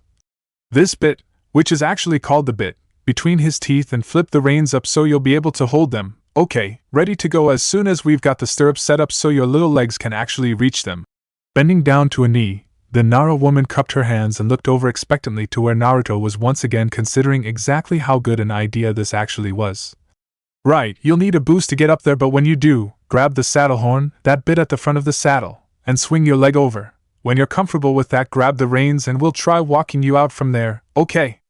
Knowing, from experience, or, at least, Shikamaru's advice, that arguing was not only pointless but possibly a danger to one's health, the blonde simply nodded, placed his foot in the cradle of the taller woman's hands and, as he was propelled upwards, made a quick grab at the target he'd been directed towards and braced himself.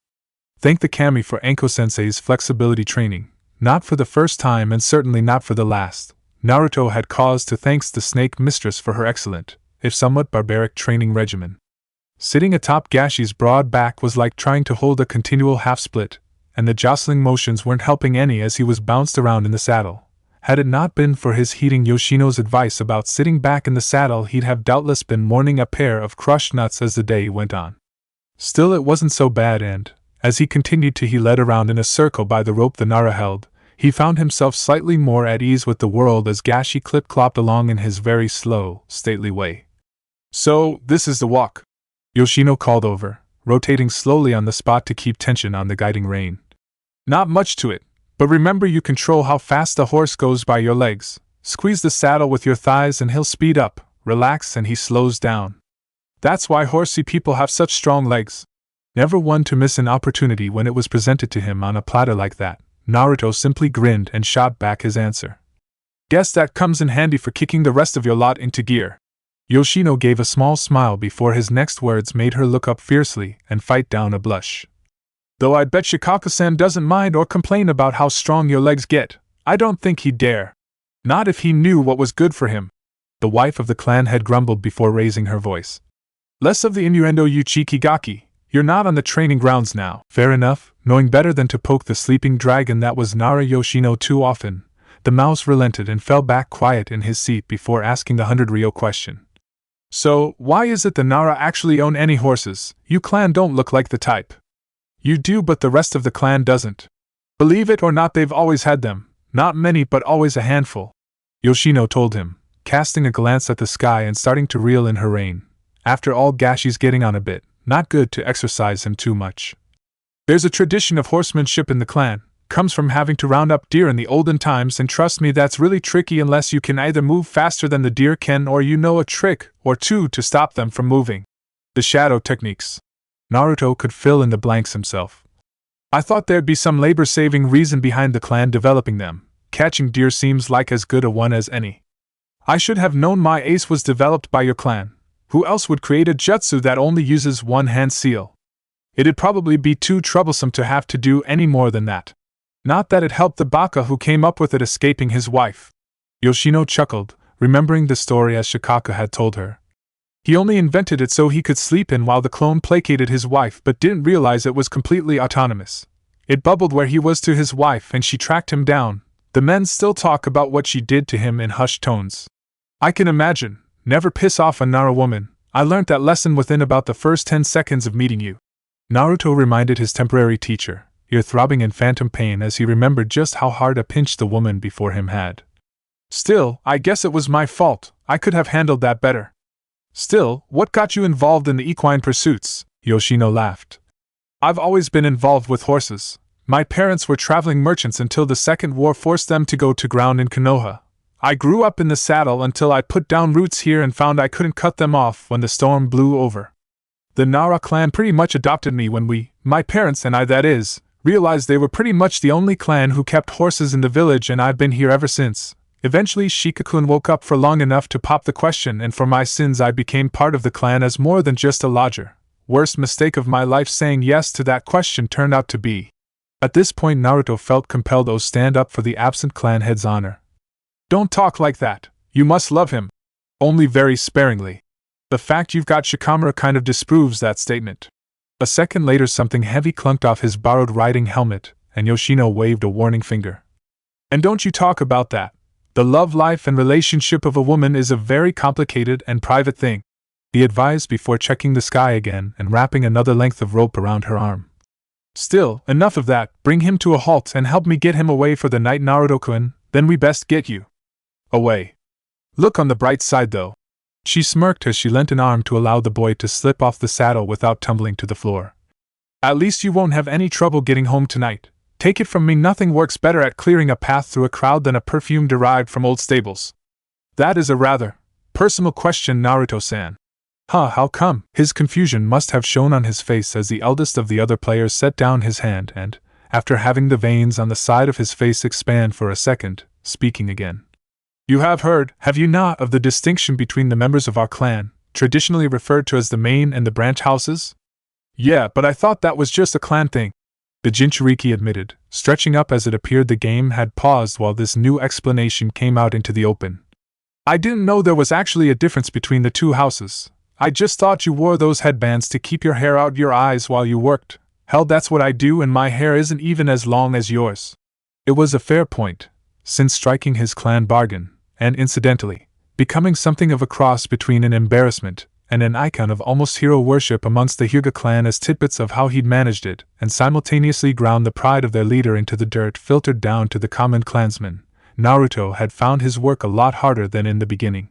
Rather than almost waltzing in as he felt like it, he was having now to contend with overlapping guard patrols, liberal use of the Byakugan, and an almost clandestine language used in private between members of Konoha's most august clan, a language he wasn't privy to and was occasionally caught out by. It was a challenge, one he relished but now failed more often than he passed. However, not even that was a bad thing overall, as Hayashi had been as good as his word and he was learning important lessons from the Hyuga. Though I have a sneaking suspicion that he made his decree of bottom-up infiltration just so he could get me skivvying for his clan. If that had been the case though, in all honesty he wasn't that bothered by it as, quite apart from learning exactly how a servant to someone important such as a feudal lord or daimyo would be expected to behave and press clothes, wash, service and iron other linen and equipment, or serve food to their lord. The crash course in basic servitude had gotten the unaware Jinchuriki into contact with the majority of the branch house Hyuga. Sharing labors with them in the depths of the Hyuga mansion had been an eye-opener for him, least of all as it had become quickly apparent that contrary to their usual cool demeanor, most Hyuga were actually relatively approachable, perhaps even affable in the most extreme cases, when you got to know them. However, Naruto, for all his progress, didn't know all there was to know about the many mysteries of the clan, and, with his innocuous question about why all the other participants in his game were wearing embroidered clothes around their foreheads, it looked like he just blundered into another barrier that separated him from the ways and customs of one of his employers. Having finished ironing the last of the kimonos to have creases in the sleeves that could cut hard cheese, or, if appropriate, an enemy throat, he and the quartet of branch Hyuga that had cleared some space around one of the workbenches and broken out the cards. In contrary to the common perception of the clan, most Hyuga had a fondness for games of chance. As a result of this addiction, Naruto had been given an eye-opening education in several card games and, due to his uncommonly good luck, was becoming quite an accomplished player in many of them. Having asked about why they didn't remove their headgear, however, as enough to freeze the atmosphere of camaraderie that had settled over the playing quintet until, slowly, the eldest Hyuga present. For where there was a conflict in the clan, the typical response for the Hyuga was to look to the oldest Hyuga present, either main or branch house, for guidance, answered the Jinchuriki's question. These bindings are partially for that reason, he conceded, once more questioning the reason behind the clan decree that all hair should be grown long, as such long, flowing locks could be a hindrance both to ninja and civilian alike. But they also mask from outside eyes the main distinction between the main and branch house Hyuga. Oh, okay. If his time amongst other people had taught him nothing else, it was when he was treading on dangerously thin ice and, as a result of that, when to hold his hands up and back away slowly. Sorry about that, I won't pry. No need to apologize. The woman off to his left spoke, picking up her hand and scanning through it again. You weren't aware of the issue. Under these headbands lies a seal, which we will not reveal to you, known as the caged bird seal. The purpose of this seal is to safeguard our bloodline limit. On the event of the death of the bearer of this seal, it will activate and destroy the Byakugan, preventing its theft. It is a relic from the time before Konoha, where families possessing Digitsu such as the Hyuga were targeted by rival clans who sought to steal our eyes for themselves or, worse, steal our bodies to produce new Hyuga recruits. The idea made Naruto feel ill. They would really, you know? Yes, even in these relatively safe time kidnapping attempts are not unknown. Most recently the one which has earned Kumo our ire and cost our leader his life, mastering his emotion as he remembered the bright young child who had been cut down in his prime in service to his clan and for the love of his brother, the former spokesperson carried on. And to control this the second aspect of the seal was crafted. If activated, the seal can cause pain or, if necessary, death to those who possess it. It is the presence or absence of this seal that determines a Hyuga's place within the clan. Those who bear the caged bird seal make up the branch house, the remainder are the main house. But, trying to wrap his brain around this, Naruto, someone who had never known a family, drew a blank. So the main branch, they pretty much control the branch house because of that seal. That's awful. But that's not fair. To his surprise, rather than agreement, the Hyuga simply chortled at his conclusion, though he was reasonably sure he wasn't the target of the mirth. As he was left scratching his head in confusion, it fell to the only woman in the gathering to master herself and favor him with a smile. To be a child again and see things so simply. Don't be alarmed, Naruto-san. We don't mean any malice to you when we laugh. At one time we all thought as you did. However, with age and experience comes a different point of view. Though the seal can be used to cause the branch house pain, what do you think would happen if the main house used it liberally, hurting anyone in the branch house any time they felt like it? Naruto thought for a minute this was a trick question before. Deciding he couldn't see any skullduggery in their expressions, he decided to go with his gut on this one. Well, I don't know about you, but I'd get really upset, try to find a way around the seal and make sure it couldn't happen again. Very true, and I am reasonably sure this would be the result if the main branch were the ogres some people think they are. The eldest Hyuga spoke, a trace of a smile on his face. The branch house outnumbers those in the main at least 3-1. If we were to leave or, worse come to worse, be culled by the seal, the clan would cease to exist as a power within Konoha. The main branch know this as well as we do and police themselves in the seal's use. As far as I can remember, the seal is only now used for training the youngest main branch members in how to activate it should it be necessary in the field to prevent the loss of the Byakugan. So, it's not used at all? Nowhere near as much as in the past. The Hyuga woman answered with a nod. Indeed. In Konoha I sometimes wonder if the main branch don't bear the heaviest burdens despite being freed birds. They provide the majority of the Hyuga Jounin, those who are most at risk, and due to internal and external politics, they are the one bound into contracts and often left to rail against fate due to unfortunate marriages or dowries to be paid. We are an old, honorable clan, Naruto-san. Sadly, the price of such honor comes at the cost of personal happiness. Children of the main branch, even those of the clan head such as Hinata-sama, are often used as little more than gambling chips in village or even national power games, given as brides or grooms into childless, and often loveless, marriages. Compared to that, she shook her head.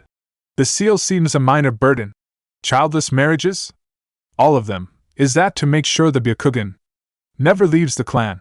The eldest branch member spoke once more.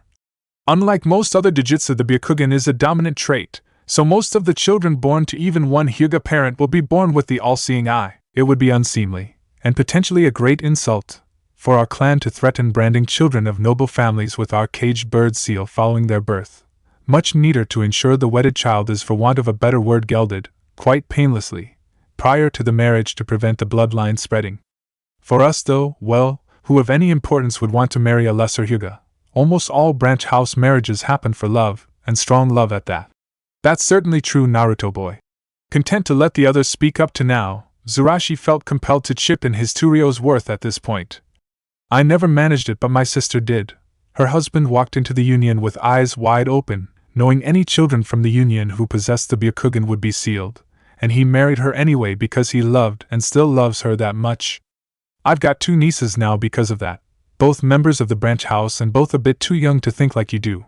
But when they're the right age, I or one of the other branch members will be on hand to explain to you exactly what we've just said to you. I believe it's fate's way of having a laugh on us all. We who are often considered slaves by outsiders are often happier than our so-called masters, simply because we are less bound by rules and dictation of tradition. Remember that on your infiltrations, Naruto boy. He advised with a second chuckle at the same time as weigh up his options in the game, the Jinchuriki paying his rapt attention as he drank in the situation as he turned the problem over in his own mind and saw that, odd as it might appear, the branch members were speaking sense.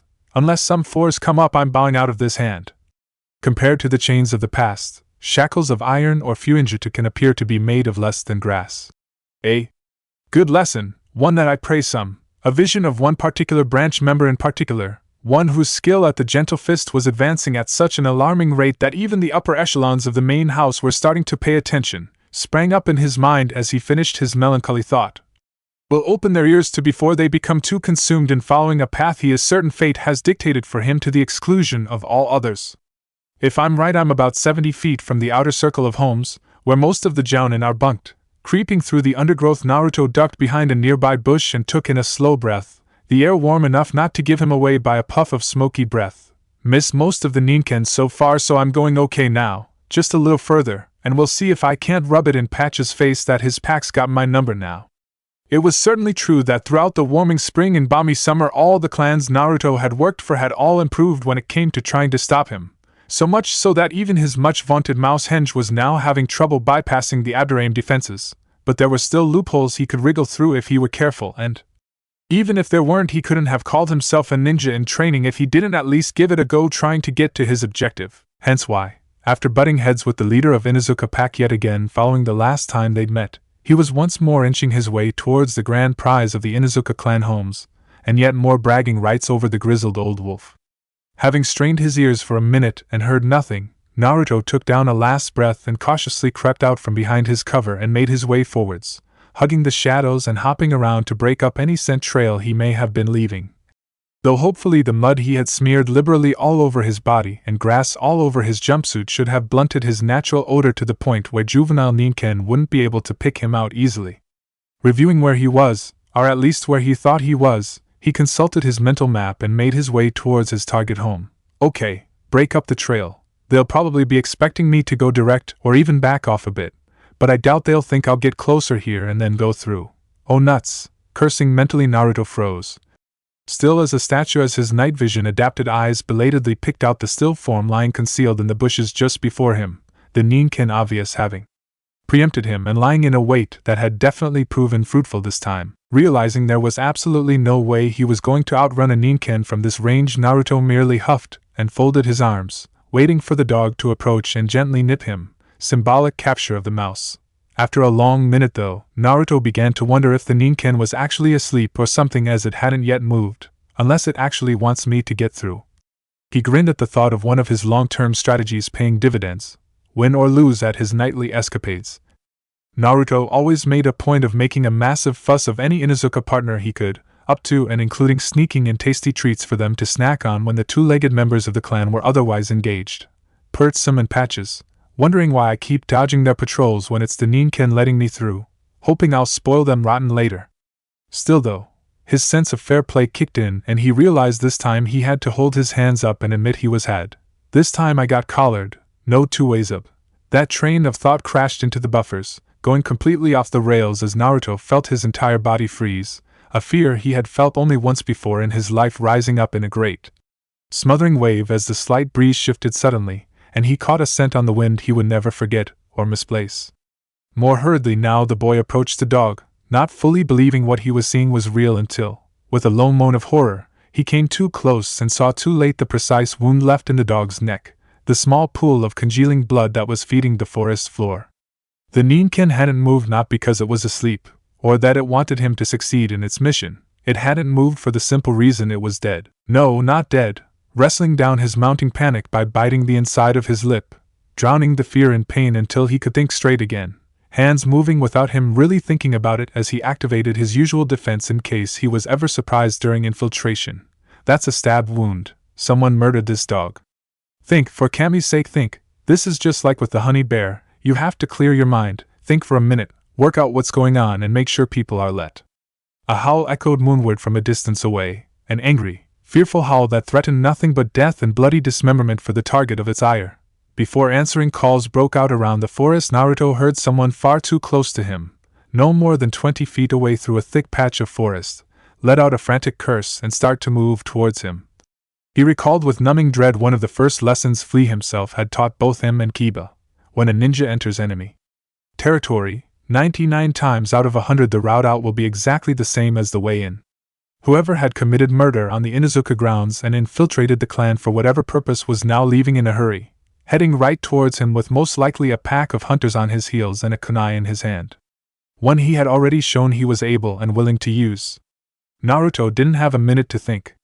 He barely even had time to act before the intruder burst into the clearing, saw him there, spat a second curse and hurled a kunai with lethal accuracy right into his chest. Chapter 13 Missing the Mouse. As expected in the land of fire, even the season of winter was much milder than in other climates. It was a rare time when any more than a light dusting of snow would cover the ground, though the relative flatness of the land meant that wind chill often enhanced the bite of the season to a bitter cold. This year, however, many in the village looked out of their windows and saw the gloom of the early darkness enhanced, the world appearing a little grayer and more threatening than usual as the events of the past 4 months had rocked Konoha back to its foundations. As the leader of the clan most associated with emotions, none were more painfully aware of this than Yamanaka Inoichi, the tall straw-haired man letting out a sigh as he looked out the greenhouse window, and shuddered a little as the chill crept in even in this place, the room that housed his happiest memories save his bedroom.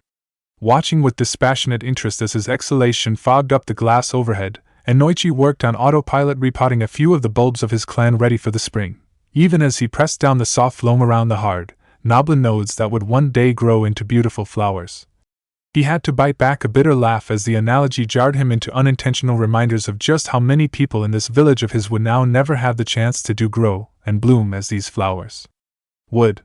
Despite having been retired for several years, Inoichi still felt the cloying hand of guilt close tight around his chest, as even by proxy he felt the blood of the entire Uchiha clan on his hands. Had he still been overseeing the psyche evaluations of the serving anbu, would he have been able to see the madness hidden by Uchiha Itachi's porcelain mask and dispassionate demeanor? Despite the teachings of the will of fire, traitors and betrayers from Konoha were not unknown, but they were rare. Few, however, had ever written their names in infamy with as much blood as the Sharingan-wielding prodigy. His entire clan, his whole family, dead, to the last man, woman and child, save one. Even now, a month after the event, he could scarcely believe that the Uchiha were truly gone. Okay, he had never exactly seen eye to eye with several of the clan, least of all literally and certainly never during a sparring match, but he respected them for being powerful ninja and possessing unparalleled skill with fire ninjutsu and strengthening Konoha by stealing the techniques of the other villages. Just as they had grudgingly respected his clan for having a brand of ninjutsu that circumvented their bloodlines simply because it affected the mind, rather than the eyes. Even now, some 5 weeks after the attack, Sasuke still wasn't waking up from whatever hellish attack his brother had put him through that night. Despite not delving into the boy's mind for fear of what he might find there without some confirmation from the last Uchiha himself about what had happened, Inoichi was relatively sure that the treacherous anbu must have inflicted some kind of genjutsu-based attack on Sasuke. The strength of it only reinforced by a fully mature Sharingan, and against the impressionable psyche of a 7-year-old who just walked into the scene of utter horror with his family dead all around him. The Yamanaka clan head could only shudder at the thought of what would be awaiting his clan when the Hokage cleared them to try and heal the trauma the child had gone through. And as if that wasn't enough to be getting on with, finally finishing with the last of the seeds, the tall man rested his head on the fingers of his right hand for a minute, massaging his forehead and uncaring of the smudges of soil he left there as a result of such ministrations. The feeling of brief relief from a headache that seemed to have lasted for weeks well worth the hassle of washing his face for a minute. The removal of the Uchiha clan in such a barbaric fashion hadn't just cut Konoha's military forces to a level worryingly close to the aftermath of the Kyuubi attack. It had also completely removed most of the command structure of the civilian police force. Admittedly, this was not as great a setback as it could have been. Only the most cold-blooded and callous of calculated minds could have even thought of considering it a good thing, as the vast majority of the Uchiha clan ninja played a role in this force, and therefore the pool of ninja available for missions hadn't noticeably shrunk. But at the same time, the loss of that force meant the other clans had to pick up the slack, and the Hokage had to oversee it all to ensure no internal politicking fouled up the recovery too much. Retired and inactivated ninja from all clans, his own included, had been drafted in to shore up the public morale and put a brave face on things. Heck, last he had heard Shikaku was about ready to rip his hair out at the amount of running around he was having to do covering for the late, and, to his credit, rather lamented Uchiha Fugaku, abdicating his responsibilities as chief of police by jumping on the point of his eldest son's ninjato. Now that's not nice. Despite himself, he fought down a smirk as he recalled the aloof clan head, never satisfied with his lot in life and pushing for all sorts of concessions during council meetings. Just because he put a whole new meaning on the phrase impaled on his own sword doesn't mean you should laugh about it. If Itachi was feeling pressured, there's no reason he couldn't have gone to anyone, even outside his clan, for help. His internal monologue was cut off by a sharp tap on the greenhouse door. Huh! Kunisa-chan, what, oh? Even the blurry picture granted through the greenhouse door was enough to let Inoichi know it wasn't his wife trying to get his attention. Sliding the door open after brushing the worst of the mud from his face, he nodded as the anbu bowed and turned an otter mask towards him. Yamanaka-san, Hokage-sama calls council, Vermilion level. Vermilion? Taken temporarily aback by this, Inoichi gaped for a second before shaking his head and regaining control, regarding the masked ninja seriously. Regarding? Unknown. Hi, I'll be there as soon as I've cleared up. The anbu nodded and disappeared in a swirl of leaves while Inoichi breathed in and out slowly, wondering what could have ruffled Sarutobi's feathers this much and fighting down a rising tide of excitement as one thing immediately sprang to mind: Vermilion. Council to be recalled immediately and convene as soon as possible. Surpassed only by Albus, where the nearest capable Yamanaka will be used as a conduit to engage the other council members in telepathic communion, something that's only happened once in the history of Konoha. Once more Inoichi was both profoundly grateful and wretchedly ashamed that the Yamanaka in question hadn't been him. His father had never fully recovered from the mental trauma of having so many voices in his head on that dark night 8 years ago, something that he was certain had played a part in the older man's death at the young age of 57. Shoving all other considerations to the side, Inoichi swiftly crossed the yard to the outside tap, roughly washed water over his hands and face after gasping at the icy bite of the freezing liquid, dried himself off with his sleeve and hastily walked up the side of his clan house, jumping to the next roof towards the distant spire of the Hokage Tower, where Sarutobi had convened the ninja council. He did not arrive alone, though had the moon not peeked through a slight gap in the cloud to silhouette the ninja who'd slowed down enough to let him catch up, he might never have recognized his companion until he bumped into her. Like most of her clan, without the familiar four-legged figure by the side of her, Tsum simply didn't look like Tsum. Catching up with the dog Nin, Inoichi asked the most pressing question first and promptly ducked the retaliatory fist it provoked. Where's the flea bag? Kurokun. Tsum snarled before softening her tone as she realized what the Yamanaka was doing. Is at the clan house settling the pack down. He'll catch up as soon as he can. A silence fell between them for a moment before, crossing his fingers out of her eyeline, Inoichi took a deep breath, his life in his hands, and spoke again softly. How is she? To her credit, the only visible reaction Tsum had to this was the slightest of stumbles in her stride, one that she recovered almost instantly before plowing on. For a moment the Yamanaka clan head was sure she wasn't going to answer before, in a tone so quiet he'd have missed it had it not been the late evening and the traffic of the street so muted, the answer came back to him, heartbroken. There was a quaver in the Inuzuka's voice that he'd heard there only a handful of times before, the most recent one he could remember following the death of her husband. One piece of her soul got ripped away from her, and she hasn't recovered from it. I doubt she ever will really. It's like a scar that won't stop itching. I'm only grateful she's got such a good team. There was a gruff snort of laughter that quickly curdled into a choking cough. Those two bakas, she said they were stupid, but kicking down her bedroom door was crazy even by my standards. Despite himself, Inoichi chuckled. Yeah, I heard. What was it the two of them said to get her moving? Last I heard it was something along the lines of we passed our test by teamwork and we can't work as a team if you're not there now. Are you coming out, or are we going to have to come in there and be brutally savaged? Something like that, and they did. I'll be forever grateful to them for that. For the first time in what felt like a long time, Tsum chuckled, recalling racing into the hallway of her clan home in time at the sound of splintering wood, in time to see one of her daughter's two teammates slam a second side kick into the structure and break it apart completely, sending the sundered locks spinning into the room as the door banged open. No sooner had this happened, in fact, while the sawdust was still in the air, a furious, frenzied brown/black blur had boiled forwards from the darkness within and pounced on the closest of them, dragging him to the floor. Hana had been beyond words, beyond everything but raw, unbridled fury. She had hammered at the prone boy with her fists, screaming in her rage as the unlucky victim, Izumo if she remembered right, could only curl up and try to defend himself as best he could before catching the Inuzuka as her rage deserted her, and she fell forwards, a marionette with cut strings as she clutched at her victim and howled into his shoulder, grieving for her missing partner in the arms of her teammates as Kotetsu knelt by the side of the entwined duo and rubbed her back comfortingly, his brother underneath her whispering words of comfort and condolence as the remaining two Heimaru came to the doorway and whined in time with their mistress. The intrusion and subsequent abduction from the Inuzuka clan grounds, coming as it had no more than 6 weeks before the Uchiha massacre, was the first in the combination of punches that had rocked Konoha over the past third of a year. Even though the investigation had to be cut short following Itachi's genocidal episode, the theft of over half a dozen ninken, including one of the 3 triplets belonging to the heiress of the clan, had been a bitter, stinging blow. None knew how the thief had been able to penetrate the Inuzuka ground so deeply and leave behind not a trace of scent or a trail, but either way the end result had been a high tally for the dog-breeding clan to bear.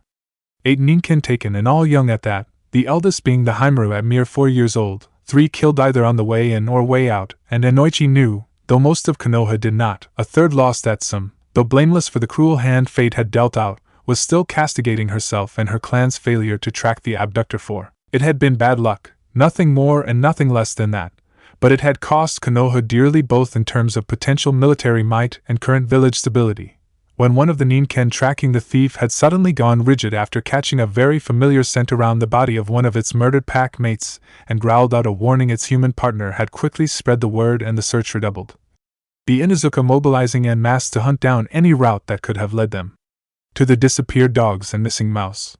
Fire Country had been inundated by hunter nin squads, sent out by a Hokage who had never appeared to be more formidable or mighty, though at the same time so hollow and weary within, and instructed to leave no stone unturned in their hunt for the Jinchuriki. The few voices who whispered that it might have been the boy who committed the crime swiftly silenced by harsh glares or, if necessary, harsh beatings from ninja who knew better. Every day since he had been made aware of the loss following a council meeting on the morning after the theft was discovered, Inoichi had been silently praying for a safe return for Naruto, but as the days had rolled into weeks and even longer, it appeared the deities weren't listening, and they had all been forced to face the truth, that it was likely he was never coming back. There had been no blood, no body and no sign of a struggle, and therefore it was likely the boy was still alive, but, as to where he was now, none could say, though wherever he is, Inoichi felt a familiar cold, unpleasant knot of sloshing cold roll around in his belly as he thought of the absent child.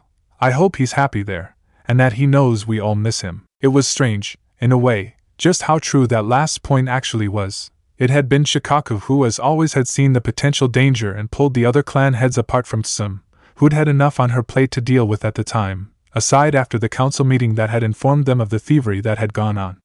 From a purely military point of view, Naruto being taken was an unmitigated disaster curtailed only by the fact that he himself didn't have the faintest idea that he contained the most powerful being to ever stalk the elemental nations. But if someone ever got a good look at his stomach and figured it out, there was a very good possibility that Konoha would be receiving an astronomical ransom note, or, more likely, one of the Leaf Village's many enemies would have a very powerful weapon delivered to their doorstep, and, regardless of how strong his will and love for both Konoha and the people in it was, Naruto was still a child who could be broken, remolded and reforged into a weapon more terrible than Kyuubi had ever been. However, the loss Shikaku had taken into consideration was more personal and, as a result of that, potentially even harder to cover up from those that had no business knowing it, because of the quick details the 5 of them had thrashed out over 5 minutes and told some about later. All the clan children the mouse had been introduced to knew about the situation was that because of rumors of surviving family being reported on the borders of Fire Country, Naruto was out of Konoha for a little while, possibly forever if he was adopted by his remaining kin. It was a lie, and a blatant one, but having been faced with a lie or the thought of telling his little princess the truth and risking not only Sarutobi's wrath but her tears as well, Inoichi had once more found himself grateful for the Nara genius's quick thinking. Not that it was easier for us without him there. That much was certainly true, though he never realized it. In fact, none of them had really. Naruto seemed to have made things fun in the Leaf Village and kept the clans on their toes. He was a breath of fresh air who'd thrown a little chaos into the nice, steady, orderly and boring lives of the clan heads and the clans, and this had never been more apparent than during the monthly gathering that had occurred between the kidnap and the Uchiha massacre. No one had said a word as Chime, grim-faced and fighting back tears with a steely resolve, had symbolically laid out a second empty chair at the gaming table, and a mood of gloom had settled over the assembly, one that no amount of cheer or victuals or even the news from some that Hana was starting to recover from the loss of one of her partners. Again taken by nothing more than bad luck, as she had let them all run with the pack on the Inuzuka grounds for just that night, and was starting to attend team training again, had been able to banish it.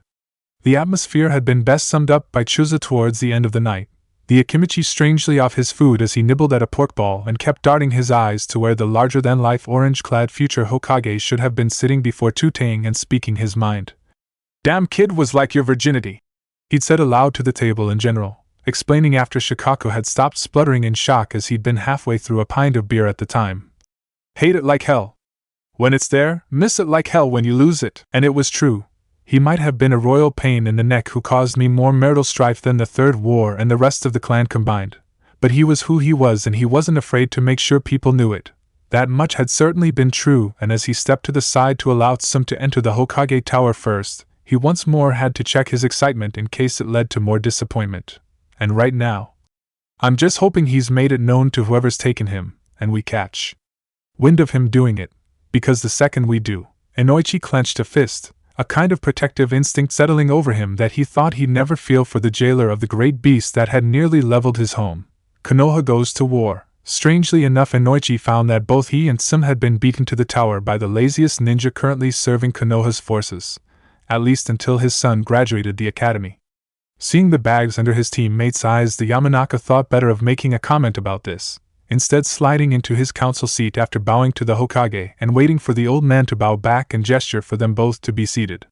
It was a process Sarutobi repeated several times as the Shinobi Council appeared on the scene, including the advisors and former teammates to the Hokage himself, with the scarred, scowling form of Danzo turning up like a bad smell as always and forcing Inoichi to fight hard to avoid curling his lip in distaste. There was little love lost between the Yamanaka clan and the former commander of the Root, the shadowy organization that had mirrored ANBU and been made up, in Inoichi's opinion, of little more than brainwashed child soldiers stolen from their cribs and raised to heed only their master's commands. The Kiri way of doing things, an abomination that should never have been considered in the land of fire. One of Sarutobi's few mistakes was rubber-stamping Danzo's idea to create that division, though he made up for it by repealing it after the Third War. Still, that was history and old news now. The fact of the matter was that Danzo, as well as the other two ancient figures who now sat flanking the venerable Hokage like angelic pages sat before the throne of the god of shinobi, were all vastly experienced shinobi who knew what they were talking about and had, on occasion, provided sage instruction to not just Sarutobi, but also the rest of the clans as well. Though he was unsure of the details, Inoichi had a sneaking suspicion that Chusa would never have made such a fine clan head had he not had Koharu in his corner when he first inherited the post. Some 7 or so minutes later the council was convened, all 6 remaining clan heads completed as Shibi arrived last, the Aburame as always hard to contact when he was away from the rest of his clan. As soon as the leader of the Kikaichi-wielding clan was seated, Sarutobi, his face inscrutable, spoke to the council as a whole, not looking at anyone as his tone was colorless. "I have received news," he began, and despite himself Inoichi felt his excitement rise. Could this be the news they'd all been waiting for? "Regarding one of our long-standing adversaries, new intelligence has come to light." No, obviously not. The hope was once more crushed in the cold, iron grip of reality, and Inoichi had to force himself to pay attention to the rest of his leader's words. "The source of this intelligence is the reason I have called you all here. When we have heard all he has to say, I will require your advice on the next steps to be taken." The council members all swapped glances before nodding in concerted silence, and seemingly happy with this, the Hokage made a signal with his hand. There was the slightest rush of displaced air as an unseen ANBU disappeared until, a couple of seconds later, the main door to the council chamber opened and the so-called information source appeared, flanked by an solitary ANBU wearing a frog mask. Information source, seeing the thin face that was currently roving around the council halls and picking out the adults facing him with sharp-looking eyes the color of a lime, Inoichi found himself slightly confused. He's just a kid. In fact, if he's a teenager, I'd be surprised. That was as far as he got in his initial inspection before those very same green eyes widened dramatically, and the boy suddenly dived behind his escort with a yell. "Ah!" A single finger shot out as though impaling one of the council members, the justification for such a fearful reaction being declared a second later. "Mamare!" "What the?"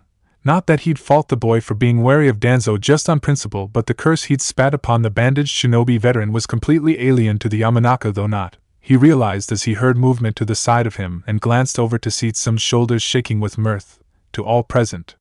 Noticing his scrutiny, the Inuzuka leant over slightly as she mastered herself and whispered out the corner of her mouth. You need kids of a certain age to understand Ino-kun, probably boys. She elaborated after realizing her son and Inoichi's daughter were the same age, give or take a few months. Deciding this was one of things he'd have to ask about later, Inoichi left it alone for the moment, settling back in his seat as Sarutobi, recovering himself from his own smirk at seeing his long-term rival wrong-footed so unexpectedly, took charge again. Forgive me, Informer-sen, but that is Shimura Danzo, one of my advisors and, despite the resemblance, not related to your cartoon evildoer. Tsum was once more afflicted by shaking shoulders and had to hide her quivering lips with her hand even. As Sarutobi became more serious, regarding the child before him with a stern, serious eye. However, this is not a place for frivolity. You have come before this council saying you have news of the utmost importance for us all to hear. We of the council will now hear what you have to say and judge for ourselves the validity of your claims. I hope I don't need to say this, but... A modicum of killing intent seeped forwards as the Hokage leant forwards in his seat, the child before him paling slightly before pulling himself together with a shiver. The penalty for wasting the time of a Kage and his attendant clan council is severe. The voice was quite deep for a child, but his eyes were still slightly nervous as he fought to keep them on the suddenly ominous figure of the Hokage before him. Not that I can blame him for that. An angry Kage of any kind is enough to make a grown man cry, never mind a teenaged kid, if he even is that old. I got it, Hokage-sama. Good. Sarutobi settled back down in his seat and nodded, his killing intent dispersing like smoke as he reverted to his usual, more kindly nature. Now then, please tell us you. The venerable shinobi was cut off by a strange scraping noise that had the supposed informant looking around in confusion, though no one else so much as twitched.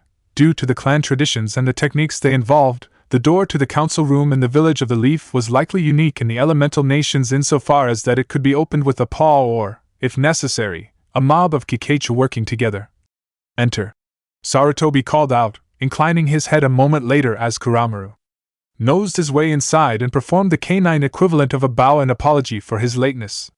After taking in the situation with a glance from his single eye, the Ninkin began slinking his way towards the foot of his partner's seat around the edge of the council room as Sarutobi faced the child before him and made to speak again. Once more ill fortune played its hand. Though he saw the Ninkin freeze in place for a moment, the necessity to stifle a sudden sneeze forced Inoichi to look away from the scene, and, when he forced his suddenly bleary vision forwards again in response to the rising gasps and shouts of alarm, he found himself joining in at the scene before him. Kuramaru was a moving shadow, darkness with teeth as he sprang, hitting his target full force and driving it straight to the floor. In less than a second the so-called informant had been tackled and pinned prone, the Ninkin staring down at him with every fang bared.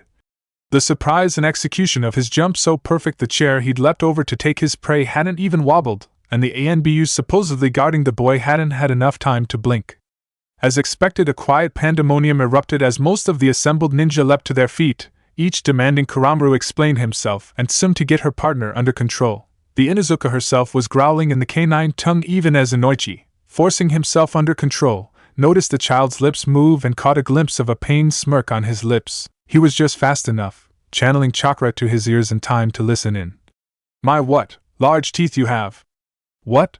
Before he could question exactly why someone looking down the teeth of a hacked-off ninja dog had a reason to be, if not cheerful, at least sarcastic, he found himself half-deafened as Kuramaru, ignoring the growing demands around him, slashed his gravelly voice through the chaotic atmosphere like a kunai through butter. Change, he demanded, single eye flaring as he pressed more of his weight onto the prone child's chest, bringing them virtually nose to nose and making his prey wheeze and turn his head to the side, face screwed up in disgust as he tried to answer. Okay, just stop breathing on me. The child croaked, desperate to be away from the foul odor and heaving futilely on pair of paws pinning him. Get off, you're squeezing my lungs though my back. After leaning on his prone opponent for a second longer, Kuramaru pushed himself off and the would-be informant heaved down a deep breath, coughing harshly as he half sat up and stared a hole through the glaring ninja hound, apparently not noticing as someone else saw through his deception and slammed a hand on the table before him. Teeth gritted so hard it was impossible for him to articulate the truth his eyes had seen before the disguised child spoke again and ruptured the illusion completely. Bloody hell, Patches, you weigh a ton! At those words, even before the plume of smoke emerged to shroud the figure, true bedlam broke out as the clan heads belatedly berated themselves for not checking the form before them for the telltale chakra signature or, in this case, the lack of one. Once more they had underestimated the boy who appeared as the smoke wisps dispersed, wearing clothes slightly too large for him, but with a big, beaming grin on his face, and it had cost them. Even as the Jinchuriki coughed a little more and struggled up to a sitting position, still not fully recovered from Kuramaru's crushing him into the floor, the council found its voice in the form of Chusa, the Akimichi, asking the burning, white-hot question by dint of drowning out the competition with his impressive lungs. Naruto. Much like the other shinobi around him, Chusa's voice was torn exactly down the middle between relief and rage as he saw the one who had given them all so many sleepless nights quite literally reappear in front of them. Where the bloody hell have you been? At this demand, the Jinchuriki's expression faltered to a wan, exhausted smile as he rasped out a breathy reply, his hands slipping out of view into one of the pockets that had made up the disguise that had served him so well for nearly 3 months. Good question, he gasped before finally recovering himself and evening out his breathing. Tell you what, here. He withdrew something from his pocket and tossed it towards the seething Akimichi, Chusa catching it in one meaty hand. You tell me. Looking along the table, Inoichi wasn't able to get much of a look in, but, in the silence that fell over the chamber as his larger friend spoke again, his tone more subdued, and, was that awe in the Akimichi's voice? Allow me to rephrase that question, the red-haired giant demanded blackly, not breaking eye contact with the returned Jinchuriki as he slammed something down on the table before him, the seal that was on top of the packet visible for all to see and bringing several gasps out of the assembly, least of all from Inoichi himself. What in the name of the darkest pits of Makai were you doing in Kumo? Oh, you know, this and that, met interesting people, made a couple of friends, had some really crazy adventures and watched a sister of mine get married, put the fear of Kami into her husband as well, don't worry though. Retaking his seat, Naruto grinned once more, fishing in a different pocket for something else. Like any good showman, reel them in, give them a tidbit or two. I brought some souvenirs. Here, Hayashi-san. His hand whipped forwards and Inoichi had enough time to see a flash of gold twinkle in the light as it flew towards the table. Thought you might like this one. It was simplicity itself for the Hyuga, sitting one over on Inoichi's right just next to Koharu, to pluck the object out of the air. What it was though the Yamanaka couldn't see as Hayashi suddenly went very still, a statue carved from alabaster, as he regarded whatever Naruto had tossed to him. Any color the Hyuga had ever had in his cheeks was gone, leaving him looking paler than ever as he slowly tore his eyes away from the trinket to the boy who had delivered in and, after wetting his lips for a second, spoke as though the words were being unwillingly torn from him. I ask because I have to, Naruto. The fact that Hyuga Hayashi of all people had forgotten his P's and Q's gave them an idea of how serious the situation was as the clan head went on. This is no joke? The child in question looked for a second like he was about to get affronted but seemed to think better of it, a solemn expression on his face as he shook his head. On my word as a future Hokage, no joke, Hayashi-sama. The Hyuga lord nodded, just once, before doing something that every member of the council present that night would remember until the end of their lives. Forcing himself upright, Hayashi stood up straight before, after meeting the Jinchuriki eye to eye, he bent himself forwards at the waist in a formal bow, a gesture of absolute respect towards the village orphan. What in the name of every ancestor? Inoichi's mind was completely blank, jaw open and virtually unhinged as he watched the virtual royalty of Konoha abase itself before someone the vast majority of the uneducated masses considered to be worth less than the dirt of their shoes. A sense of palpable disbelief rang throughout the chamber, an emotion that affected everyone, even the one the gesture was aimed towards, as Naruto appeared to be as paralyzed as everyone else, eyes wide and unseeing as he gaped along with everyone else. For how long Hayashi remained in that position none could say. In fact, it fell to the one who usually had the least to say to resolve the situation as Shibi turned his collared face towards the bowing Hyuga. Hayashi-san, may I ask what? It is something I have seen only once before. Equally unusually, Hayashi cut off his fellow clan head as he stood upright, brushing the sleeve of his robes over what looked like suspiciously damp eyes as he opened his hand and showed a small gold circlet, one edge flattened, sitting in his palm. Once, and I have never forgotten it.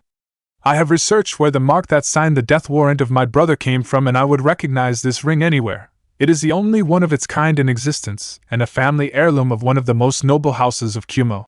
He placed the ring on the table, his Byakugan eyes never wavering as he picked out the coiling dragon wrapped around the mountain, A seal that had been the cause of such strife and grief in his clan as he once more pictured the man who had worn such an item. 100 questions as to how Naruto had come to possess it flowing in his mind even as he finished the introduction of the dreaded article. It is the family ring of the Sandaime Reikage. Thunderstruck, that was the only way Inoichi could describe himself and the council at large at this revelation, even to a shinobi who had lived his life on the sharp edge of combat far too many times to remember the idea that Naruto, even if he was the mouse of Leaf Village and going into what to him would count as virgin territory, could have infiltrated one of the most military villages in the elemental nations and swipe a treasured heirloom from the very finger of its leader truly boggled a mind even as prodigious as his. Naruto for his part only smiled again, a little more sheepishly as he scratched the back of his neck, not used to being the center of attention in circumstances like this as Sarutobi. He must be in on this. Inoichi decided this in an instant after seeing the Hokage's face and the equal parts proud and sly expression it was wearing. If he wasn't, he'd probably be in the emergency room fighting off a heart attack by now. Leant forwards and spoke again. You have expensive tastes, Naruto-kun, he admitted breezily before steepling his fingers, already anticipating the reaction that was sure to come next and looking forwards to it for more than one reason. So, leaving aside the explanation of how you managed to pull this heist off, I'm sure there had to be a reason for you heading into the land of lightning apart from wanting some new jewelry. Oh yeah, that. Naruto shrugged before his face became more serious, unbuttoning the top button of his too large shirt and pulling out a slip of paper, regarding it before facing the council again. Well, it wasn't a planned trip, put it that way, but in the end I'm glad it happened. Turned out and above that Konoha as a whole, had a fair few reasons to go to the mountains this time. One of Anko-sensei's lessons came back to him, and he was never more grateful than he was at that moment that he'd been able to learn, if not master it. Despite locking eyes with Hayashi, still his ability to compartmentalize his body meant he threw the second-to-last piece of dynamite he held towards its target. Some taken aback but not so shocked that she couldn't catch the fluttering slip and unfurl the small scroll he tossed her way. Surreptitiously glancing over the Dognin's shoulder, Inoichi saw the small but intimately familiar symbol of a traditional storage seal before Tsum swiped her thumb over it, and it was destroyed, replaced with a puff of smoke as something larger clattered to the council table. Another scroll, a few memories of the time in the academy involving practical jokes, as well as a few traditional party games for ninja children in which scrolls sealed and scrolls featured prominently, flashed through his mind as he watched Tsum unfold the much larger sheet of paper, revealing another, slightly more ornate design. That was as much as he was able to see before the paper it was on started to shake, and he glanced to the side of him. Tsum? When she gave no reaction to his voice, he steeled himself before reaching over carefully and gently touching her closest arm, the shock pervading her entire body easily visible to even a villager. If Hayashi had gone pale, the Dognin was bloodless. Tsum-chan, what?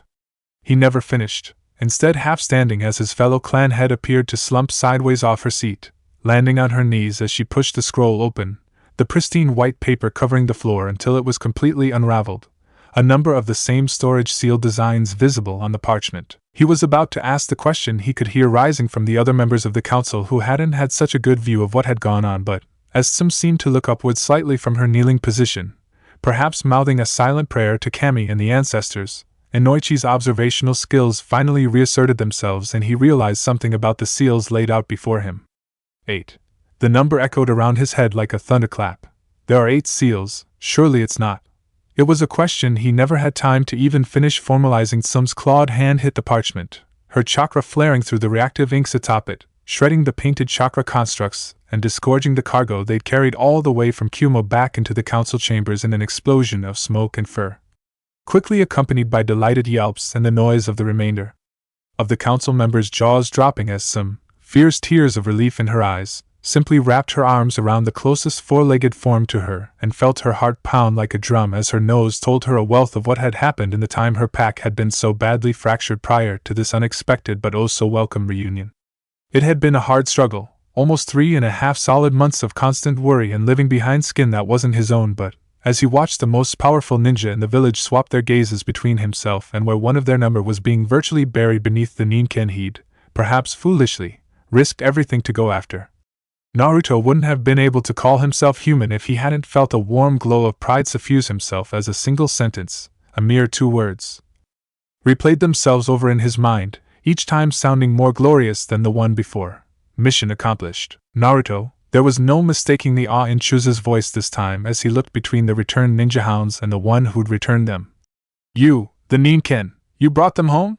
Such was his almost euphoric joy Naruto couldn't even deliver a snappy comeback to this blunt statement of fact. Yeah, more by luck than judgment, but I was the only one who could when I realized what was going on. Lucky I did actually. He opened his eyes before looking across at the Akimichi, a hint of seriousness slipping across his formerly triumph-filled eyes. If I'd been any slower I'd have ended up as a mouse kebab rather than just a mouse. At this point one of the voices from the council, rather less aware of Naruto's unique circumstances than the clan heads and the Hokage, spoke up as they regarded the boy before them through thick spectacles with wary respect in his tone. I don't presume to understand what has happened here, Uzumaki-san. As with everyone in the Hidden Leaf, Hamura knew who Naruto was even without having spoken a single word to the boy since he'd been alive. But I believe some manner of explanation is due as to how you have procured not only the missing Ninken but also the ring of a rival Kage. Sarutobi glanced over at his former companion, a twinkle back in his eyes that had so recently been so cold and crushed by the losses his village had endured. Very true, Hamura-kun, but I believe such an explanation can wait until all present are ready to hear it, he counseled, inclining his head towards where Tsum was still knelt, embracing her pack and with tears of joy flowing freely down her face and over her fang tattoos, the salty liquid lapped up by many ecstatic tongues as the 8 ninja dogs spoke in their own language to their alphas, Kuramura tasting their scents as he met each of them nose to nose. However, hearing her Kage speak in such a manner pierced Tsum's euphoria, and much as she loathed to leave the pack behind after they'd been separated for so long, and she had so many questions left to ask them, she forced herself to stand up and dry her eyes. No, this is enough. We have to know, Kuro-kun. She murmured the first part half to herself before her eyes snapped open and she looked down at her partner, the one-eyed wolf glancing up from where he was rubbing his neck against the youngest Ninken present, marking the pup with the scent of his rightful clan and pack once more. Take them home, I'll fill you in later. She said far more than that, of course, but in a language no one else at the gathering save one could understand at all, and even the one who could only had a rudimentary, pigeon grasp of the bestial speech as Kuramura nodded and barked out a few commands, the rest of the Ninken reluctantly falling into line after giving one last lick to their two-legged alpha. When all were assembled, the grizzled veteran led them to the exit of the council room before pausing momentarily to swing his head around and set his solitary eye on Naruto.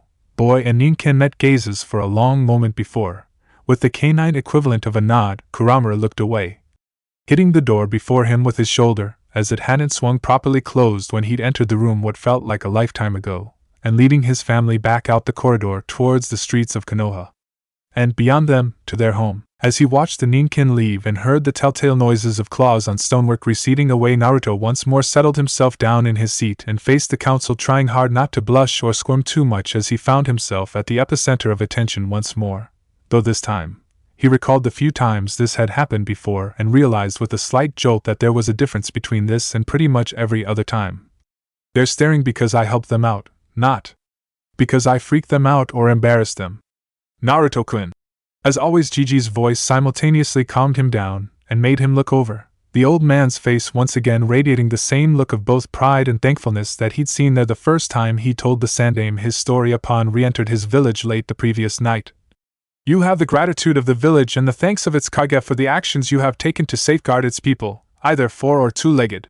Before anyone, even the ever-watchful, ever taciturn Shikaku could puzzle this last comment out, Sarutobi had carried on. Though as my advisors have said, this council will require an explanation as to both where you've been and how you managed to return bearing not one, but two items no one in this building was expecting to recover. Would you assuage our curiosity and explain both the actions surrounding your disappearance and your movements these past 3 or so months? Not to mention how you managed to tweak the dragon's tail like this. Chuza rumbled, still glancing at the ring in front of Hayashi as though expecting it to wink out existence at any moment.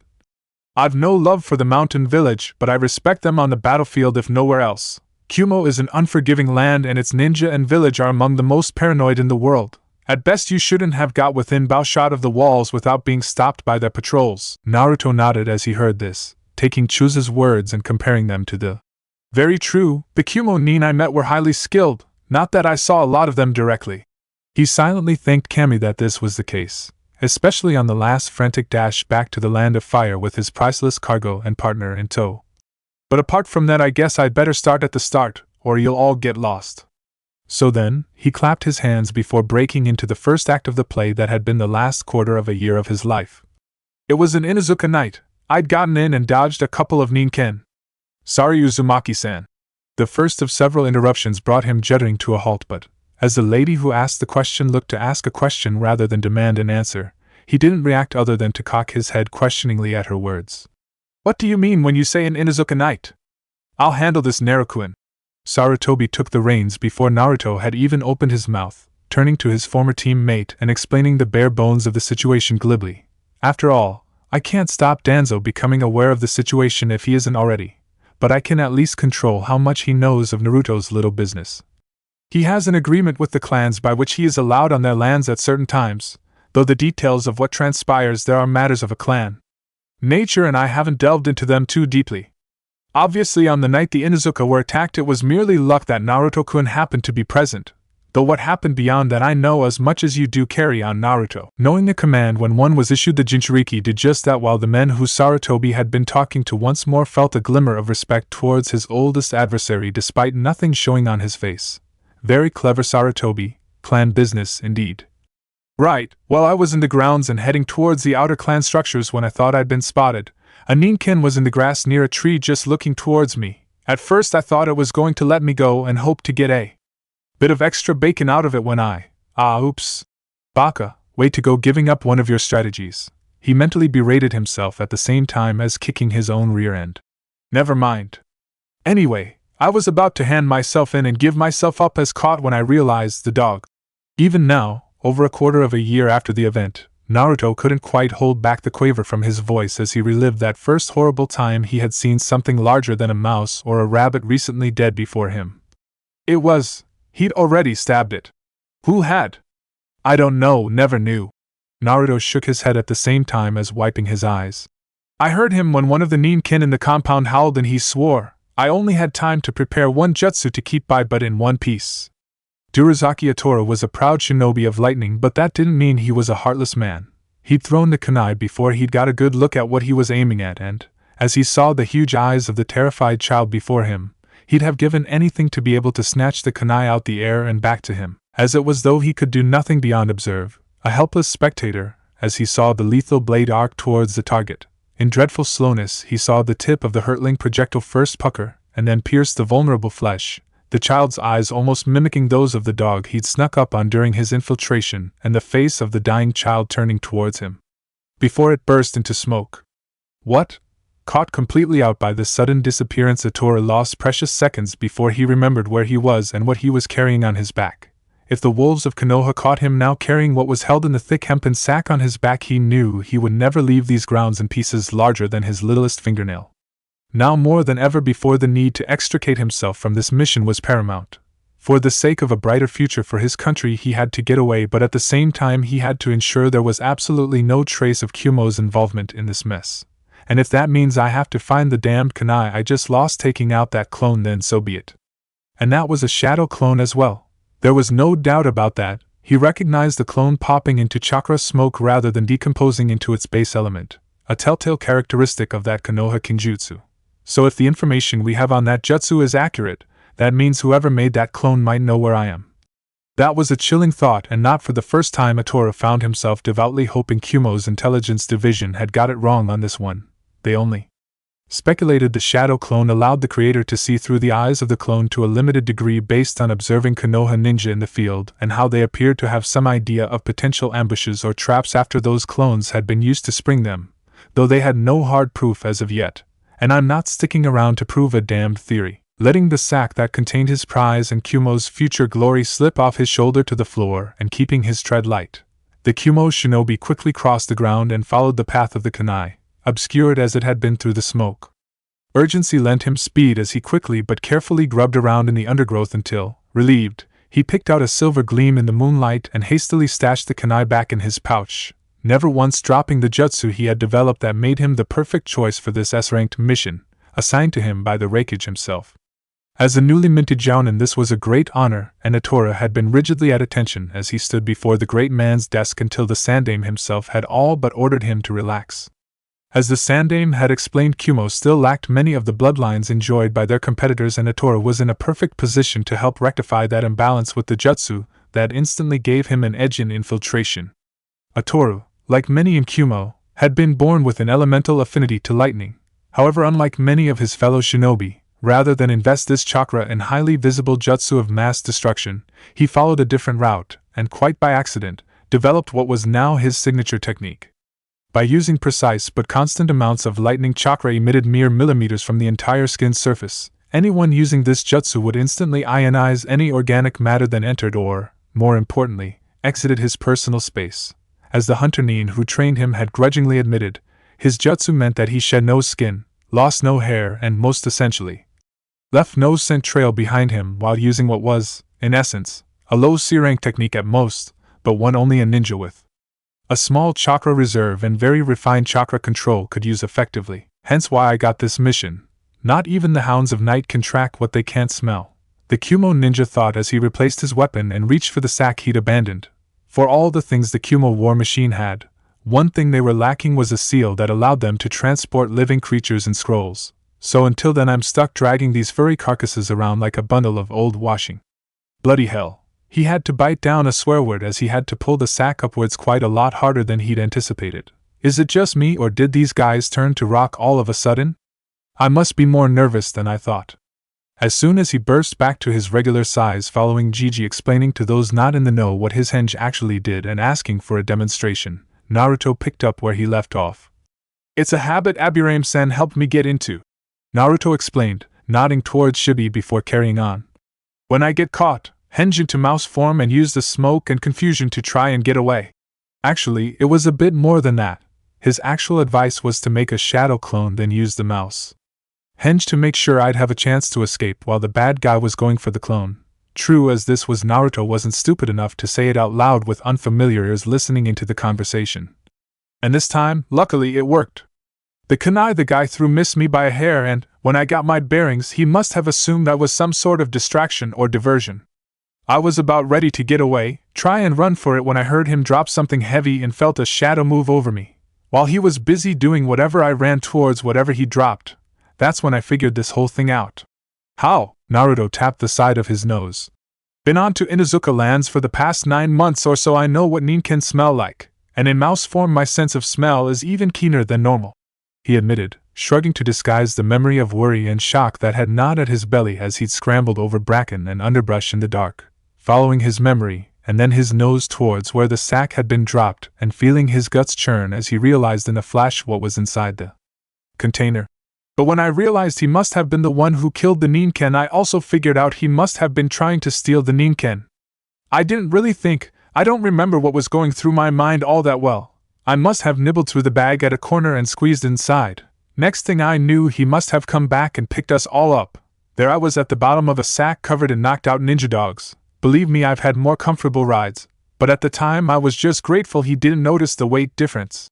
There was a sniff from the table, and he looked over as the old lady sat next to Gigi pushed her glasses back up her nose and regarded him. I doubt any ninja, no matter how expert, would notice the weight of a single mouse in a sack full of Ninken, least of all when in a desperate hurry. Huh! But he should've. Oh, sorry. He scratched the back of his neck again sheepishly. Should have explained the henge a bit better. When I change I keep my original weight, so he should have noticed something as heavy as me weighing the sack down. I was just lucky he didn't, and so were we all. What eludes me though? Shikaku spoke, as he always did, in a slow, drawling tone that suggested his lips were engaging in a constant struggle just to move enough to let the words out, much as his eyelids always seemed to have to strain to stay hovering above being fully shut. Is how the Inuzuka managed to get a scent off you but failed to follow the, I assume, Kumo shinobi's trail. I don't know, I never knew. Naruto shook his head, holding up his hands. I didn't see anything else for I don't know how long. All I remember was being jostled around in the bag, continually getting fallen on by the Ninken and generally feeling like half the Hyuga clan were stirring me around in their clothes pit. Hayashi managed to keep his face completely straight at this mental image, though he did sit up straighter, wondering exactly what the Uzumaki was going to come up with next. I don't even know where we went or who we were with. I still can't hear things properly when I'm hinged into a mouse. I think we, or the sack I was in at least, were in a wagon at least some of the time, but every time they opened the sack they only took out one dog at a time. Must have been feeding, watering and drugging them because none of them woke up during the entire journey, so I was able to run around and stay hidden under them. I heard and smelled people around, but what they were saying was a mystery. All I could do was try to put up with it all until I could find out where they were taking us. So that was how you managed it. You basically piggybacked into Kumo on the back of one of their own ninja. No, and I was lucky I got out before we got through the gates. It gave me time to prepare. Naruto answered Chuza's assumption with an answer of his own, now sounding more serious as he recalled the Dragon Village, so called because of its affinity with the lightning element. Knowing what I know now, I can safely say that going into that village like that would have been a death sentence. The second I went into my regular form I'd have been found out and caught before I could have gotten my bearings. No, I waited until… Well, I'm not sure exactly where we ended up, but I could smell wood smoke from nearby, heard crackling, and assumed whoever was carrying us was making a fire, must have stopped for the night. I wriggled through the ninken and out the hole I'd made earlier. After checking as best I could it was safe. Luckily I came out in the shadow of the bag, facing away from the fire.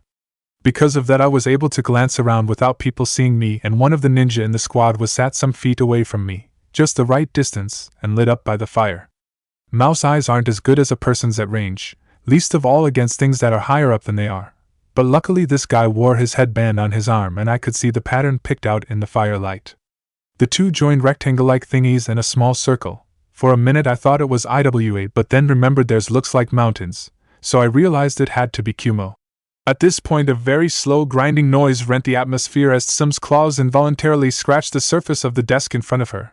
Though she had known the perpetrators of the crime against her clan as soon as Chuza had shown the symbol on the pilfered soldier pill packet, to have it confirmed like this was a white-hot iron rod to both her pride and her yearning for vengeance. Doing her best not to let a growl slip into her tone, the Inuzuka turned to look up the table. Hokage-sama. She somehow spoke without moving her lips, the muscles in her face as rigid and unyielding as those in her hands. This is too far. Once could be excused as ignorance, but this is proof of Kumo's treachery and policies of bloodline abduction. There can be no diplomacy now. I ask you, Sarutobi, release us. There was a hellish light in her eyes, the fire of a predator that has been wounded and now hunts for vengeance rather than prey or sport. Let the pack go and the rivers of lightning will run red with blood and tears within a month. The Sandaime was on his feet so quickly most in the chamber completely missed it. Stand down, Sim. He too shinobi locked eyes, and though she held the gaze of the god of shinobi for many long seconds, eventually the will behind those steely irises brought her passion for revenge to heel, and the head of the House of Dogs dropped her gaze. This is not the time or the place to discuss our next move. We must have all the information before we can plan again. I promise you this though, I agree with you on one thing. There was flint in his gaze as he looked forwards and gestured towards his adopted godson. This is too far. Carry on though, please, Naruto-kun. The Jinchuriki blinked a little at the speed in which the old man cowed one of his most volatile council members before turning to and addressing him like the grandfather Naruto knew, but he quickly recovered and picked up his story where he left off. Okay, well, once I realized that, I also knew I was in a bit of a tight spot. I had no idea where I was, how long it had been since the Ninken had been taken or anything like that. On top of that there were shinobi, at least 2 of them, between me and the Ninken, and I know I'm nowhere near good enough to take on a genin yet in a fight, and these 2 weren't genin. Instead I decided the best thing to do was stay low and get information. I couldn't get back in the bag because if I did there was a risk I'd have been carried into Kumo village itself, and they'd have seen me as soon as they tipped the Ninken out the bag. It was quite easy to slip away and there were a few trees around. The campsite was quite secluded. I ducked under a raised tree root and stayed there until the morning. You were awake all night? Yeah, managed to sleep in the bag a bit, and it was cold that night so sleeping would have been hard anyway.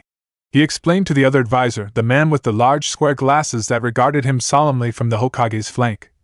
But when morning came the ninja packed up and moved out. I waited, don't know how long before I dropped my henge. Mistake that turned out to be. Took me 15 minutes to stretch off the cramps afterwards. I can imagine.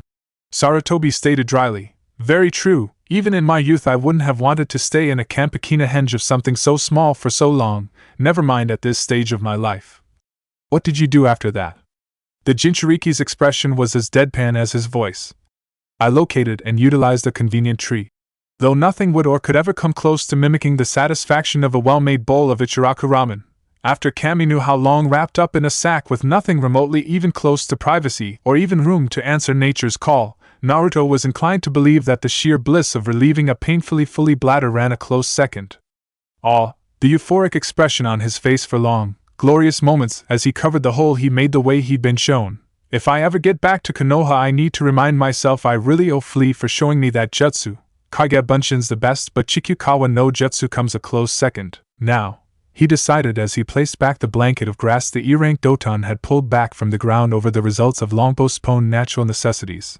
Next job, get a wash, get masked up, and after that, get my bearings. Time was essential. Though the campsite the Kumo Nin had abandoned appeared deserted, Naruto knew enough about looking beneath the beneath to know better than to assume it would stay that way. Right now, he was a lone child in enemy territory.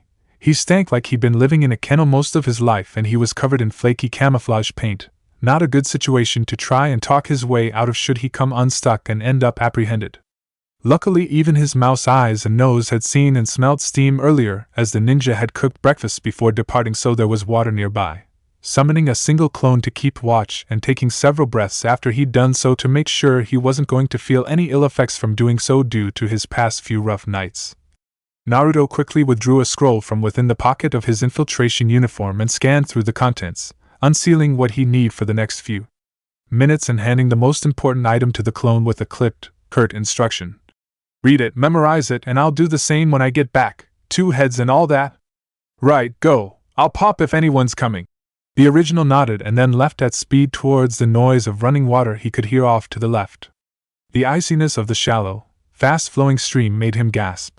If it had been any colder, he'd have sworn there would have been chunks of ice in the water, a legacy of the glacier the stream must have originated from. Stripping off quickly, Naruto scooped up handfuls of water and washed fast, scrubbing away the mud he'd streaked on his face to help infiltrate the Inuzuka grounds and washing off the canine odor before donning his new clothes, unsealed from within the scroll and brought with him for just this event. They were too big for him, much too big, but in a minute that wouldn't matter as he mentally recanted the same 2 words over and over in his mind, the memory crystallizing into clearer and clearer focus each time. With his breathing evening out, he looked into the water and watched his own reflection closely, the 2 words still in his mind as he brought his hands together. The seals formed slowly but without conscious thought as Uzumaki Naruto closed his eyes and felt the technique take hold. Then found himself looking into the clear, cold water straight into the eyes of a very familiar stranger. The new figure that sat where Naruto had once sat, the same one Kurama had seen through and intercepted, smiled across the chamber at the council before making a motion as though doffing his cap. Thank you. I'll be here all week and all donations are welcome. Tell your friends, tell your family, the Kairobunkyo Momara Zaki is in town until further notice. One lesson I'll always be grateful to Anko-sensei for. The child, much taller and ringier than the Naruto all present knew, admitted with an expression of fond remembrance. Always carry at least 3 masks on you at all times. Anko? As in Mitarashi Anko? That's the one and, thankfully, the only. The now named Zaki admitted to a stunned-looking Koharu before hastily checking over his shoulder, as though scared the snake mistress was going to come slithering malevolently out of the stonework to get him for his harsh words. She taught me all I know about masking up and writing out a decent alias. Hell, she helped me put Momara Zaki together in the first place. Took a long time, but seeing how this mask kept me alive and in one piece since the day I put it on, I'd say she's a damn fine teacher. Indeed. Danzo mused, the first word Naruto had heard him speak and one that sent a shiver running unchecked down his spine. You had the material necessary for this, Zaki character sealed on you. Always do, and from now on, always will have a deep cover mask with me all the time. It saved not just my butt but a fair few others, as you saw earlier. And will again in a minute, though gently does it. Don't ruin the surprise now, though how she's resisting the temptation is beyond me. So I got dressed, got back to the camp and reread the backstory of the mask. There were a few gaps to do with what I was doing in Kumo, but I was planning to do a bit of digging to get the information I needed. As far as I could tell though, I was ready. I burnt all the clothes I'd had on in the sack as well as the backstory of the mask and any sealed items I had on me I couldn't easily explain, and then set off towards where I hoped there was some kind of civilization. But why? Chusa glanced around as his voice cut across the Uzumaki's, though it was hard to picture the wry, worldly wise teen's face being the same wide-eyed, blonde-haired child he was so familiar with. Why didn't you try to come straight back home, back to Konoha? Because I didn't know where I was exactly. My original aim was to get to somewhere, even a village, and catch up on the gossip. If I could figure out where I was, I could plan my next move, and, let's face it, you'd expect a Kyaraban to home in on the word on the street like a fly to the Nara stables. Rationalizing this story over in his mind, Sarutobi felt his eyes narrow for a moment. And just how did you become so familiar with the work of the Kyaraban? In fact, more to the point, how do you even know who they are in the first place? Remember the carnival that came to town, in fact both the most recent one and the one before that? As the Hokage nodded, so did Naruto just before explaining. Well, those were the first two I went to. Both times I was with the Hasawada family, and both times we had a whale of a night out. However, what they didn't know was that when I got the chance, as in when I could sneak away from Tenchan for a minute, I was asking the caravan workers and performers about themselves, where they came from, how they got involved in the traveling life and all that kind of thing, all to help with the mask of Mamarazaki. From them, after they told all the old jokes about kids not being allowed to run away and join the circus, I found out about the Kyaraban and realized it was perfect, or at least, an almost perfect cover for a mask. As soon as I was able to, I jotted down what I'd heard and integrated parts of the story into the history, if you like, of Zaki. But excuse my ignorance. Hayashi inclined his head, fingers still clutched tight around the small band of gold Naruto had thrown to him, a representation, and if fate were to favor him, perhaps a way to reconcile with his brother's kin in the branch house. What actually is or are the Kyaraban? Naruto, or at least the face he now wore, turned to the Hyuga Lord with a crafty smile. They're the caravan children, born to traveling groups. Of course, your standard carnival, circus, or kabuki group can't really cope with too many youngsters at once. It's too easy for them to get in the way, get hurt, or simply be forgotten about and accidentally left behind when the show moves on. Instead, most of these children are left behind in special homes, a lot like orphanages, run by old carnival workers who are too old to stay on the road anymore, mostly retired ringmasters or former lead performers of kabuki groups. There's a whole network of these homes, runs throughout the elemental nations and funded by the carnivals themselves, though how the system works exactly I don't know. All I was able to learn was that the children in these homes don't tend to have the best reputations, often thought of as little more than camp vagabonds, and that when they get old enough, unless claimed by their birth parents, most Kyaraban go wandering down the roads of the world, working or, if they have to, thieving as they go until they meet a traveling show they can become apprenticed in. It sounded unfair to me, but when I thought about it, and especially as I lived it, I realized it was like that because it had to be. Life on the road teaches these kids a lot of the tricks of the trade they'll use in the ring, tricks that might make even a shinobi wonder how they'd done it. After taking a second to process this, least of all the idea of a Jinchuriki of all things calling the lives of other people inherently unfair, Hayashi nodded and allowed Naruto, or Zaki as he appeared to be now, to continue his tale. So, there I was, out in the middle of nowhere with nothing in my pocket save a few battered-looking jars of makeup, a couple of Rio and an old crossbow. Perfect. No one would have even looked at me twice had they seen me, except maybe to check I wasn't going to shoot at them. The campsite was off a road a few miles. I followed the way I'd seen the ninja go and came to it in an hour or so. Traveling down that way was easy enough. I came to a hamlet after a few hours of walking and, okay, I got a few odd looks, but their local bar served me food and a glass of cold water as long as I left the bow behind the bar. I ate there, realized where I was and picked up a few other things while I was eating. These two panhandles. He touched his ears, hinged to be slightly larger than average. Most precious tool a Kyaraban can have, teach you all sorts of things on the road. After I'd eaten and had heard enough to be getting on with, I had to get the last thing I needed off the barman. Looking up from his glasses, the brawny man casually counted the coins slapped down onto his bar by the smaller, leaner figure with a practiced eye and noticed, with some surprise, a slight tip amongst the copper. Strange, he didn't look like the type. Thanks, he muttered gruffly, placing the clean jars under the bar. The crossbow, right? Unless you've got something better under there you could give me? The reply was sharp and enough to tempt a slight snicker from the barman as he stooped to locate the weapon he'd confiscated from his customer. No such luck. Only shinobi and samurai go armed with high-grade weapons in this land, and I've not seen one of them for some time. Not that they'd have any reason to stay in a spit of humanity like this. Bit hard on yourself and your fellow men, aren't you? I've not seen anything to put me off so far. Then be grateful you're not staying here long. Despite his tough demeanor, the tattooed figure was observant enough to know a traveler when he spied one and had scoped the child, if you could still call him that. Kami alone knows what goes on with these children after their so-called masters get through with them, out from the second he'd entered the bar. I'd have laid better than even odds that by the time night fell you'd have been going out of your mind looking for someone who could even get a joke, let alone tell one. Inch. Green eyes crinkled in mirth. Perhaps, but I'm sure a man like yourself would have saved me from going completely insane. You seem sharp enough. Flattery will get you nowhere. Even as he folded his arms, however, the barman couldn't quite stop the hint of a smug smirk creeping over his face from the compliment, though points for trying. Anyway, you seem like a man who knows where the roads from here go. I'm looking for Kumo. Which way do I go from here? At that the barman gave a low whistle, and for a moment Naruto feared the worst, that he made a mistake that would see him thrown in jail until Ninja came to collect him for snooping, but luckily the taller figure didn't notice as he went on. You're brave. Not many tried to cut their teeth in the Cloud Village. But as the old saying goes, a faint heart never won a fair lady. Not that I'm looking for any trouble and strife at the minute, but I'd settle for a minor role in any caravan with the metal to set up shop in the maw of the Dragon Village.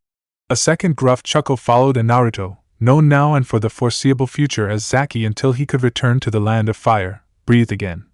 Ha! And if you can survive there for long enough to get picked up by one, you deserve it. One well-muscled and hairy arm pointed towards the door of the bar, its owner speaking up. It's 2 days walking, but if you hang around, there might be a merchant traveling that way. If not, turn right, follow the road until it forks and follow the left path. It'll take about half a day, but don't turn off, and you should come to signs for Kumo from there. I think the first sign in right next to a tree hit by lightning, black and scorched as a Kirian's heart. Zaki shivered. Ouch, don't speak too loud or Kami might think you're giving lighting a bad name. So then, shouldering his crossbow, the teenager dipped his head and made to leave.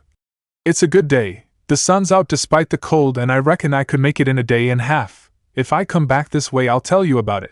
You do that, as long as you pay from your food and drink while you do it.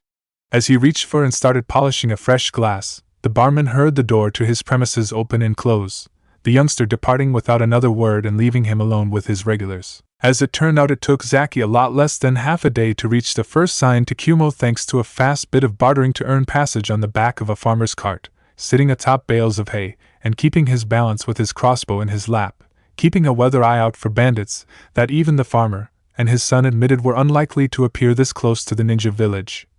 Kumo being positioned quite close to the border between the lands of lightning and frost for the exact reason of protecting the daimyo's trade routes. Hopping down from the back of the wagon and thanking the bidding the land workers good luck for the rest of their journey, Zaki read the signposts hammered into the soft loam and, following the arrow, squared his shoulders and set off towards his destiny. He was actually expecting to be stopped well in advance of the gates of the ninja village, but to his amazement, just as the sun was vanishing behind one of the banks of mountains that lined the vertiginous land, he crested a slight rise in the ground, wiped a little sweat off his brow and blinked as he saw both the gates before him and the sigil carved into the bare rock flanking them. Kumo's sign. This is it. This is the Village of Lightning. I made it. Well, I got the feeling I was being watched a lot of the time, but since they didn't stop me, I guess they thought I was no threat, so that much worked at least. Breathing out slowly, not just due to nerves but also because the roads he'd walked up and down were not the flat, smooth paths he was used to but rather more winding over hills and dales, Zaki approached the main gates, squinting as he thought he saw movement at the base as he came closer. This was borne out as a ninja appeared from what must have been a concealed gatehouse, built into the rock of the path, and under the gaze of the village's defender, Zaki made sure his crossbow was well slung over his back, completely inoffensive as there was no way he could have drawn, loaded and aimed it before the shinobi, or kunoichi he realized as he came close enough to pick out more detail of the waiting ninja. Could use the fine blade at her side to kill him. Good evening, Ninja-san. He greeted breezily, raising a hand with a wide smile on his face. I've been walking and riding all day to get here. Any chance of a pillow and a blanket for the night? That depends, she replied through eyes that were as blank and inexpressive as the bank of rock surrounding them. Who are you and what's your business in Kumo? Me, I'm the daimyo of Frost Country, here for a visit, no? He did his best to look innocent and disappointed as the kunoichi merely narrowed her eyes. I was hoping that'd get a rise out of you. You must have ice in your veins even for shinobi. Anyway, Mamorizaki, here looking for enough work to tide me over until a decent traveling show comes in and offers me an apprenticeship in their performances. Traveling show, she repeated her words like an akimichi rolling a new, faintly unpleasant-tasting treat in her mouth, expression changing for the first time to a raised eyebrow as she made the connection. You're one of those canvas brats? Guilty as charged. Kyarabin KO, Canvas Brat, Road Rubber, heard most of them and been called them all, Zaki admitted breezily before becoming slightly more serious. Though contrary to a lot of opinions, we're not all pickpockets and cut purses, so no need to check your change while I'm around. I kind of need both hands attached to my body to practice my craft. Ah, there we go. I knew you could smile if you tried hard enough. Despite herself, a bare quarter of said expression had peeped onto the kunoichi's lips, and even as she ironed it flat, there was no hope of her hiding it in time. Instead, she wrapped the blade hanging in the scabbard at her side before speaking again. Good, I'd hate to have to blunt my blade on your scrawny bones. She almost smiled again as Zaki did his best to look exaggeratedly innocent. But why here? You'd have more luck in fire, or even the civilian cities rather than here. Not many shows ever pitch up here. Very true, that's what our old Ka-san told us all before I set off to seek my fortune, he admitted before shrugging. But she also said only the best shows can cut their teeth in Kumo. You've got the highest standards. If I can get picked up by a ringmaster plying his trade around there, I've got it made. I'll get the best leg up and hopefully be able to become a ringmaster myself someday. So then, he clapped his hands, rubbing them together as though in glee. Any chance of getting in? Maybe tomorrow. Too late to try and process you now, even the paper pushers have to sleep occasionally, the kunoichi admitted with a slight shrug. Got some lodgings down here for people like you who get in late. We'll send you up to the village tomorrow at first light. As she turned away, obviously expecting him to follow, Zaki simply fell into line and glanced around as he was led through a side gate cut into the main structure and pointed to a long, low-ceilinged building cut into the rock. Looks better than some of the lodgings I've been in since the spring, he muttered, just loud enough for her to overhear before, seeing a couple of new Kumonins step out from what he assumed to be the guardhouse of the holding area and the large, flat pen field next to it. Ah, that must be for the horses and wagons in case they get a trading convoy through, or a big delivery. So then, where do I have to sign and where can I get my head down? Bright. And early the next day, Zaki gave one of the overseeing Kumo guards a bit of a shock by almost bumping into him in the main corridor of the center. Wah! Oh, it's you, Zaki-san, right? If I say yes to that, will you put the knife away? Oops, sorry about that. Replacing his kunai and recovering his professional appearance, the Chunin spoke again. Wasn't expecting you to be up and about so early. I know Dura's squad told you about first thing in the morning, but I didn't think you'd pay attention to it. Zaki grinned, having lost his trepidation now that the shinobi was no longer holding the sharp bit of metal that seemed to have sprung into his hand as though alive. Ah, but as our old Toussaint used to tell us, early to bed and early to rise is good for what ails you. Also means you're first in the queue for breakfast and get a good meal rather than ending up fighting your way through the other ankle-biters for it. The ninja chuckled before, to Zaki's surprise, offering his hand. I guess so, though I'm an only child so I couldn't say from experience. Shitsi, by the way, no need to bother with any of that clan stuff. Gripping and shaking, the Kyarabin KO nodded before replying. In that case, just call me Zaki. I don't even know who my parents were, so couldn't tell you my real clan name even if I wanted to. Ka-sen just called me Momara because I used to be as quick as one when I was crawling away, or at least that's what she told me. Tricky one she was though, always had to believe half of what she said when she said it, and chances were you was always ended up heeding the wrong half. Sounds like me during my academy days, though it was more like listening to a quarter of what was said, Shitsi admitted before beckoning the younger child through. Anyway, since you're up, we might as well take you up with us. You're the only waif who was blown in during the night. Second on the left, the chef will treat you to the delights of breakfast. Shitsi shuddered before carrying on. And from there it's a half-hour hike to Kumo. Hope you've got your walking boots on you. Born on the road, Shitsi-san. I've got soles like cured leather and twice as tough. If it weren't for that fancy plate of metal you're wearing, I'd be worried about leaving you behind. Reaching up and tapping his engraved headband plate with deep respect and affection, the Kumo-nin nodded. Not while this is still around my neck, Zaki-san. I've sweated blood and tears to earn and keep this, and take it from me, compared to that a quick run up this hill is nothing more than light exercise. So that was it? Once more it seemed Danzo was determined to bring everything back down to earth with a bump. You just walked straight into Kumo, one of if not the most military of the 5 great hidden villages, without a care in the world and just a henge. I guess so. The Jinchuriki offered weakly, rubbing the back of his neck. I just played the character as best I could. Enko-sensei always said over half of infiltration is about the preparation to bring your mask to life, the rest's all confidence. Don't wear a mask, become the mask was the way she described it, and I tried to do that the best I could, though it took me a long time to be confident in this face. While I'm Zaki, Uzumaki Naruto is just someone I know, a person I've heard of, but nothing more than that vague memory," he admitted before someone else seemed to step in to lend a hand against Danzo's skepticism. Added to that the fact that Kumo had no reason whatsoever to expect Konoha to suspect them for the Inuzuka's loss or, even if they did, to react so fast and in such an oblique manner. Shikaka pointed out logically, once more his sharp mind picking holes in the Warhawk's logic. A single ninja against a village with no backup. It would be suicide, a mission with risk so great no Kage would ever stamp it legal. Small wonder they never suspected a thing as this Momara Zaki walked up to their village. And on top of that, Inoichi spoke up as well, his experience and knowledge of what made different people tick aiding him as he looked over at the henge child and gave his opinion. "I think all the clan heads present here tonight would agree that Naruto-kun, despite rumors to the contrary, can plan quite complex strategies almost as well as he can fly by the seat of his pants.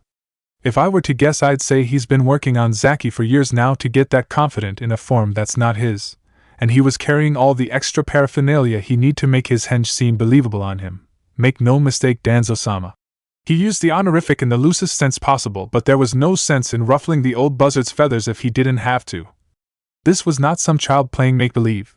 This was a child who's been rehearsing his lines for years in case an occasion such as this cropped up and, when the time came, gave the performance of his life. "Ah, don't, you'll make me go red," the aforementioned boy admitted, fishing in his pocket for something. "But Inoichi-san's right. I did work hard to get this comfortable in this skin. I watched the performers on carnival nights, as well as the teenagers in the village to see how they acted, how they moved. Taught myself to try and tumble in this form. Wouldn't be much use saying I was going to be a clown if I couldn't walk in a straight line because I wasn't used to walking around like this." There was a flash of copper as Zaki withdrew his hand from his pocket and sent a coin dancing across his knuckles. "Even taught myself a couple of cantrips, little magic tricks." The coin vanished into his palm before, opening his hand, he revealed it was empty before leaning back in his seat and appearing to pull it out of a fold in the attendant Anbu's robe. "Nothing major, just enough to make it look like I'd had some practice in the carnival arts. Practice that was well justified, Naruto-kun, if the way you magic what you have out the land of lightning is anything to go by." The Sandaime smiled again as Naruto put the currency away. "Still, ignoring the history of this Momara mask for a moment, what happened when you entered Kumo proper?" At this the henge Karabankeo leant back in his chair again, folding his hands behind his head while grinning widely in fond remembrance. "I got sent to processing. While they judged I wasn't a threat, there was no way they were going to let me wander around aimlessly. Shitsu and his squad took me to the Reikage Tower to get a temporary working permit, and believe me now if you believe nothing else I ever say, Shikaka-san." The Nara glanced over as Zaki looked over at him once more, an eyebrow cocked teasingly. "No matter how much you complain about Yoshinobu-kun being a nag, take it from me, if you'd been born in Kumo you could have ended up with someone a lot worse." Taking in the scene before him, Zaki let out an appreciative whistle. "Wow, now there's a sight you don't see every day." Turning to the shinobi who'd accompanied him on the trek up to the plateau Kumo was built upon, the Karabankeo inclined his head towards the Reikage Tower before them. "So you actually carved that building from the mountain itself?" "Well, the Shodaime Reikage did, though how is still a mystery."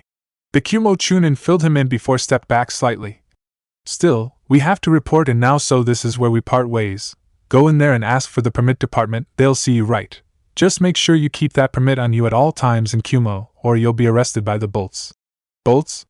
"Internal security. They're shinobi, but they wear armbands with a lightning bolt stitched into them. You can't miss them." "Ah, the nuts division. Nuts and bolts, get it?" Shitsu looked confused for a second before the penny dropped and he chortled, clapping the smaller figure on the shoulder. "I think we're going to get on like a downtown bar brawl, Zaki. Look out for me once they find a place for you to stay." With that, Shitsu and his section moved away, leaving towards a building slightly aside from the Reikage Tower, and Zaki, after taking a breath and composing himself, headed into the stone-crafted tower, hopped up the steps and, after testing the door was open, let himself in. Typical. Upon seeing the scene before him he could do nothing more than fold his arms and huff. All that trouble to get here early and no one's about. Seeing the empty seats in front of him, Zaki resigned himself to a bit of a wait as he slouched towards one of the chairs in the hall. Though no sooner had he made to sit down, a strident voice broke into his thoughts and made him leap back up. "And you are?" "Currently, trying to avoid a panic attack, and you ain't helping, lady."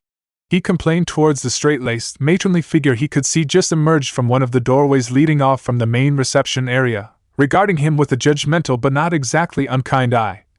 Anyway, since you asked, I'm Momorizaki, you? Zaki, yes. Ignoring his question, the woman appeared to be struck by an epiphany. They said about that last night, waiting for processing? Follow me in that case. Without waiting for a reply, she walked away up the stairs, Zaki hurrying to catch up. I'll process you in my office, shouldn't take long. Processing? Never heard it called that before. As the kimonoed form turned to look over her shoulder with a raised eyebrows, Zaki gave a salacious smirk and glanced at his wrist as though checking a watch. Reckon we've got time before the rest come into work? To his surprise, she simply sniffed before turning back around, making sure he never caught the slight smile on her face. Sorry to break your heart, Gaki, but I'm very happily married and a kunoichi to boot. Try anything on me and I'll leave you in so many pieces the entire tracking division won't be able to find them all. Besides, you're a little too young for my tastes. You said that, not me. You want your permit, or you want to get thrown out the gates? I'll be good. A few moments later, Zaki found himself ushered into a quite comfortable office with a great view overlooking the whole of Kumo. While he was admiring the view, the woman who he assumed was a secretary of some kind, though no doubt quite a high-ranking one, sat behind her desk and started rummaging through the drawers of her desk.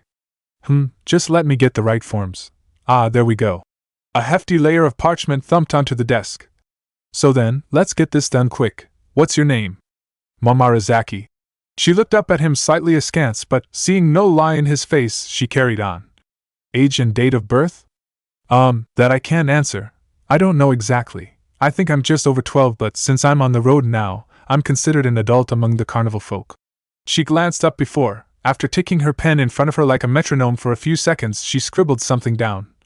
I'll say 13, you look about that age. You're not the first one of your type that's come this way, though most of them move on to the other cities after a few weeks. Any idea how long you'll be here? How long until the next show's in town? Just our luck, at least a few months. She sighed. So then, on to the interesting bits. What? Incoming boss arriving in 5, 4, 3. Zaki was just about to ask what she meant by that before he didn't so much hear the heavy tread outside the office as feel it, good sense taking over. He scuttled to a side of the room as, just as the kunoichi sat at her desk finished the countdown, the door to the office was thrown open and a figure marched in, the very mountain itself seeming to tremble at his footfalls. Even without the robes and hat he was wearing, Zaki would have known without needing to be told that the man, if such a term could be applied to the shaved gorilla that had to step through the door sideways to avoid ripping the frame out the wall, before him was the Reikage. Much like Gigi could sometimes, the huge man appeared to radiate a sense of power and danger that no one, least of all an inexperienced Kairabankeo, could afford to ignore. Morning, Mabu-chan. The voice was even deeper than a Kimichi-choza's, the sound a landslide might make just before swallowing a village whole. How's the family? Not too bad, Reikage-sama, quiet. The now-named Maba answered with a shrug, though the Reikage smiled evilly as he stepped forwards, Zaki pressing himself into the wall and trying to disappear as he moved past. Your little girl still not forgiving you for handing out her first D-rank mission? Maba scowled. That was your fault, Reikage-sama. I can't prove it, but I know you held back the worst one possible for her team. Oh, come on, would I? Yes, her answer came without missing a beat and made the Reikage throw his head back, roaring with laughter. However, the motion of laughing at his subordinate's misfortune meant that he caught a glimpse of the unfamiliar figure out the corner of his eye. Next second, Zaki found himself face to navel with the hulking figure, and immediately bowed deeply, not raising his eyes as he heard the village leader speak. Mabu-chan, who is this? Momorizaki, traveler who came to the gate yesterday and was shuffled up here first thing, just looking for work and a place to stay until some of his kin roll in and take him off our hands. I see, so then, stand up, boy, no need to bow for quite that long.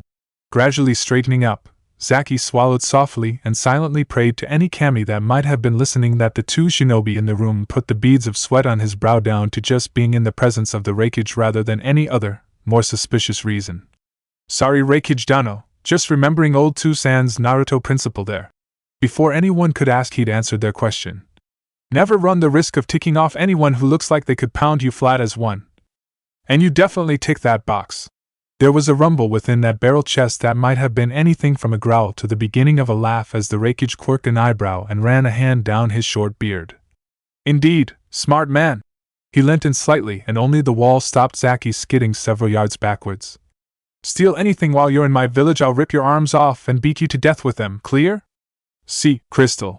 He managed to squeak before letting out a deep sigh of relief as, obviously satisfied he made his point, the monster of a man turned and nodded to the kunoichi who must have been his secretary.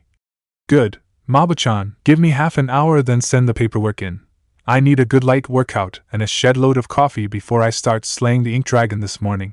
She snorted. Just as long as I don't catch you slacking, Reikage-sama, I will be checking in on you.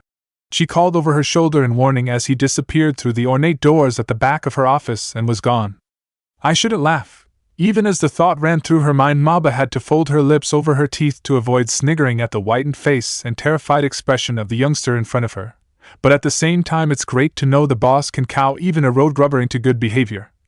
So, the thin, reedy voice forced her to look away, trying to hide the amusement writ large on her shapely face. That's your boss? Yes, the Sandaime Reikage. The kunoichi stated, proud in her village and the man who lead it. A great shinobi and a good man at heart. Man? That's not a man, Maba-chan, it's a mountain with feet.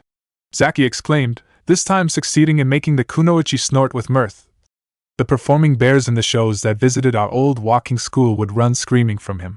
Proof if any were needed that bears are smart beasts. She commented caustically before tapping her pen against the paper on her desk. Anyway, let's get this done before the rest of the village wakes up. This ought to be rich. Previous occupations? As she'd sort of been expecting, Zaki simply clapped his hands together and put on an expression of deep thought as he started ticking things off on his fingers. Did loads of odd jobs around the home, washing clothes, washing pots, bit of cooking now and then. You know the kind of thing? Well, apart from that, I picked up a few other cantrips to do with the showman's life. Some minor magic, mostly tumbling and clowning around, sharp lines as well as you may have already guessed. Maba gave a wry smile at this but nodded to allow the youngster to carry on. Did a bit of work with animals but not much. Got riding down pretty much, but I'm a long way from trying tricks on horses yet. Dogs seem to like me for some reason, but I've not had a chance to practice with anything more exotic. So not much chance of me becoming a lion tamer. Once I left, I went into rice to help with the harvest there. That was mucky work, but I got a decent wage out of it. Then from there went into the land of hot water and caught the tail end of the summer season and, after that, remembered what my old Kasan said and decided what the hell. I was closest to you and frost was easy to get through, why not head into the mountains? So. He clapped one last time, shrugged as Maba picked out the relevant bits of his concise summary of his recent past. Here I am, hungry for work and a decent breakfast. I don't know what the chef down at the guardroom was working with, but I've seen more appetizing things on the floors of elephant cages. That did make Maba smile, half in mirth and half in agreement with his blunt assessment. Nutritious ninja rations may be, appealing they were not. Sharp talking, eh? Nice to know not all your education went to waste. She pointed out sardonically before scribbling something down on her paper. Well, despite your varied work, I'll have to put you down as unskilled labor. You don't have a specific trade as such, so that's the best I can do for you. Apart from that, I think I've got a few ideas for your lodgings. You don't mind animals, you say? Zaki shrugged, hiding rising excitement. Come on, give me something about the Ninken you stole. Nah, in fact, since a few people tend to treat us, that is, Kairobankeo in general, as no better than beasts, I get on better with most animals than I do with a lot of humans. Why, got a job going as a kennel sweeper? Say yes to this and I'll burn incense in your name every day for the rest of my life. Something like that. Maba conceded, keeping a slight aura of mystery about her before stamping the form with a pad on her desk. Now I'm sure you don't know, but as a shinobi village, Kumo operates a policy of supervision. Any civilian who enters the village who hasn't lived here for 5 sequential years must be bunked with a civilian or retired ninja who has. This keeps an eye on you, make sure you don't get lost and eases pressure on the bold forces who'd otherwise have to check up on everyone. With me so far? Mostly. What's sequential mean? 5 years on the trot. Maba explained, moving on in her explanation as Zaki gave a soft O in understanding. Now obviously this won't affect you as you'll only be here a few months. But for that few months we'll have to make sure you're living with someone who fits the relevant criteria. Luckily we have a few places open. What would happen if you didn't? I mean, he amended hastily as Maba looked up, annoyed at being interrupted. You wouldn't just sling me out, would you? No, but you'd have to live in bolt-observed accommodation until a place opened up. Much more intrusive and less pleasant, I assure you. However, while living with your sponsor, the person who's taking you on, your behavior reflects on both them and you. You screw up, you both get in trouble, got it? Hi, best behavior and all that. You heard the big man say what would happen if my fingers got sticky in his village, didn't you? He looked like he'd do it too, Maba smirked. And he would, takes his word very seriously, the Sandame does. She warned him before standing up, wafting the paper forwards like a charm to ward off evil. Right, this is filled out and stamped. Wait here while I go and get the permit printed for you. If the boss calls through, just tell him I'll be back in 5 minutes. With a bit of luck, I'll be able to get someone to fetch the person who I think could put you up for long enough for a caravan to come through. Not to mention put up with me long enough. The Kyaraban-ko muttered before holding out a hand. Just out of interest, got a coin I can borrow. Need to keep my fingers supple, but I'm completely dry at the minute. Nice try, but you're about 10 years too early to catch a shinobi out with lines like that. I didn't come in with the milk, Zaki-san. The teenager held up his hands, a smirk on his lips that filled the kunoichi with a sudden trepidation that she'd put a foot wrong. Once again I'll point out you said it, not me, ow. He wound up, rubbing his head and looking up sorely as Maba strolled past, a vindicated expression on her face. Life lesson, Zaki-san. She called over her shoulder as she pulled the door shut behind her, locking her temporary charge in the office to ensure he couldn't get into too much mischief while she was gone. No matter how fast your tongue is, there's always someone with hands that are just as quick. Hearing of Naruto's coming face to face with the Sandame Raikage, someone even Sarutobi would have not wanted to face in battle despite having beaten the man once before in his youth, was miracle enough. But as they saw the face of Zaki twist into a smile and he kicked back in his seat to fold his hands behind his head, and Noichi for one felt a sudden tingling in the air, a change in the non-existent wind that, he hoped, boded nothing ill. So that was a bit of luck, meeting Maba-chan. Like that, she reminded me a lot of Yoshino Abakan when I thought about it. Strict and got things done, but real heart of gold when you got to know her, and I owe her one for fetching me the biggest slice of luck I had while I was in Kumo. Getting out of there would have been impossible, or almost impossible, if she'd not come back into the office with the news she had next. Apparently, he went on before anyone could ask. She'd asked a bolt ninja to retrieve the person she had in mind. Lucky for me and Konoha in general, the person who showed up was a seed. All eyes swiveled towards the Sandame. As the overall controller of all military in Konoha, he was the final authority of which operatives were there save, possibly, some of his last loyal students' spy network, which was a lot more loose-knit and unofficial than the Seeds, code for undercover operatives, that Konoha scattered across the elemental nations. To have uncovered one and have it bear such profitable fruit was a boon indeed, and, after a moment of seemingly weighing up the pros and cons of knowledge versus the need to keep secrets, looked directly at the boy and spoke again. I am unaware of any Konoha forces operating in the land of lightning, Naruto-kun. Without giving too much away, could you give the council more information of your accomplice in this mission? Simple. Really, she was the best kind of seed in the world. One who didn't even know she was one until I told her about it. Now Inoichi knew something was up. Naruto, even through Zaki's face, was smiling far too widely not to have something up his sleeve, and the Yamanaka felt a strange, electric mixture of worry and excitement swirl into his stomach. Quite ironic, really. 8 Ninken went into Kumo, but thanks to a bit of ingenuity and a lot of luck. He paused for just a second, his eyes darted. And all present were left to gawp as the Kyaraban-ko ducked hastily. 9 came home.